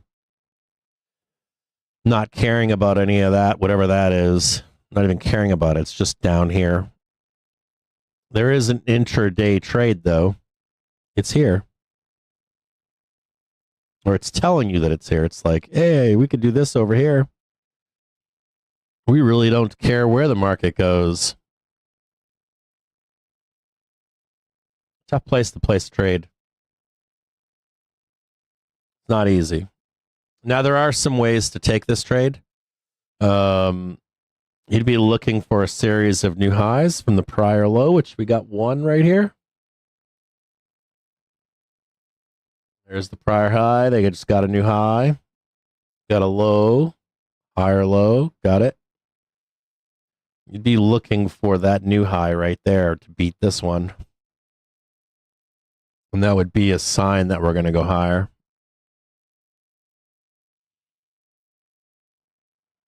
Watching to see if this holds. Still no trade. I don't like that these fucking bears are loading up at 10:30 in the morning and they think they're going to make bank today. It's that easy. Watch this closely. The way is still lower, but I would still like to see these fucking bears get burned. Make them fucking reset their puts. Fucking think you're going to buy puts at 10:30 and just fucking walk away clean. They find that hard to believe.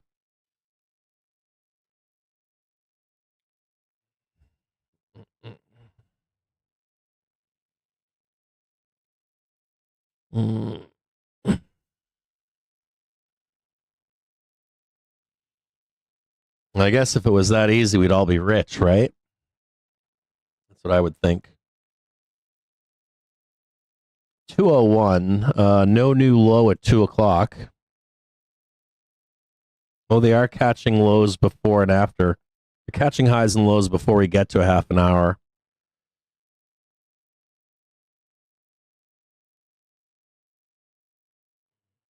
They're working on like a 15-minute. It's got to be a bit. Maybe it's because of the short week. I don't know.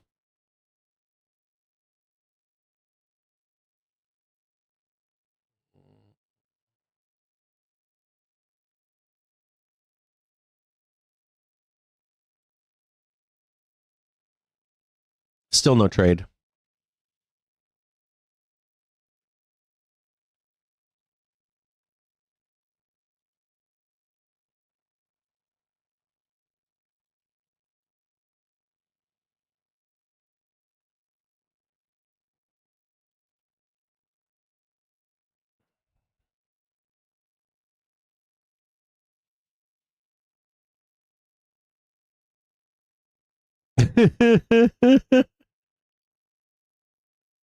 No, hold on. What am I doing?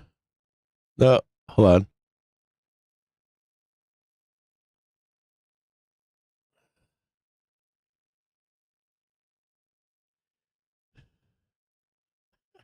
Oh, wait a minute.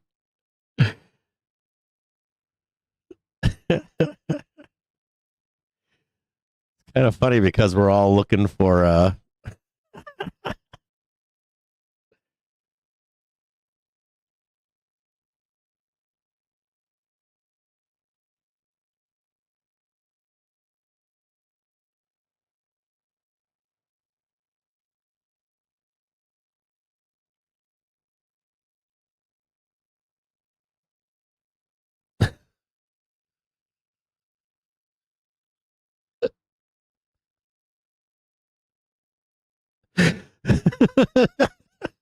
Sorry, it's so bad.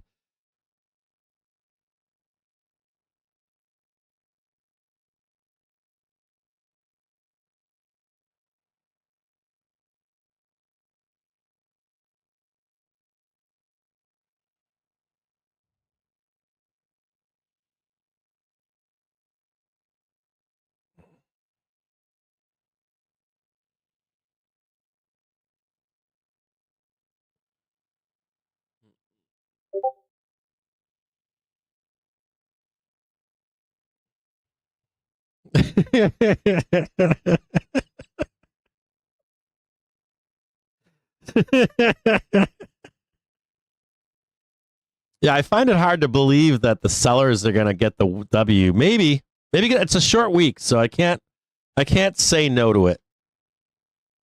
I can't say no to. We don't. If we had a longer week, I would say fuck no. They're going to ramp this shit up to like. This was a longer week, I would say. We sell 612. We definitely do not sell where we are. But it's a short week, so you don't have a lot of time to get done what the market needs to do. So I could give it to a bear. It's a hard call here in a short week. If they wanted to come in, sweep this thing down to the close would make sense, especially if we're going higher.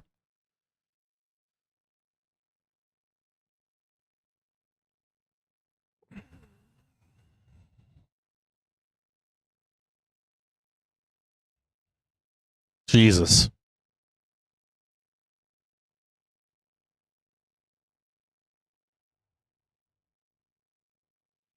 Yeah, they're all in it too, Dr. CS.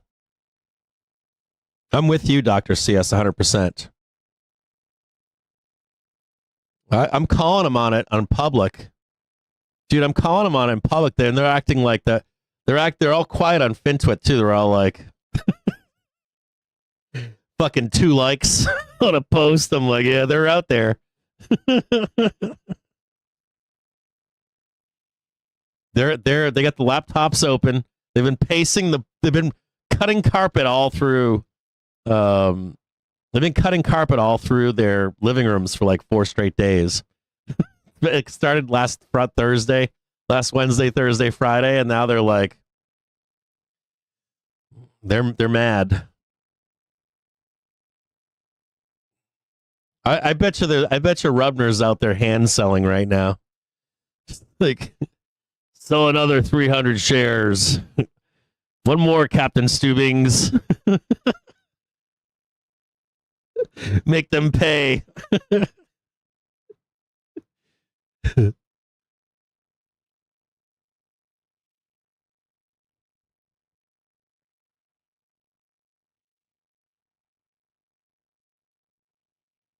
Oh, there we go. There's some movement. Come on down, baby.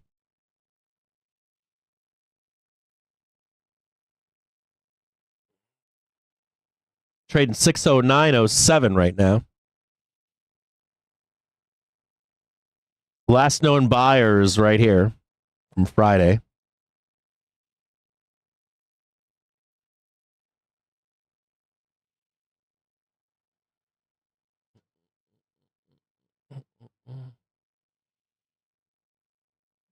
Now I'm getting interested.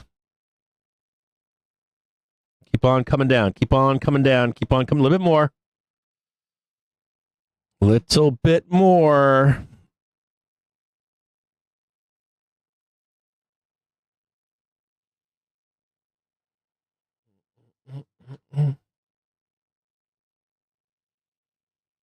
So these are last known sellers here at 603.34.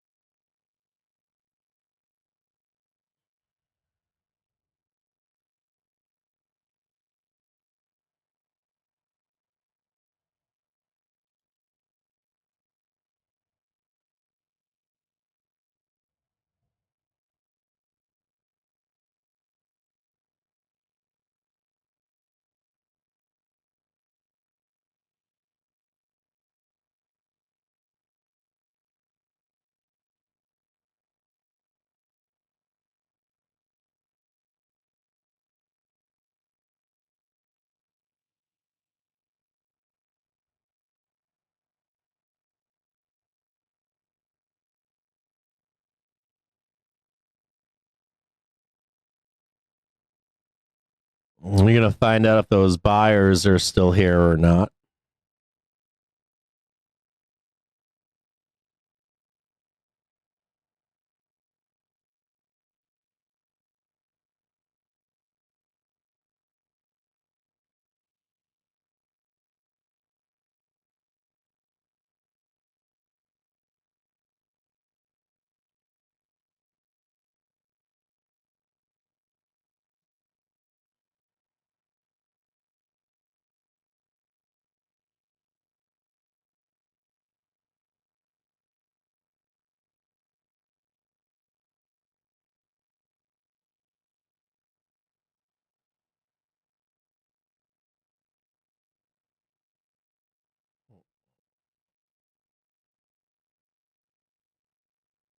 See the S&P 500 extended decline to session low, down 0.2%, and no news to both the moves so far. We'll keep an eye out for it and see what's causing the move.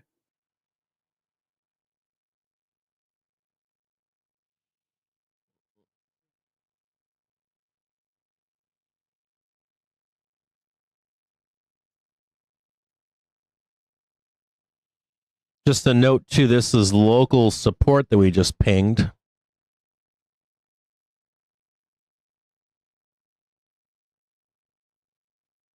We just tagged 6,100.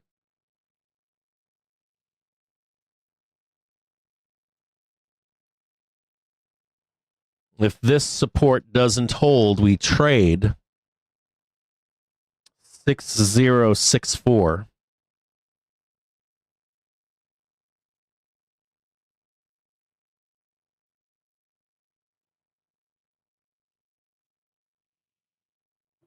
So just from earlier on, stocks losing a bit of their steam near all-time highs as traders weighed risks ranging from tariffs to inflation and geopolitical scenario to sentiment. Really, nothing clear as to this bit of a decline that we can see from the S&P 500.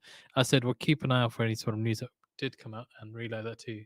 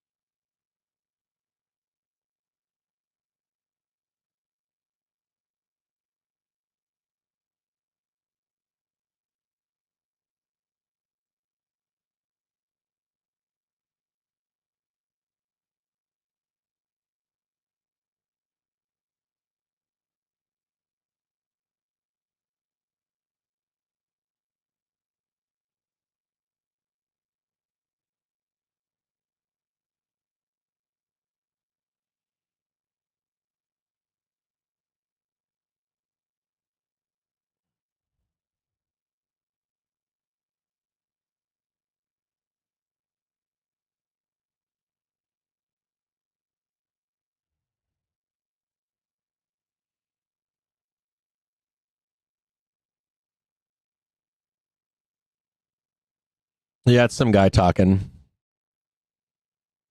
Yeah, we slammed right into local support there. There ain't shit underneath.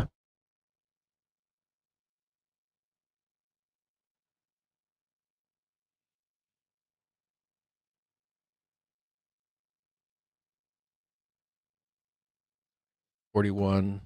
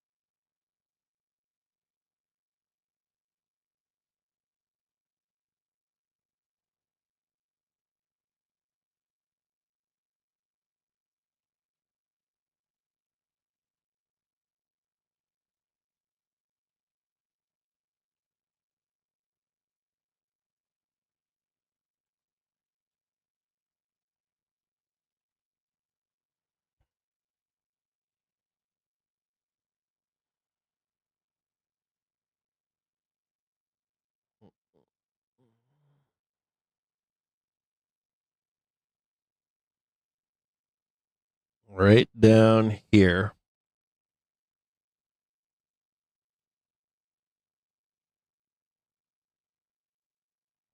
If that support is lost right here,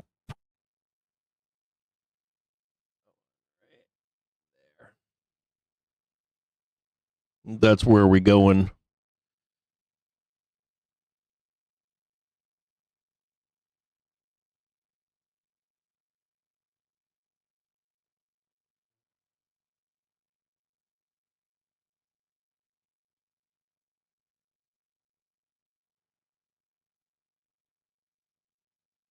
See it right there.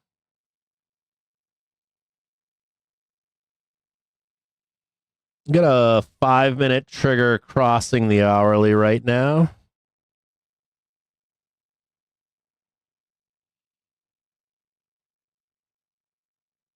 That will rain hell down right here. You can see it. Smash down here. Smash right down there. Woo-wee.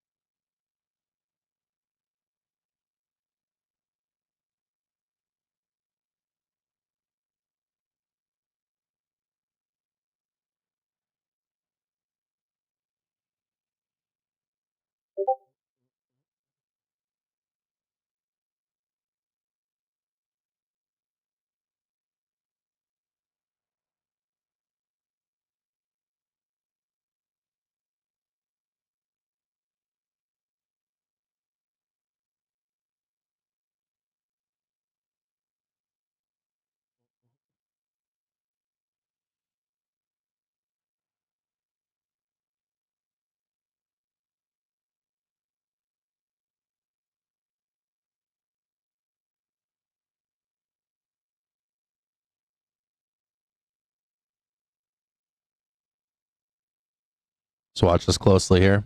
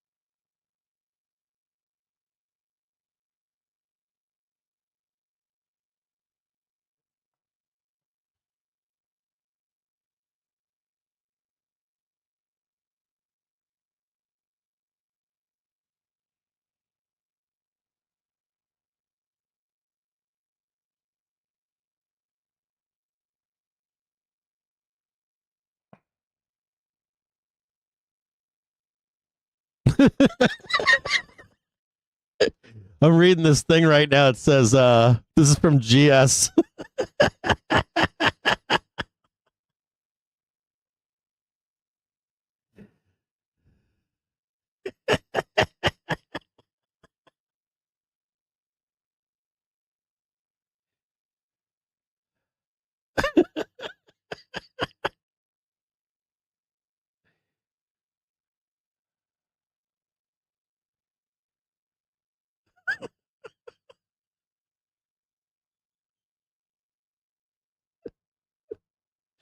So terrible.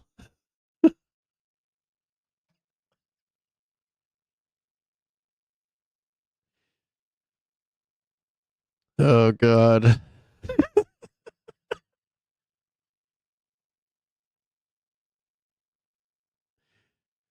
Oh, it's so terrible. I'm like reading the updates from GS right now.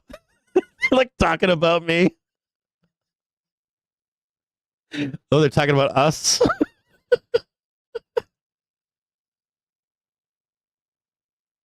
They're talking about us. Like, send this off to BBG right now so that the retailers can learn their lesson.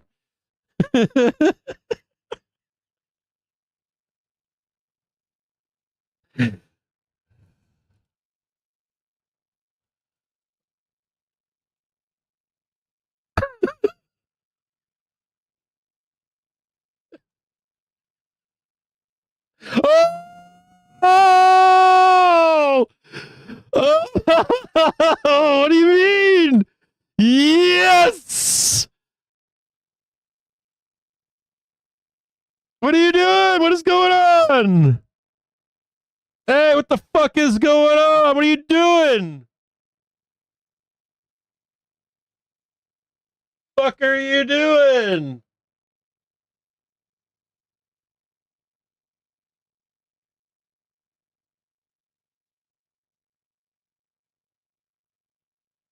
Fuck you doing? Give me my fucking money.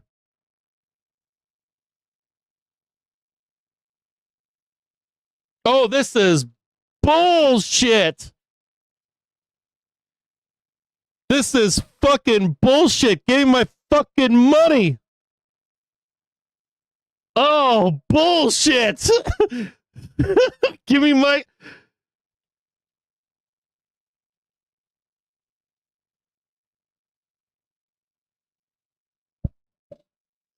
I want my fucking money on that fucking candle. A reporter on Twitter citing in an NBC News report that intelligence from the US and its close allies shows that Putin still wants to control all of Ukraine.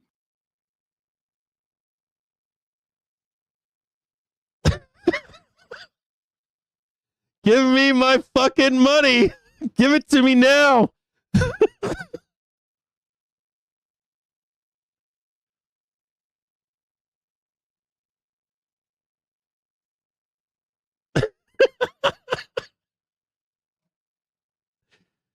Give me my fucking money. Are you guys in the Discord right now? I'm over here. Yeah, I'm buying the dip down here. I'm buying all the dip. Buying it all. Buying that dip. Buying this dip. Buying the whole fucking thing.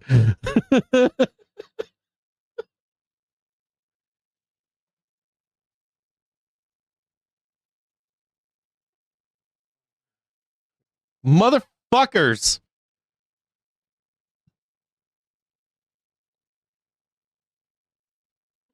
Yeah, hold on a second.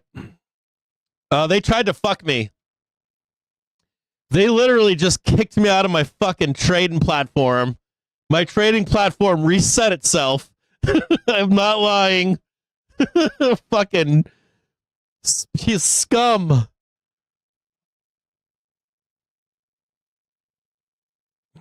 Yeah, my like even my order disappeared, reset itself. And so NBC did broke that report. That was utter bullshit just then, that big green candle. News reports that intelligence from the US and its close allies shows that Putin still wants to control all of Ukraine.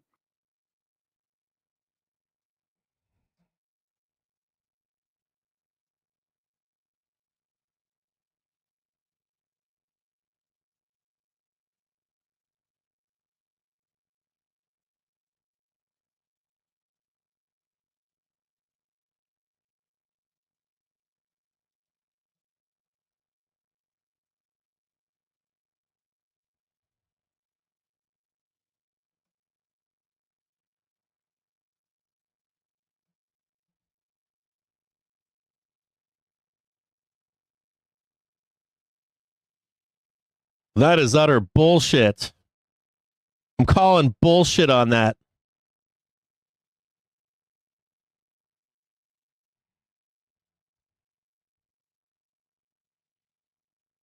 It literally, so I'm watching my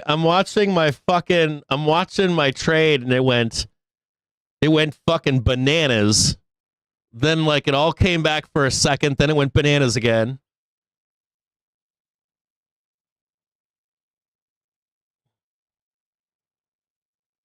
I made 80% though. I'm happy. I made 80%. I'm good. I'm happy. I'm a little angry though. That something happened in here. I don't know if it was like Robinhood freaking out or whatever.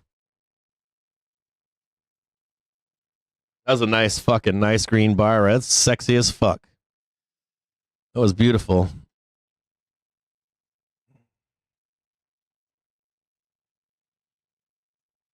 Yeah, I think I just got scammed there when I was trying to get out.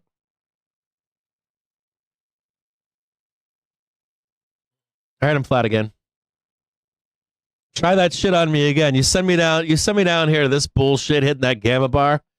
Fucking longing the fuck out of that shit. Like nobody's business. The fuck out of here. Fucking bears think they're gonna win this shit. This is a fucking bull trap wrapped in a bear trap. That's what this is. This is how much sooner can I take your fucking bear money and just fucking eat it.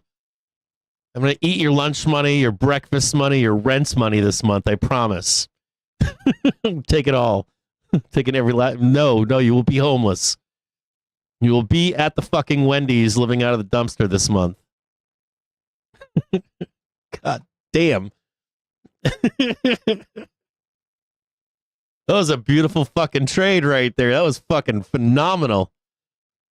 This is utter bullshit right here.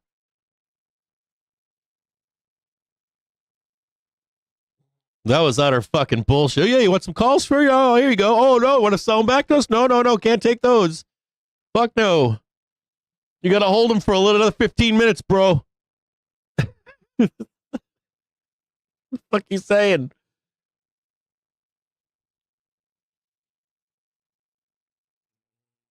No, I go right in the Discord and tell them what I bought. I tell them everything. Discord knows when I enter, when I exit. I don't tell you fucking savages on public anymore. You guys are fucking killing me. Diesel March futures at $2.44. Gasoline March futures at $2.08. Their bank isn't as large as your bank. And your bank fucks me up. $17. Your bank fucking gets me counter traded. $1.11 or 1 spot 5 cents. Your bank gets me in trouble. Yeah, you guys don't know that? I post all my fucking trades. Fuck on out of here. Fucking guys are out of your minds. There's like thousands of people that know this. So when you're in public talking shit, you have no idea what you're talking about. They just laugh in the background at you. Serious. Dead serious. Just laughing at you. Isn't that shocker?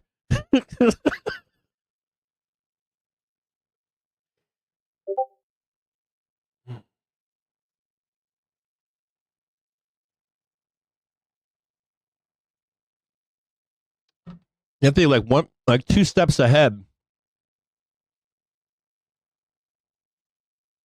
Every time you think you're a step ahead of me, you're a step behind me. I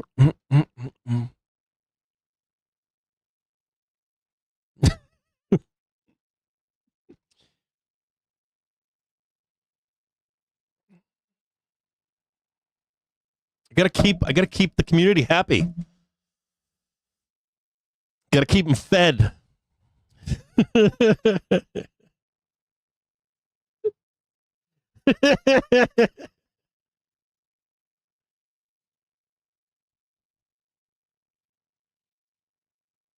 Gotta keep the people with the skin in the game, the real traders.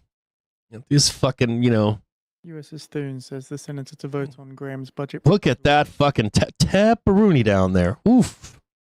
Look at that sexy down there. Oh, yeah, let me rub it. Oh, yeah, rub that fucking thing.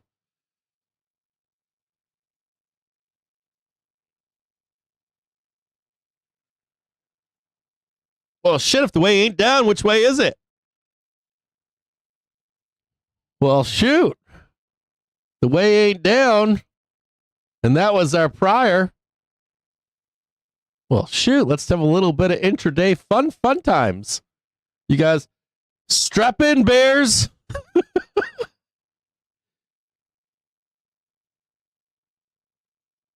There we go. Right, what's that? Yeah, we'll give them their down move. We'll get it down there for them.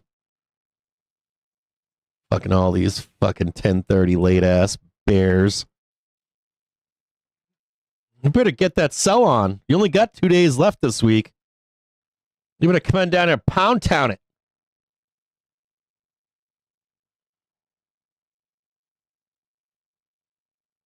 I swear to God, the Discord's like I closed my puts. I'm out. I'm fucking out. I'll short from higher cap.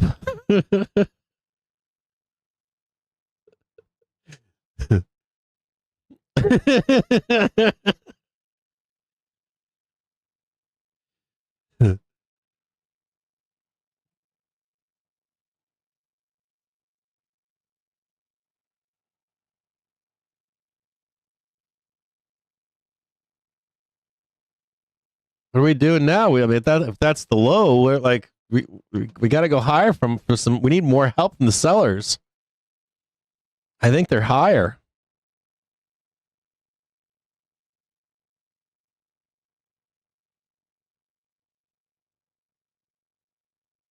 Chase, we're not locked in here with you, bro. You're locked in here with the Bulls, bro. I want to warn you right now, Chase. You're locked in with the Bulls, brother. You ain't locked in with the Bears. I'm warning you. I'm warning you. I'm warning you. You're gonna find out, bro. The Bulls aren't locked in here with the Bears, man. I'm warning you. They're ready to eat. I'm telling you, you're surrounded by bulls hiding in the bushes right now. They want it all.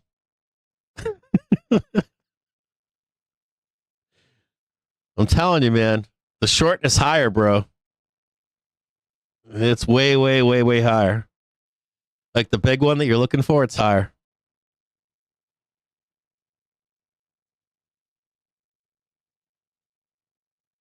There's bulls in bushes.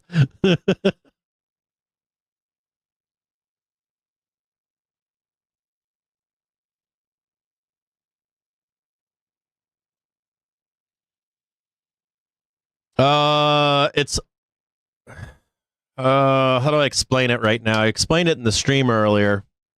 How do I shorten it to like 3 sentences? This is a pullback for bulls to go higher. Until something changes, they're here. They're hiding in the background.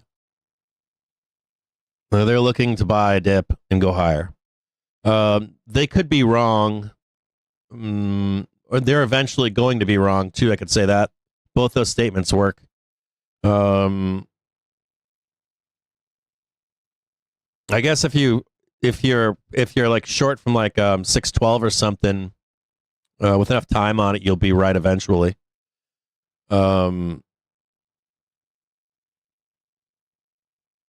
I don't think we're in a bear regime either. I think you're in like a hedge regime long.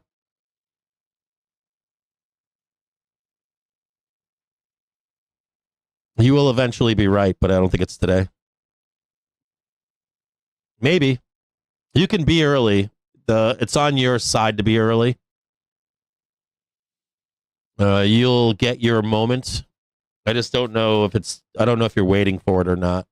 You could be waiting until like mid-April to be like, yeah, I won. Something like that. You know? I think you're you're not early, like right where you should be, Chase. Like getting short, but I don't know where you're short from, and I don't know what your time frame is.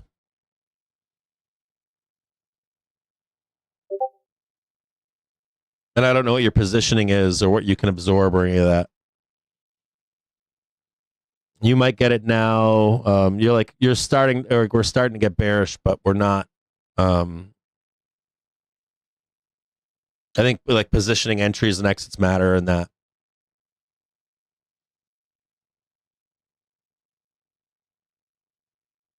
It looks like the rally into COVID. I can't give that to the bulls yet either. I know again, I've got friends that want I'll be honest with you, Chase. Like I've got friends that want the breakout and runaway trade. I haven't given that to them yet either. I know which trade you're talking about too. I can't give that to them either. Just like the Bears want a certain trade, like call the top. I can't give that to them right now, and I can't give the French Foreign Ministry, Secretary of State, Rubio. breakout and away trade. I think the bull trade is like 625, 650, then major After the Russian talk. pricing in of Trump shit, like tariffs and policy and all that kind of stuff. Price all that shit in for summertime. But I do think we go vertical, but I don't think it's till end of the year.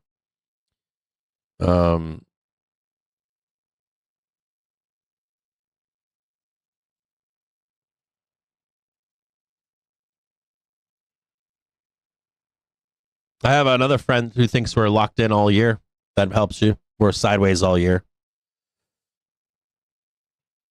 I think his estimation is one of the better ones. But I think that falls back on not looking for price and just looking for times of year to be long. If I have to look at everyone's argument, Chase, if I'm looking at like the bear argument, the bear case, top of the market case, I don't know, 680 case, sideways case. I think that the best case is probably you just find wherever price is at a few times this year and you ride it up. That's the most probable case. So these bulls are just looking for reasons to buy a dip, man. They're going to be looking for a reason to buy the dip, and if we start doing the squeeze trade, they're going to get long for that vertical early spring move too, which is possible. That's the trade to 650. Yeah. Yeah, I think I got all this right. I'm trying to think of it through my head, like trying to shorten and condense it. I wouldn't be bearish here, man. What tells you to be bearish here? Like, I really want to know, like, what's telling you to be bearish here? I see the corrections. I get those, but does that mean you disappear? Does that mean like you get a correction or a major correction or a crash in a bull market? You go, ha ha. Like, do you think this is the top of the market or no? Even if you were to do a crash today, if we traded 500 today, would you be long there or no? I guess I got a bunch of questions for bears or the bear case too. I don't see the stop buying dip case. I ain't seen it yet. I don't see how you like have that case too. Like I'm trying to like figure this out in my brain. Like I'm trying to like it's hurting my brain. Like if you're in a bull market, you like in the third year of a bull market, I agree that things get a little bit spicier. I know on average the third year of bull markets have lower returns, generally speaking. That's the middle of the road case where we trade sideways all year. But I'm also seeing the danger ahead, like the world war shit and all that other garbage, actual Trump policy, midterm elections, all that volatility, all that stuff. I'm like, do you really get the year 4 or 5 bull market? Maybe you only get 3 years. They try to get out when they can. If I was Wall Street, I'd want to be out of market by or before you ever go to that, see that shit happen, right? Whatever the hell is coming down the pike with all that stuff.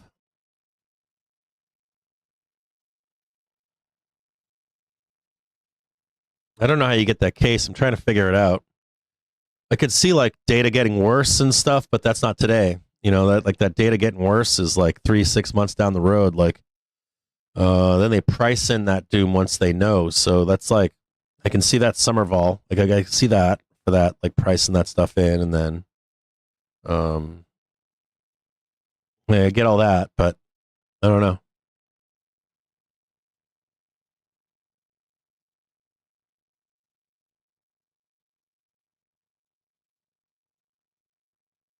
Bad guidance. We don't have any bad guidance though. We got great guidance. Did you just see? Did you just see what they just returned? It was stupid. Like their EPS was fucking outstanding. Like they're record profits right now. Not only that, we don't have any tariffs implemented yet. You got everybody like they're literally like so like just by this week and just like the past few weeks. None of those tariffs have taken effect yet. They're like collecting money on shit that hasn't even happened. There's like inflation right now that's just pure profit taking. Not only that, if they had any stock like from Q4 of last year, they're burning through all that and making hand over fist money right now. Like you should expect EPS to be, or you should be expecting like earnings to be gangbusters. Even if they were to say to you in summer ER, like, I don't know, the future is uncertain, but we made a fuck ton of cash. I don't know, like, you guys keep bringing us uncertainties, so we keep raising prices, and we're making hand over fist money right now. I don't know. Yeah, I raised the price of something that I don't even source, and I was selling my screwdrivers here, and someone sent me an email and said, Brent crude futures. these things are going to go through the roof once tariffs are in, but they don't know that I buy them from America. So I raised the price of my screwdrivers. Anyways, wait until they see ER.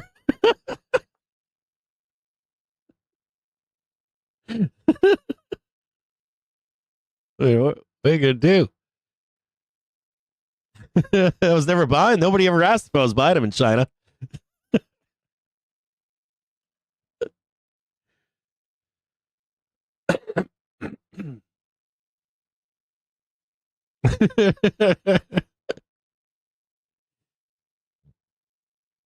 Look, that one up there.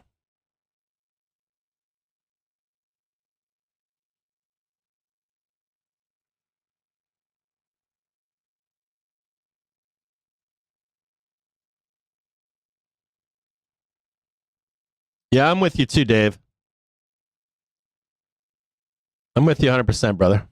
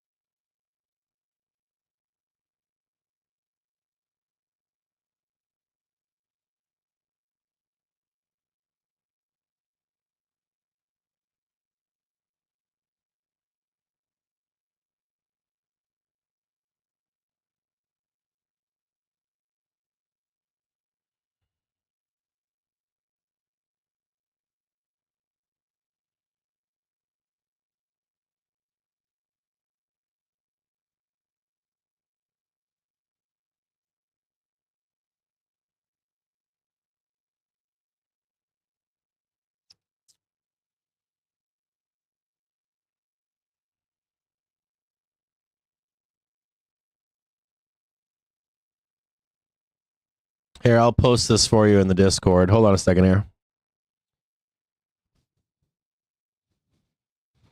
So I don't know if I'm saying this correctly here.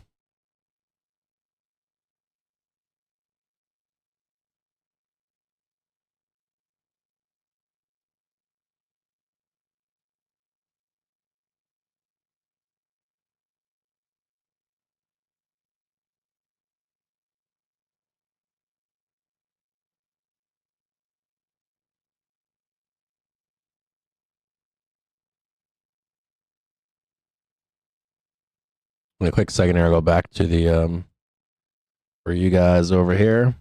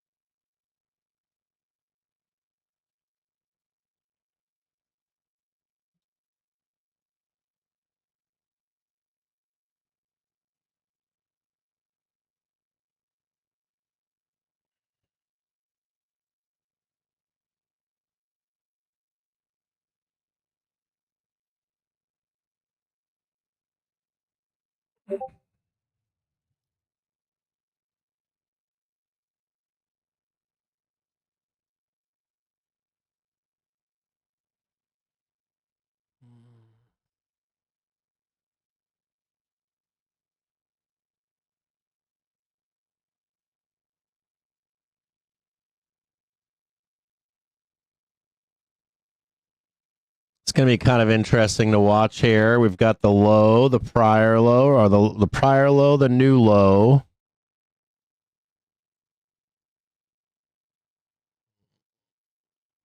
Bears, you don't have a lot of time, Bears.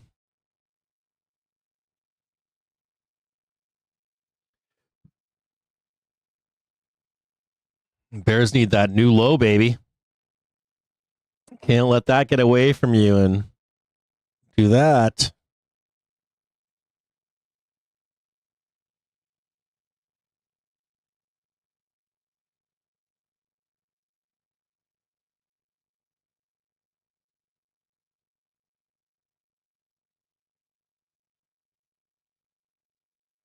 There.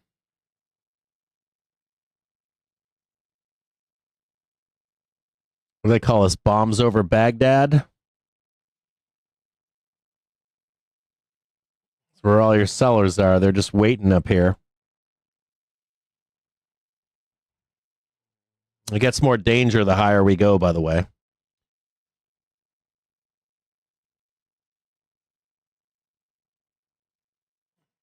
They're just waiting up here to sell.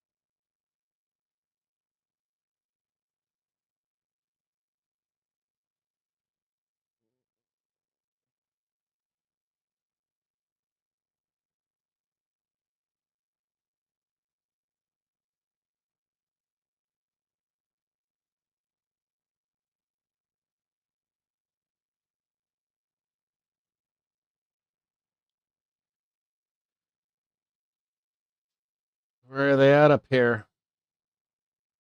They're on the half-hour trigger. That's where they are.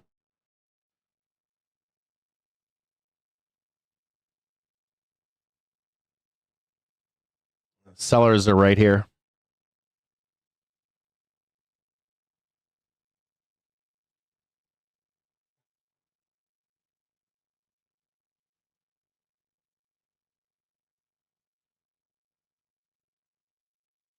That's where they are.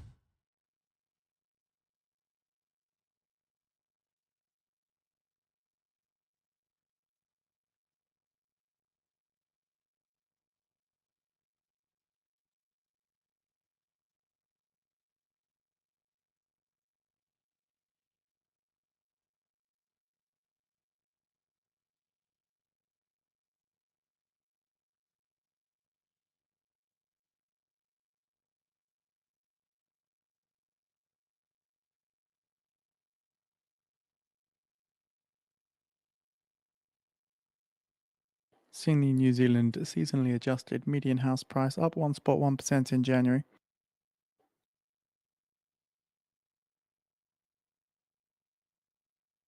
The New Zealand seasonally adjusted median house price is down 1% month over month, and it's up 1.1% year over year.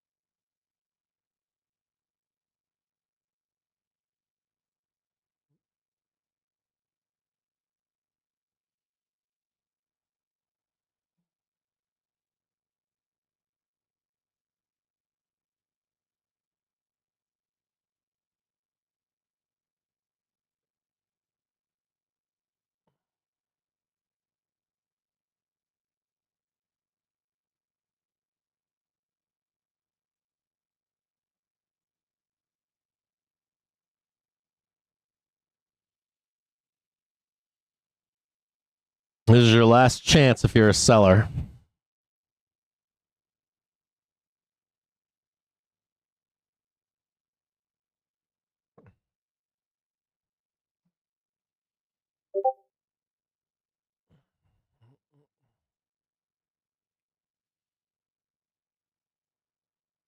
Let's just check in on the news really quick. Do we have anything coming out at 2 p.m.?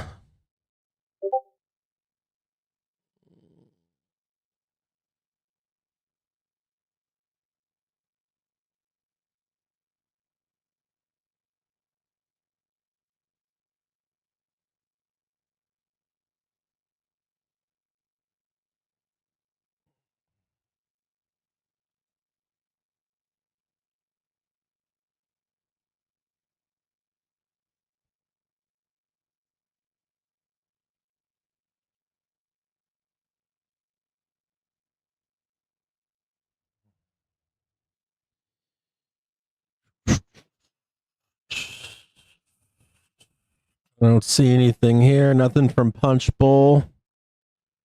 Not so great.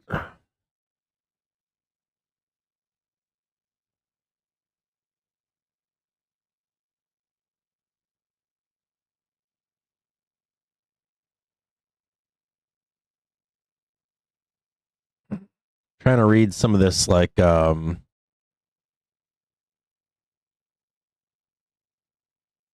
some talk coming out about I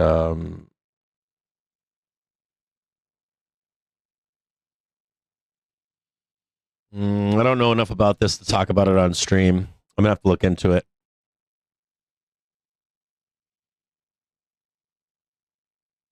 Join the President Trump news community. Get all Trump-related breaking news and also share your opinion. We value your input. Do you support border czar Tom, Governor Mayor Carlos sits on any illegal alien avoiding deportation? Oh, God. Yeah, sure, I support it. More rope, please. Someone hand me more rope.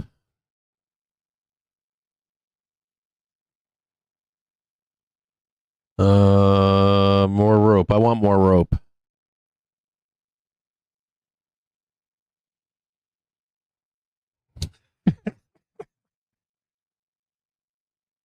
What do we got here?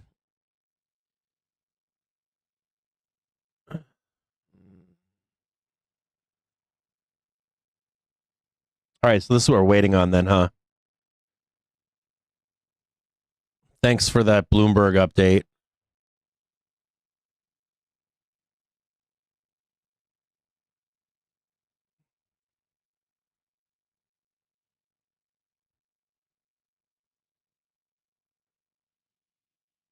I'm not going to talk about that. There's something else I'm reading here, too, in the background I don't want to discuss on stream right now.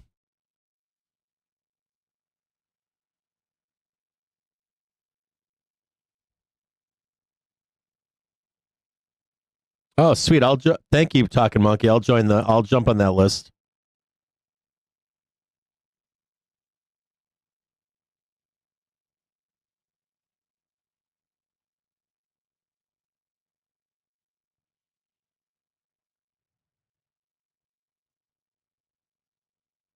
Hamas spokesman on Telegram says Hamas says that it rejects expulsion from Gaza and disarmament.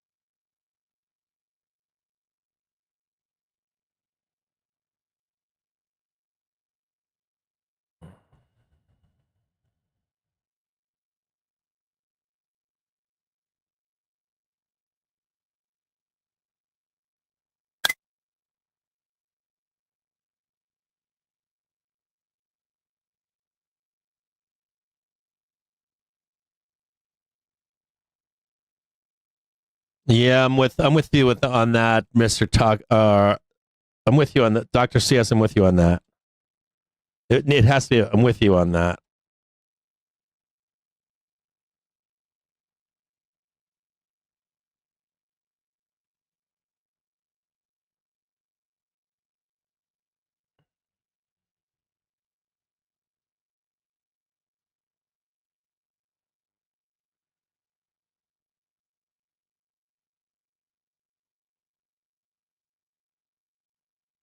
Do or die here for the Bears.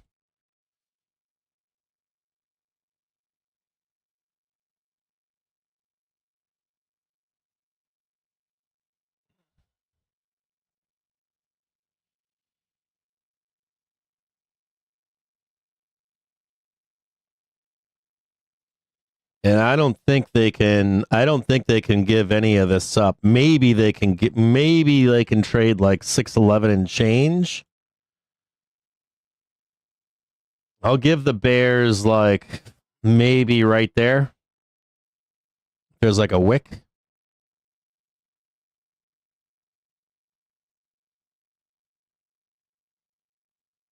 I don't know though. That's so close.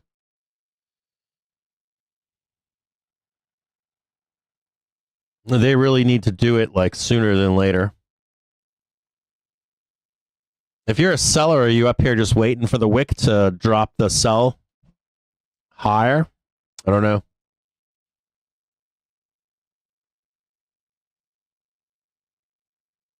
I would, if I was a bear, I would want to see the sell sooner than later. I'll be honest. I mean, you got to look at it from down here.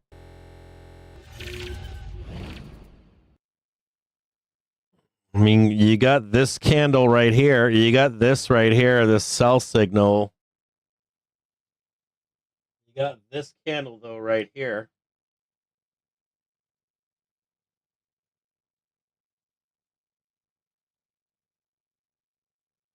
You kind of need this one right here.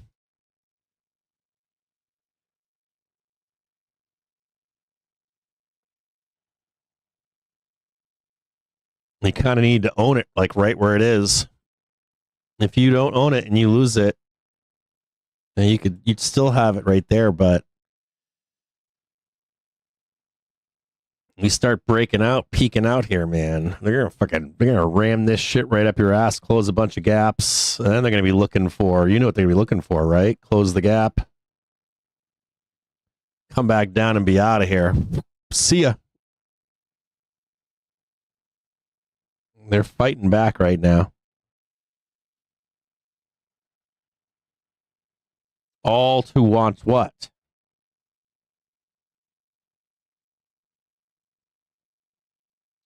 All to just get another dip buy.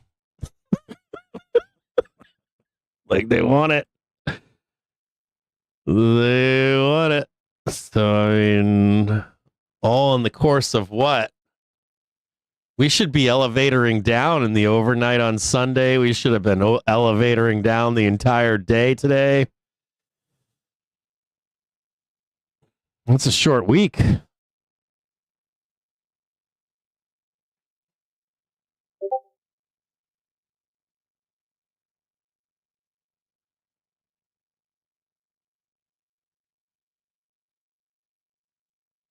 High, new high. You gotta get started. You gotta get on down there. Get down there. Get some downs. This is not a good start to the bear finish. I want like bad news everywhere.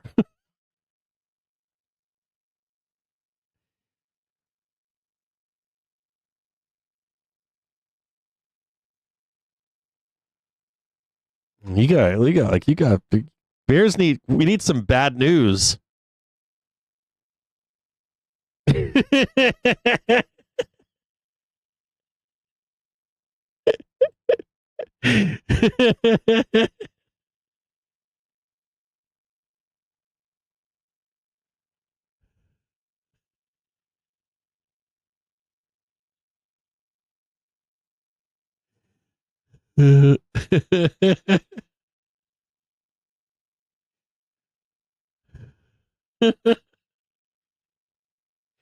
I'm egging him on.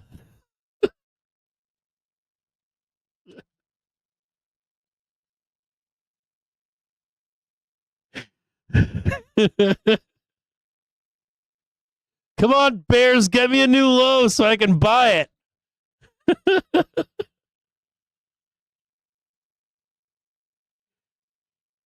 Bring out the doom.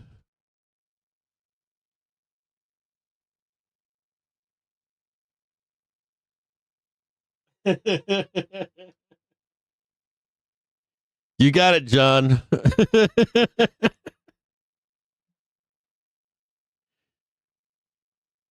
Oh, shit. They're hiding out here. This is where they are.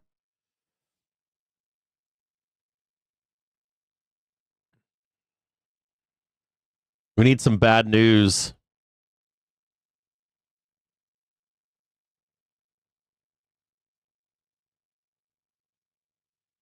What is he saying here?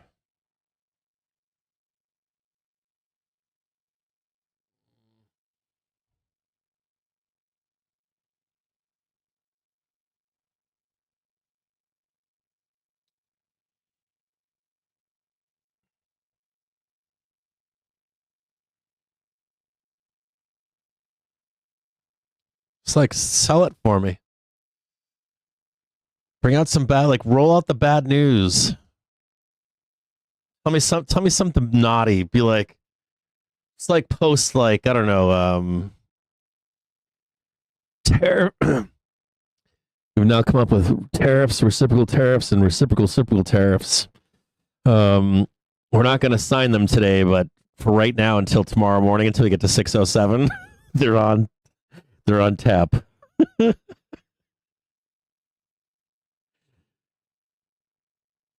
be back on with a presser at 9:45 in the morning tomorrow to give you an update.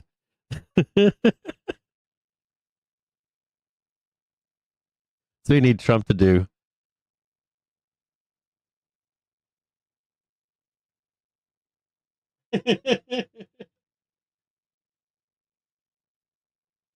The tariffs.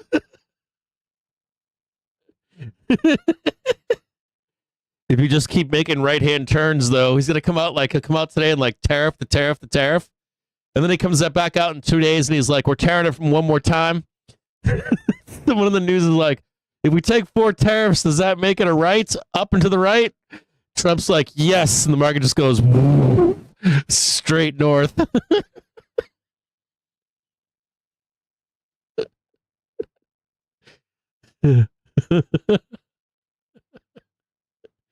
So absurdist.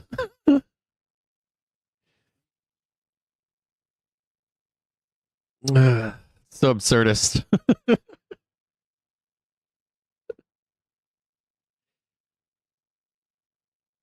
Yes, down.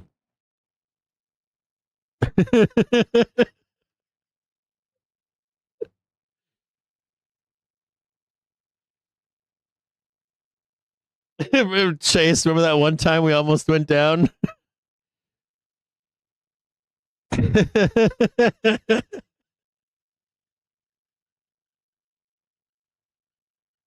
You guys are so terrible.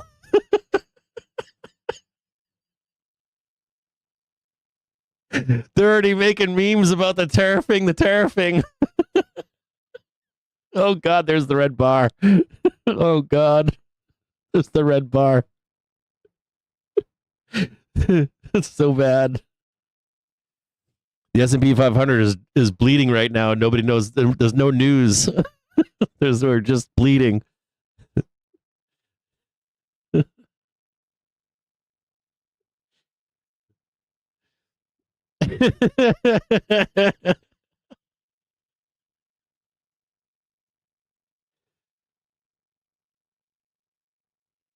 They were trying to get someone to come up with some news for the squawker, but they couldn't find any, so we just sent it down on you. Fuck you.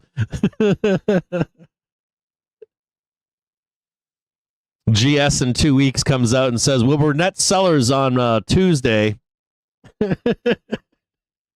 But it triggered our stops and we became net buyers. COT. Kind of the traders are just too strong for us.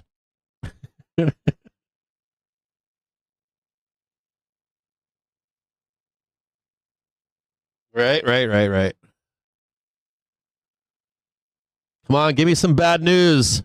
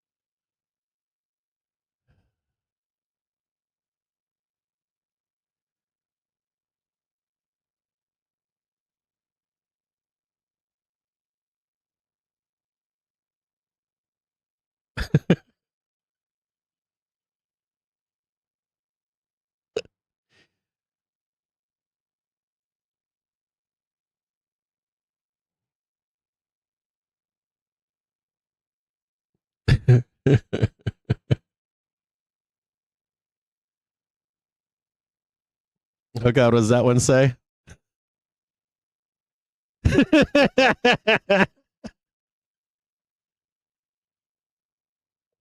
So bad.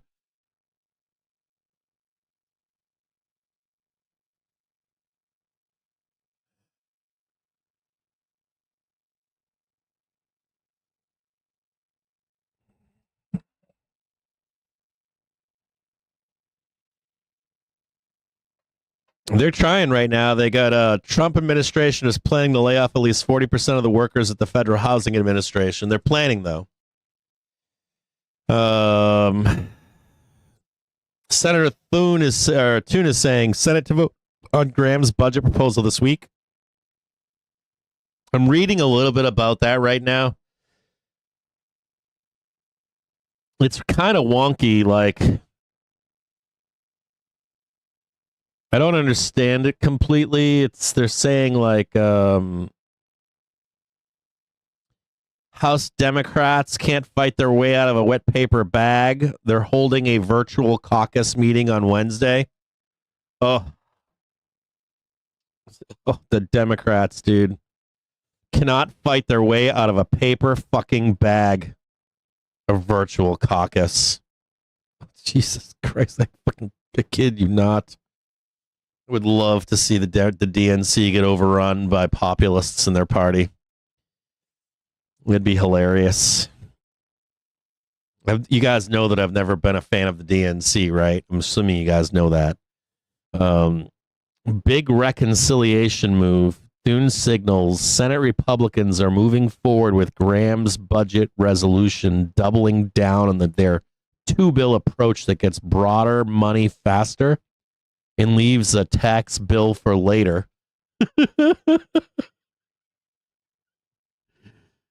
Oh boy! If any of you guys ever want to read some of the color in the background of this stuff, check out Jake Sherman on Twitter. He's from Punchbowl, and he likes to give like the play-by-play.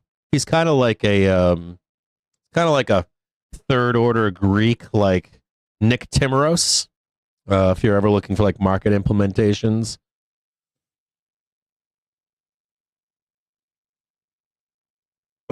Also saying a not so great development for House Republican leadership, which could also have some lawmakers hold out for the Senate's more narrow proposal. If you want to check him out, if you're a MAGA or whatever you are, or you think this stuff matters to the market, spending bills are important to the market, of course.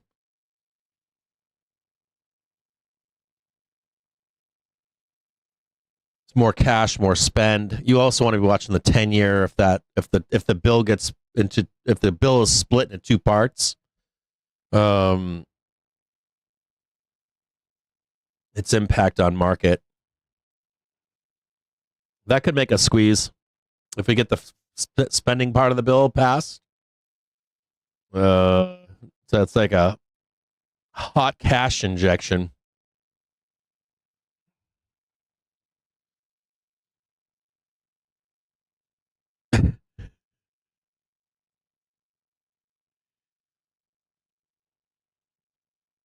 Yeah, I have to be careful with that stuff. Like you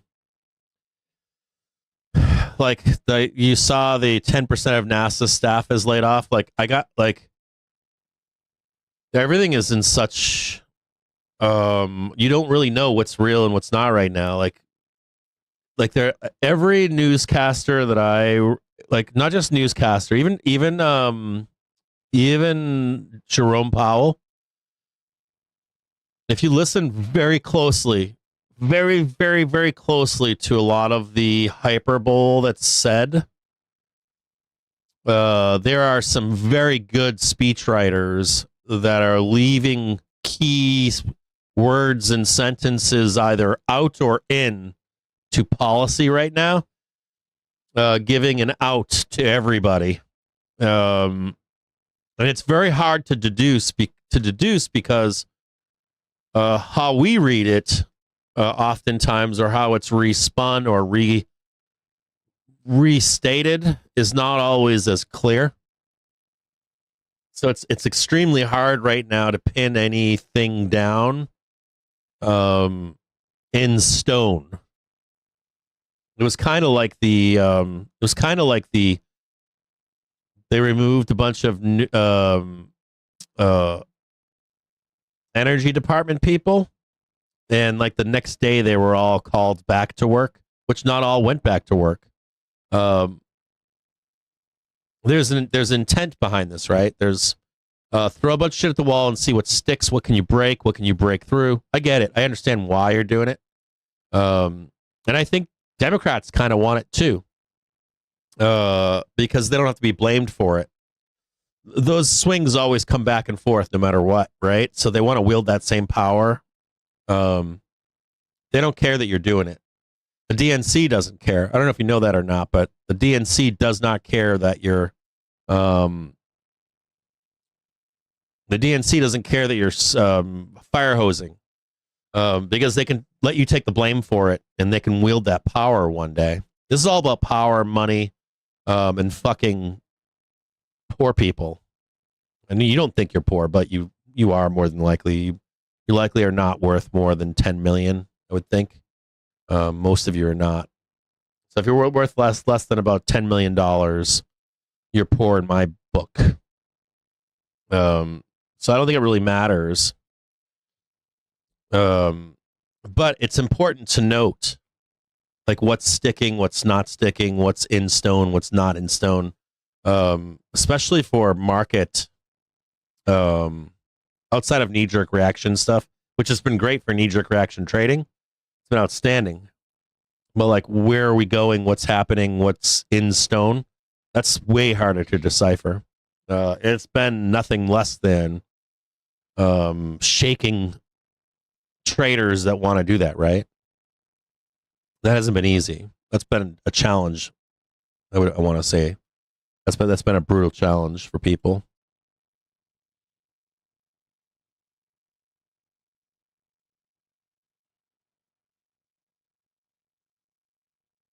And why the market looks the way that it does too, even the way the market's trading.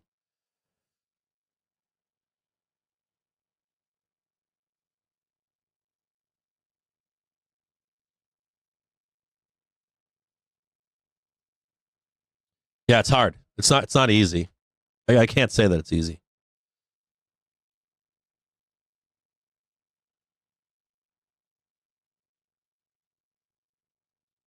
I just posted earlier this morning I posted a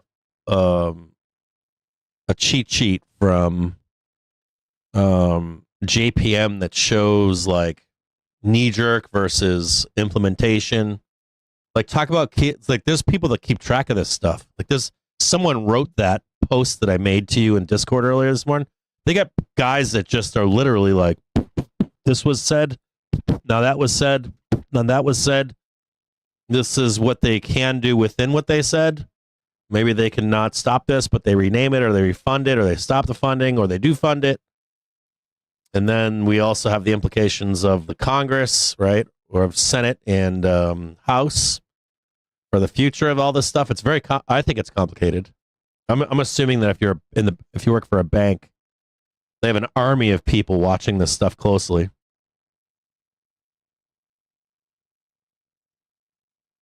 We don't have that benefit, though, do we? We're retailers. So we have to be pragmatic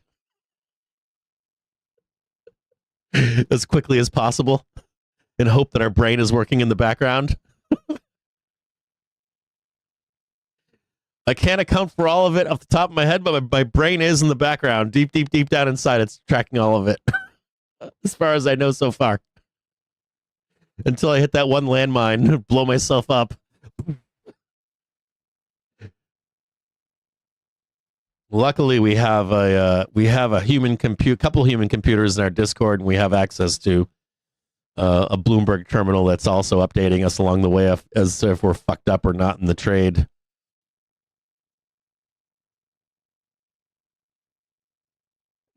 So I said one human computer. We got like 3 or 4 in there easily.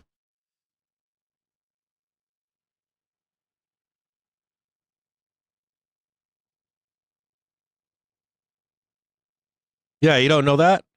Yeah, if you are on paper, if you're not worth $10 million, you're poor, in my view, monetarily.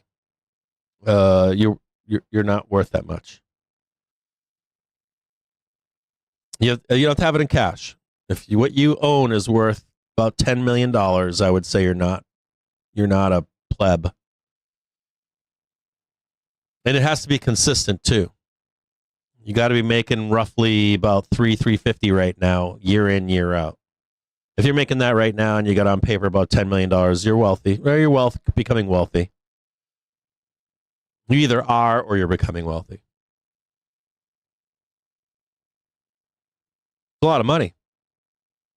It's a lot of money. You think so?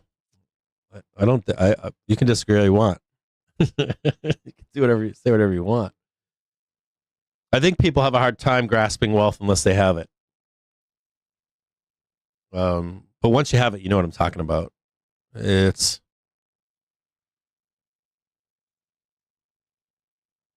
I talk to you guys about that in stream all the time, right? Like following the herd, protecting money.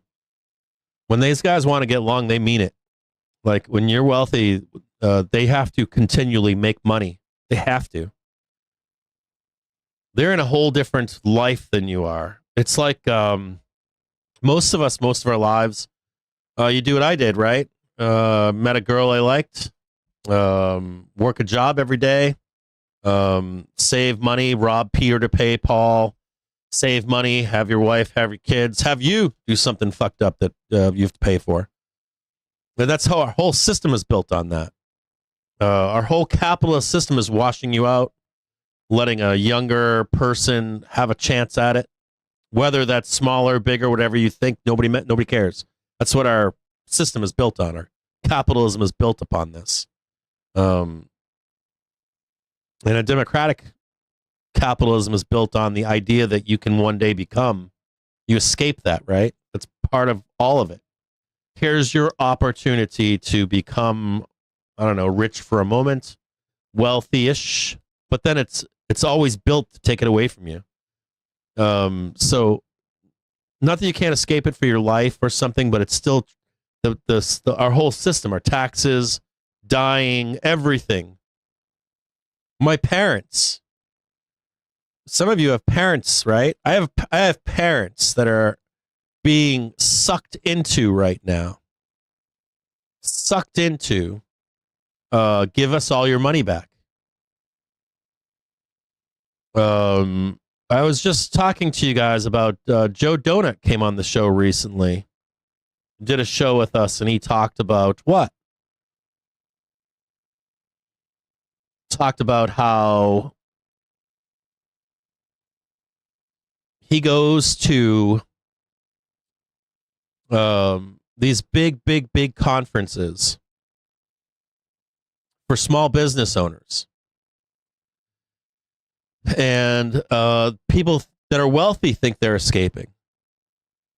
So let me explain some of this to you guys. So like back in the day, banks only chased returns that they needed to chase, okay? Through deregulation, banks are able to seek out new profit centers. So there was one time where their portfolios were only bonds, and it's like the bonds and stock market. I can allocate a little bit more over here to this. Well, I need to have more returns. I have to chase returns, right?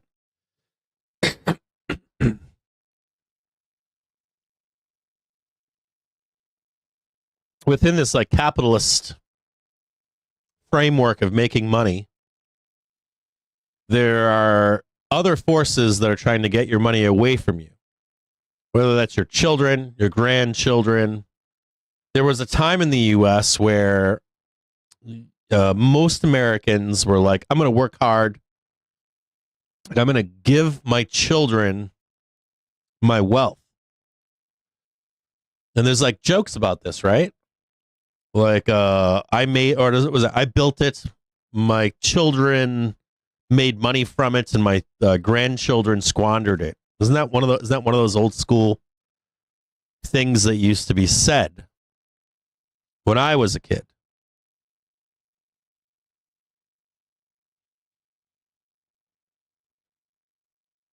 People are smarter today than they've ever been. We have computers that can tell you this too, right? How ChatGPT, I own a bank. How can I scramble to the tippity top of all profit? So we had Joe in the show. I don't know how long ago it was, but I didn't know if you guys understood the implication of that conversation.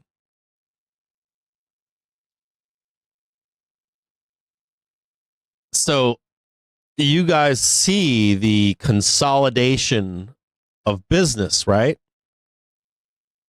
Google search right now. Veterinary clinics. Google search dentists. Google search any like mid-sized industry. Mom and pop.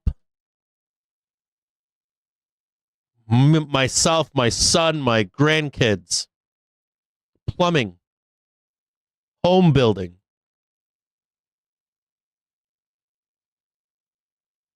So I'm a bank, right? Make all my money doing this one thing, then I expand into this other thing, then I expand in this other thing. You already know that Uncle Sam does this. They run their own program for capitalism.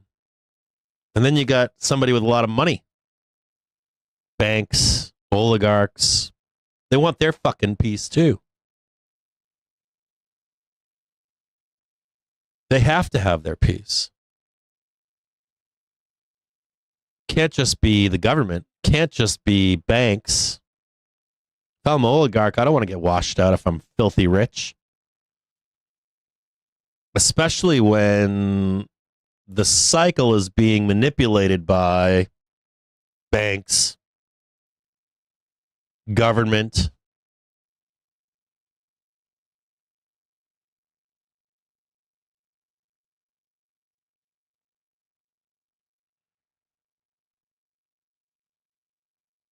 So we had Joe on the show, and he was like, yeah, I go to these conferences. And he was like, and they got all these old people. These are the real boomers. Wealthiest ones you complain about, right? They got all the wealth. Can't buy a house. All the old people. So where's their wealth going? In your eyes, all that wealth should be in your pocket, right? Their children, their great-grandchildren, their grandchildren. And what did Joe say is happening at those places? There's a guy in a Brooks Brothers suit.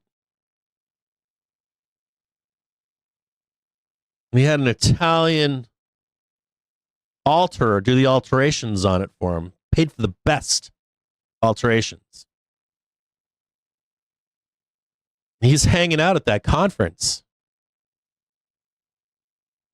And he's telling these boomers are like, I hate my kids. I hate my grandkids. They don't love me. I don't want to pass along nothing to those punk kids. They're avocado toast eating.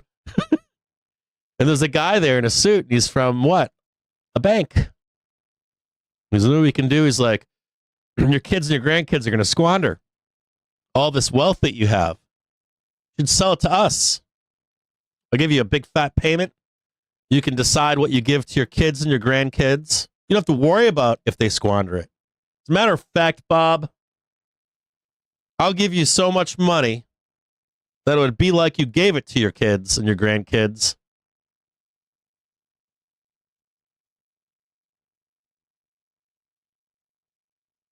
And you get to decide what you're giving to your kids. Does that make sense? And the guy that's offering this He doesn't care how that business does through a boom or bust cycle. He just knows that in 2 or 3 of those, he's going to be on top. He doesn't care if he pays extra for it either. That's what banks have to do, constantly chase profit, exposure. They don't care about the next cycle. They care about like 2 cycles from now. They want to be the ones that hand the business off from your dad or granddad to your grandkids at the price they set, on the loan they set, the rates that they set. They don't want you giving your business to your son, your daughter, your granddaughter. They want to hand it off to your grandkids, your great-grandkids on their terms. You will rent everything. You will not pass down wealth. You will not pass down homes. You will not pass down a business. And if you do, I will be the one doing it as the bank.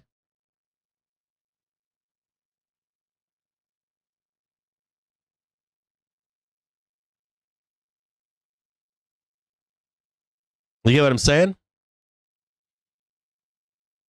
It's one more thing they can slip their hands in and take. There's even worse. Look at nursing homes. Everybody's going to be alive forever. So what? They're all old. They're all sitting in the rivers or whatever. The rivers? Villages or whatever the fuck that thing is called.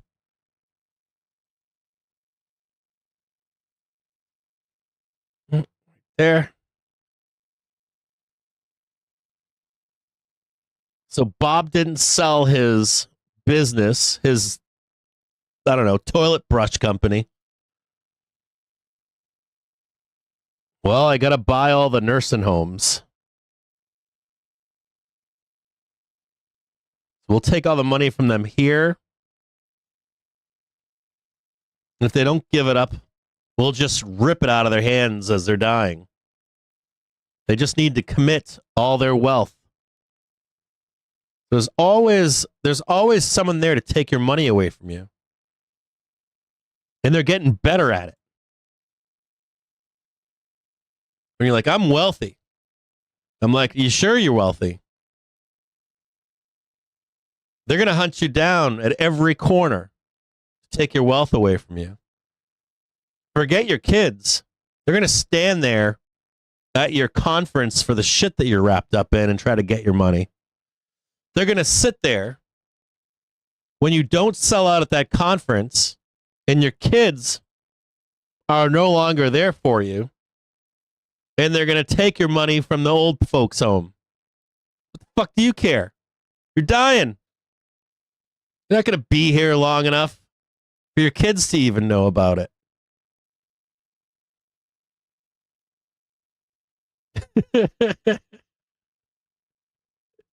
They're so good at it, right? They're getting so good at it right now that even if you were to pass on that wealth, they want to be the one holding it. And you know what the most fucked up part is? They already got your name. They got your dad's name. They're going to go right to your son or your daughter and say, hey, we know your dad. We know your dad owned the, the toilet brush store. And he sold it to us. How about you be our manager? I might sell it to you one day.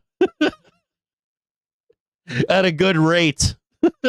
Fucking horrible. Sounds like nightmare fuel. It's like the dystopian future. Sounds like Bigfoot's dick to me.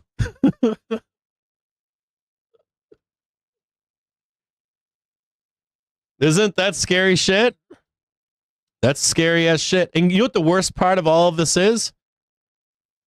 It's just like going to the grocery store and using self-checkout. You might not like it because you remember having someone checking you out. Younger generations get more used to it, more used to it, more used to it. And you might be thinking, they're going to revolt one day, Cap. And I'm like, no, they're not. They won't even remember. You just need 1 or 2 generations and they'll never remember any of it. They'll just say this is how the world works. And I'm okay with that. I did good. I'm making money. I'm happy. I got my clothes that fall off me after one wear.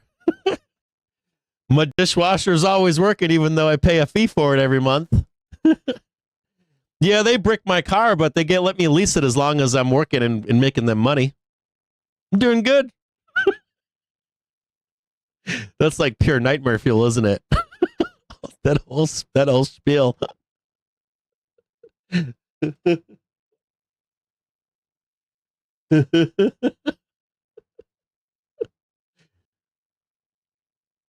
How do you even escape it if you are wealthy?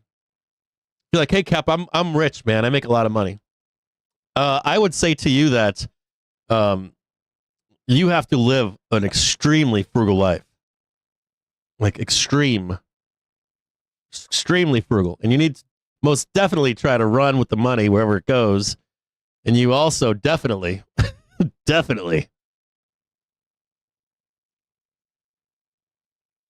you need to, I think it's up there. I moved it down a little bit.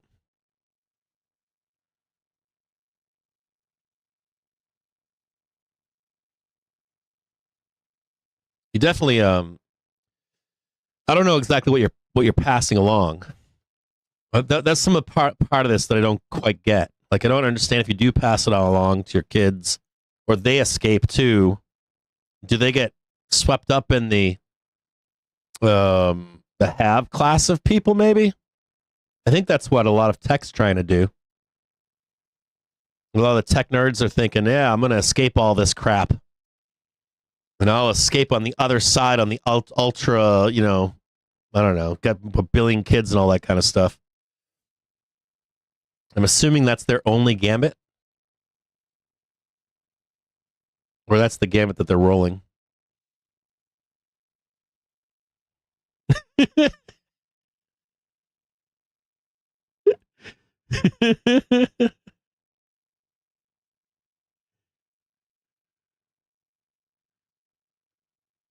I don't think they think that we escape. If you make under $10 million a year, I think you are in a different boat than you think you're in. I don't know how long it takes. 1, 2 generations. But I'm guessing here that you're not going to care. You'll be long dead. They don't really care about you. I wouldn't care about you. I'd care about your kids' kids. Seriously. That's how gross it is. It's kind of nasty, right? Yeah, I would. If I was that wealthy, I would think that I need to get as wealthy as possible. I need to join up with the get wealthy bros. That's where they've thrown their lot. That's why when you hear them talking, they're all like, "Yeah, bro, this is all good, bro. Tear it all down." Like, okay, what do you think's gonna happen? I can't say that publicly, bro. Okay.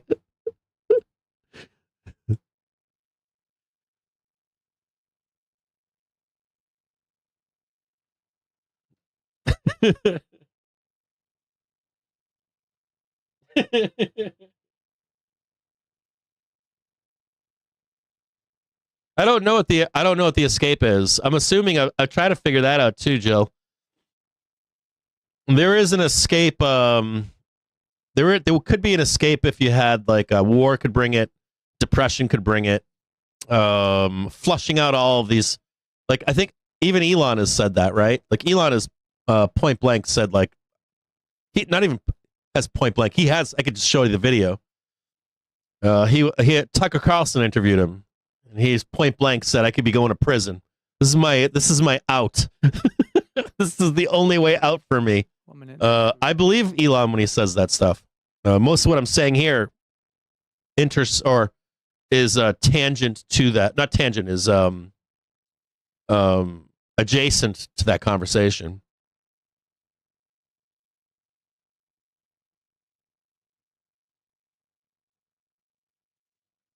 You could flush them out. If you went into like feel like if this market crashed, you'd lift the emperor's skirt up, right? Oh, who's wearing underwear? Who's wearing pants? Oh, you're not wearing any pants. You're fucked. You get flushed down too. See you later.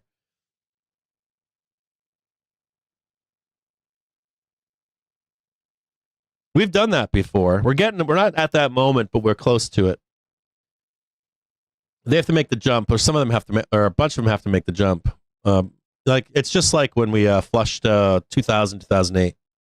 So we're looking now to the market on close imbalance. The S&P 500 a buy side of 28 million, Nasdaq 100 a buy side of 45 million, Dow 30 a buy side of 95 million, 3:50 in the afternoon. a buy side of 107 million.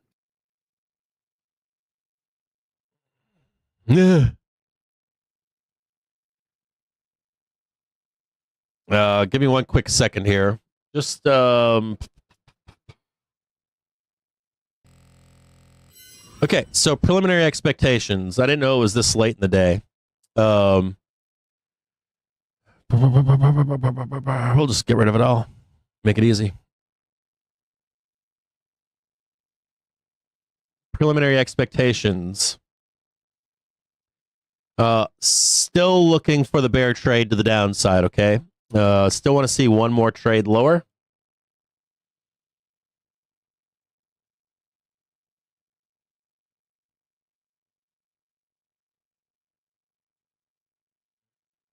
US State Department says Rubio briefed foreign ministers from France, Germany, Italy, the UK and the EU following his meeting with Russia's foreign minister.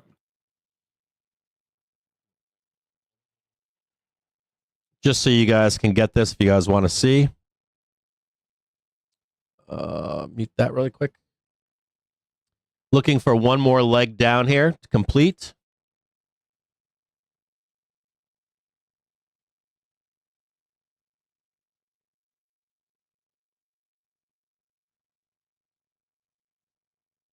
At least that right there. Now, we did hit this lower band over here, but I'm going to tell you that you have more. You still have more. You can go down, which is right here, Thursday.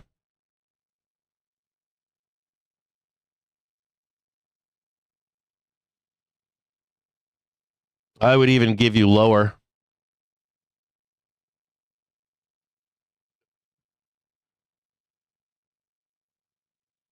I still want I want more down. I will change my opinion on this. I would change my opinion on this if we squeezed up here and back tested the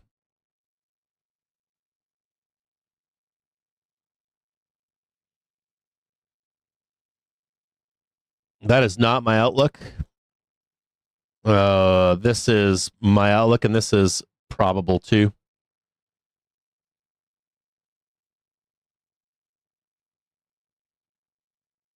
So keep in mind at the top of the hour on the US cash equity close, do see the release of the US overall net capital flows.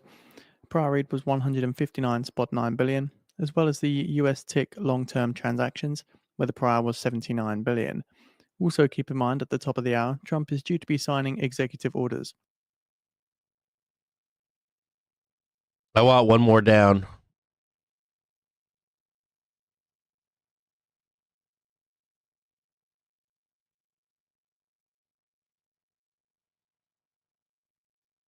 I'm not a fan of this trade at all. Like, I'm not a fan of that trade at all.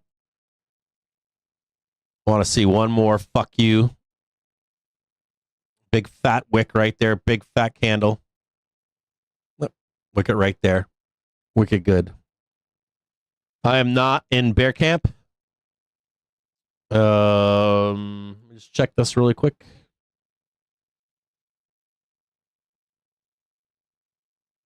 Not in bear camp. I am in 15-minute pump camp, though. Yep, I'm in 15-minute pump camp here. I'm still on with like more up into the close. Some kind of news sending us down, then up and away. Some bullish into the close.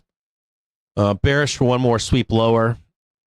If I'm wrong, I will take the trade here. I'm a buyer there. I'm a buyer here. I'm bullish on the close, though. I got to let you know that. I still want to be a buyer down here. Somewhere down here.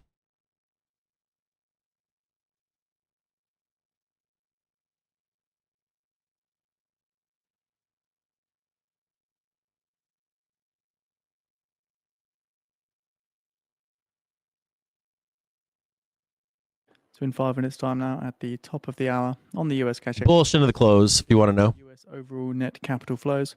Prior read was 159.9 billion, as well as the US tick long-term transactions, where the prior was 79 billion. Also at the top of the hour, expecting to hear Trump as he signs. Squeezing up already.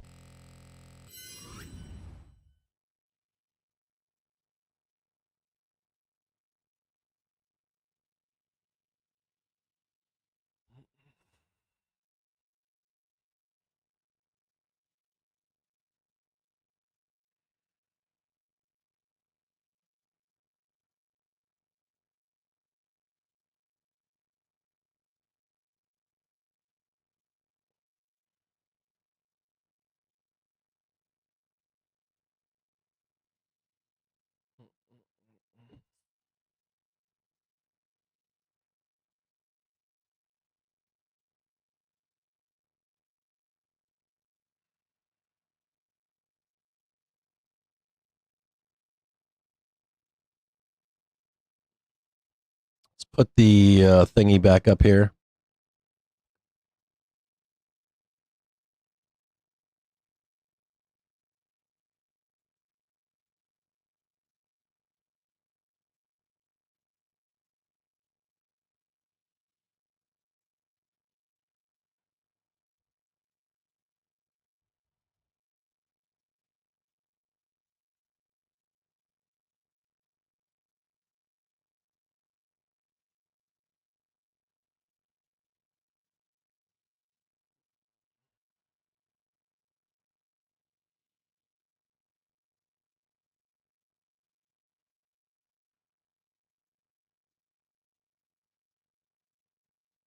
Woo!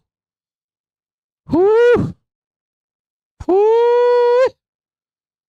So just a heads up with Trump's executive order that he's due to sign at 4 p.m. Eastern Time. Remember, there is no live feed for this, so there isn't any chance of any sort of leaks of Trump saying whatever Trump says.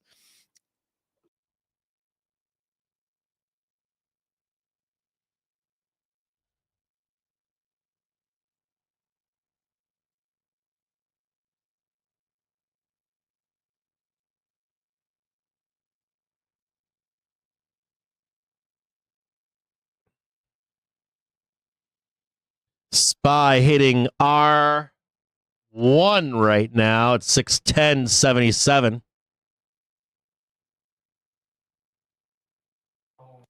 Ooh.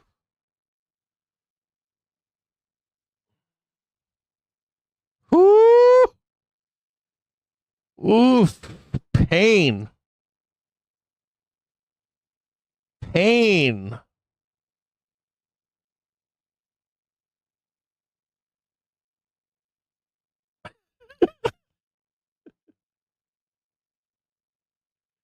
What did I tell him on Twitter?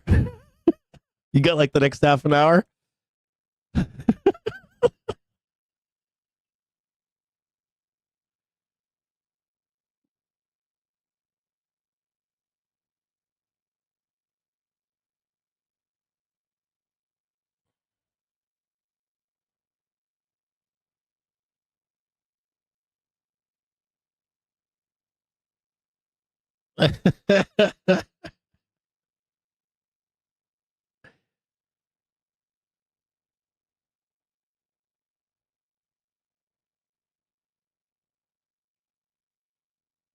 One minute now. I'll be leading with the US overall net capital flows.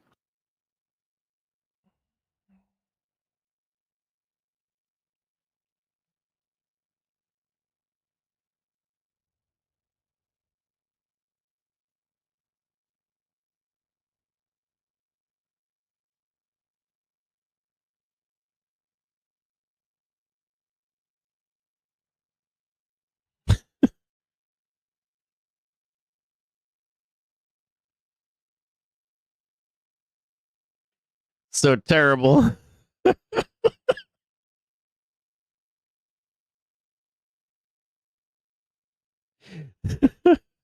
10 seconds.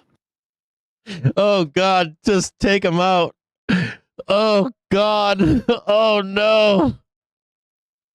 Oh no. Oh God, no. Oh Jesus. Oh God. Make them take the calls off. If you got calls into the bell, take the calls off. As we go up here, take the calls off. Like by 4:15. Oh God. Make the pain stop, Bear.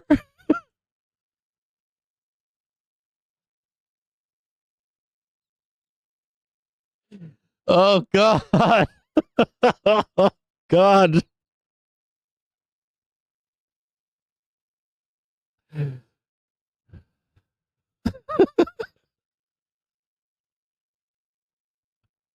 So terrible.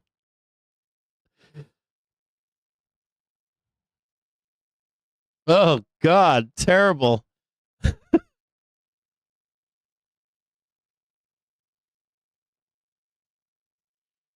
So bad. Take the money and run if you're a bull. Just take it and run. We'll come back for tomorrow.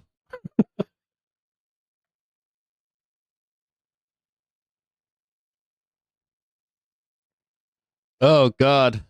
It's so bad.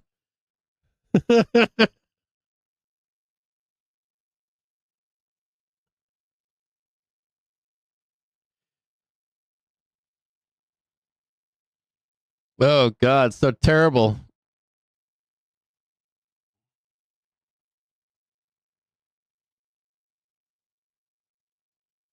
We'll just leave that right there for you. We have Ooh. US overall net capital flows December 2024 report on the feed for those interested. Where's Chase right now? Is he here? Oh. Predictable.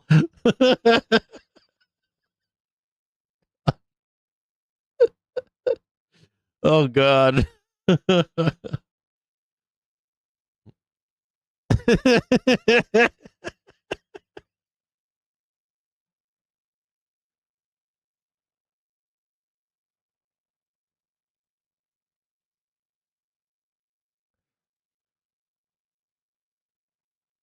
Oh man, that's terrible. Just look at that. It's filthy.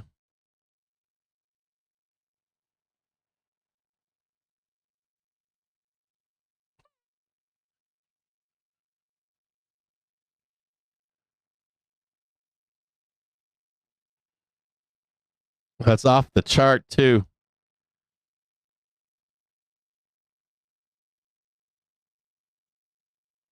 I don't even know if you got a case here, Bears.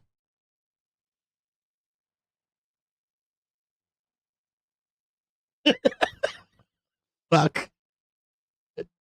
All right, I'll see all of you guys tomorrow. And actually, I've got the brief almost done for the week. Expect a pullback. You are getting a pullback still. I don't care how high we go here. It doesn't go straight up.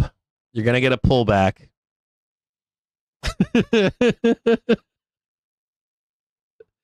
So bad.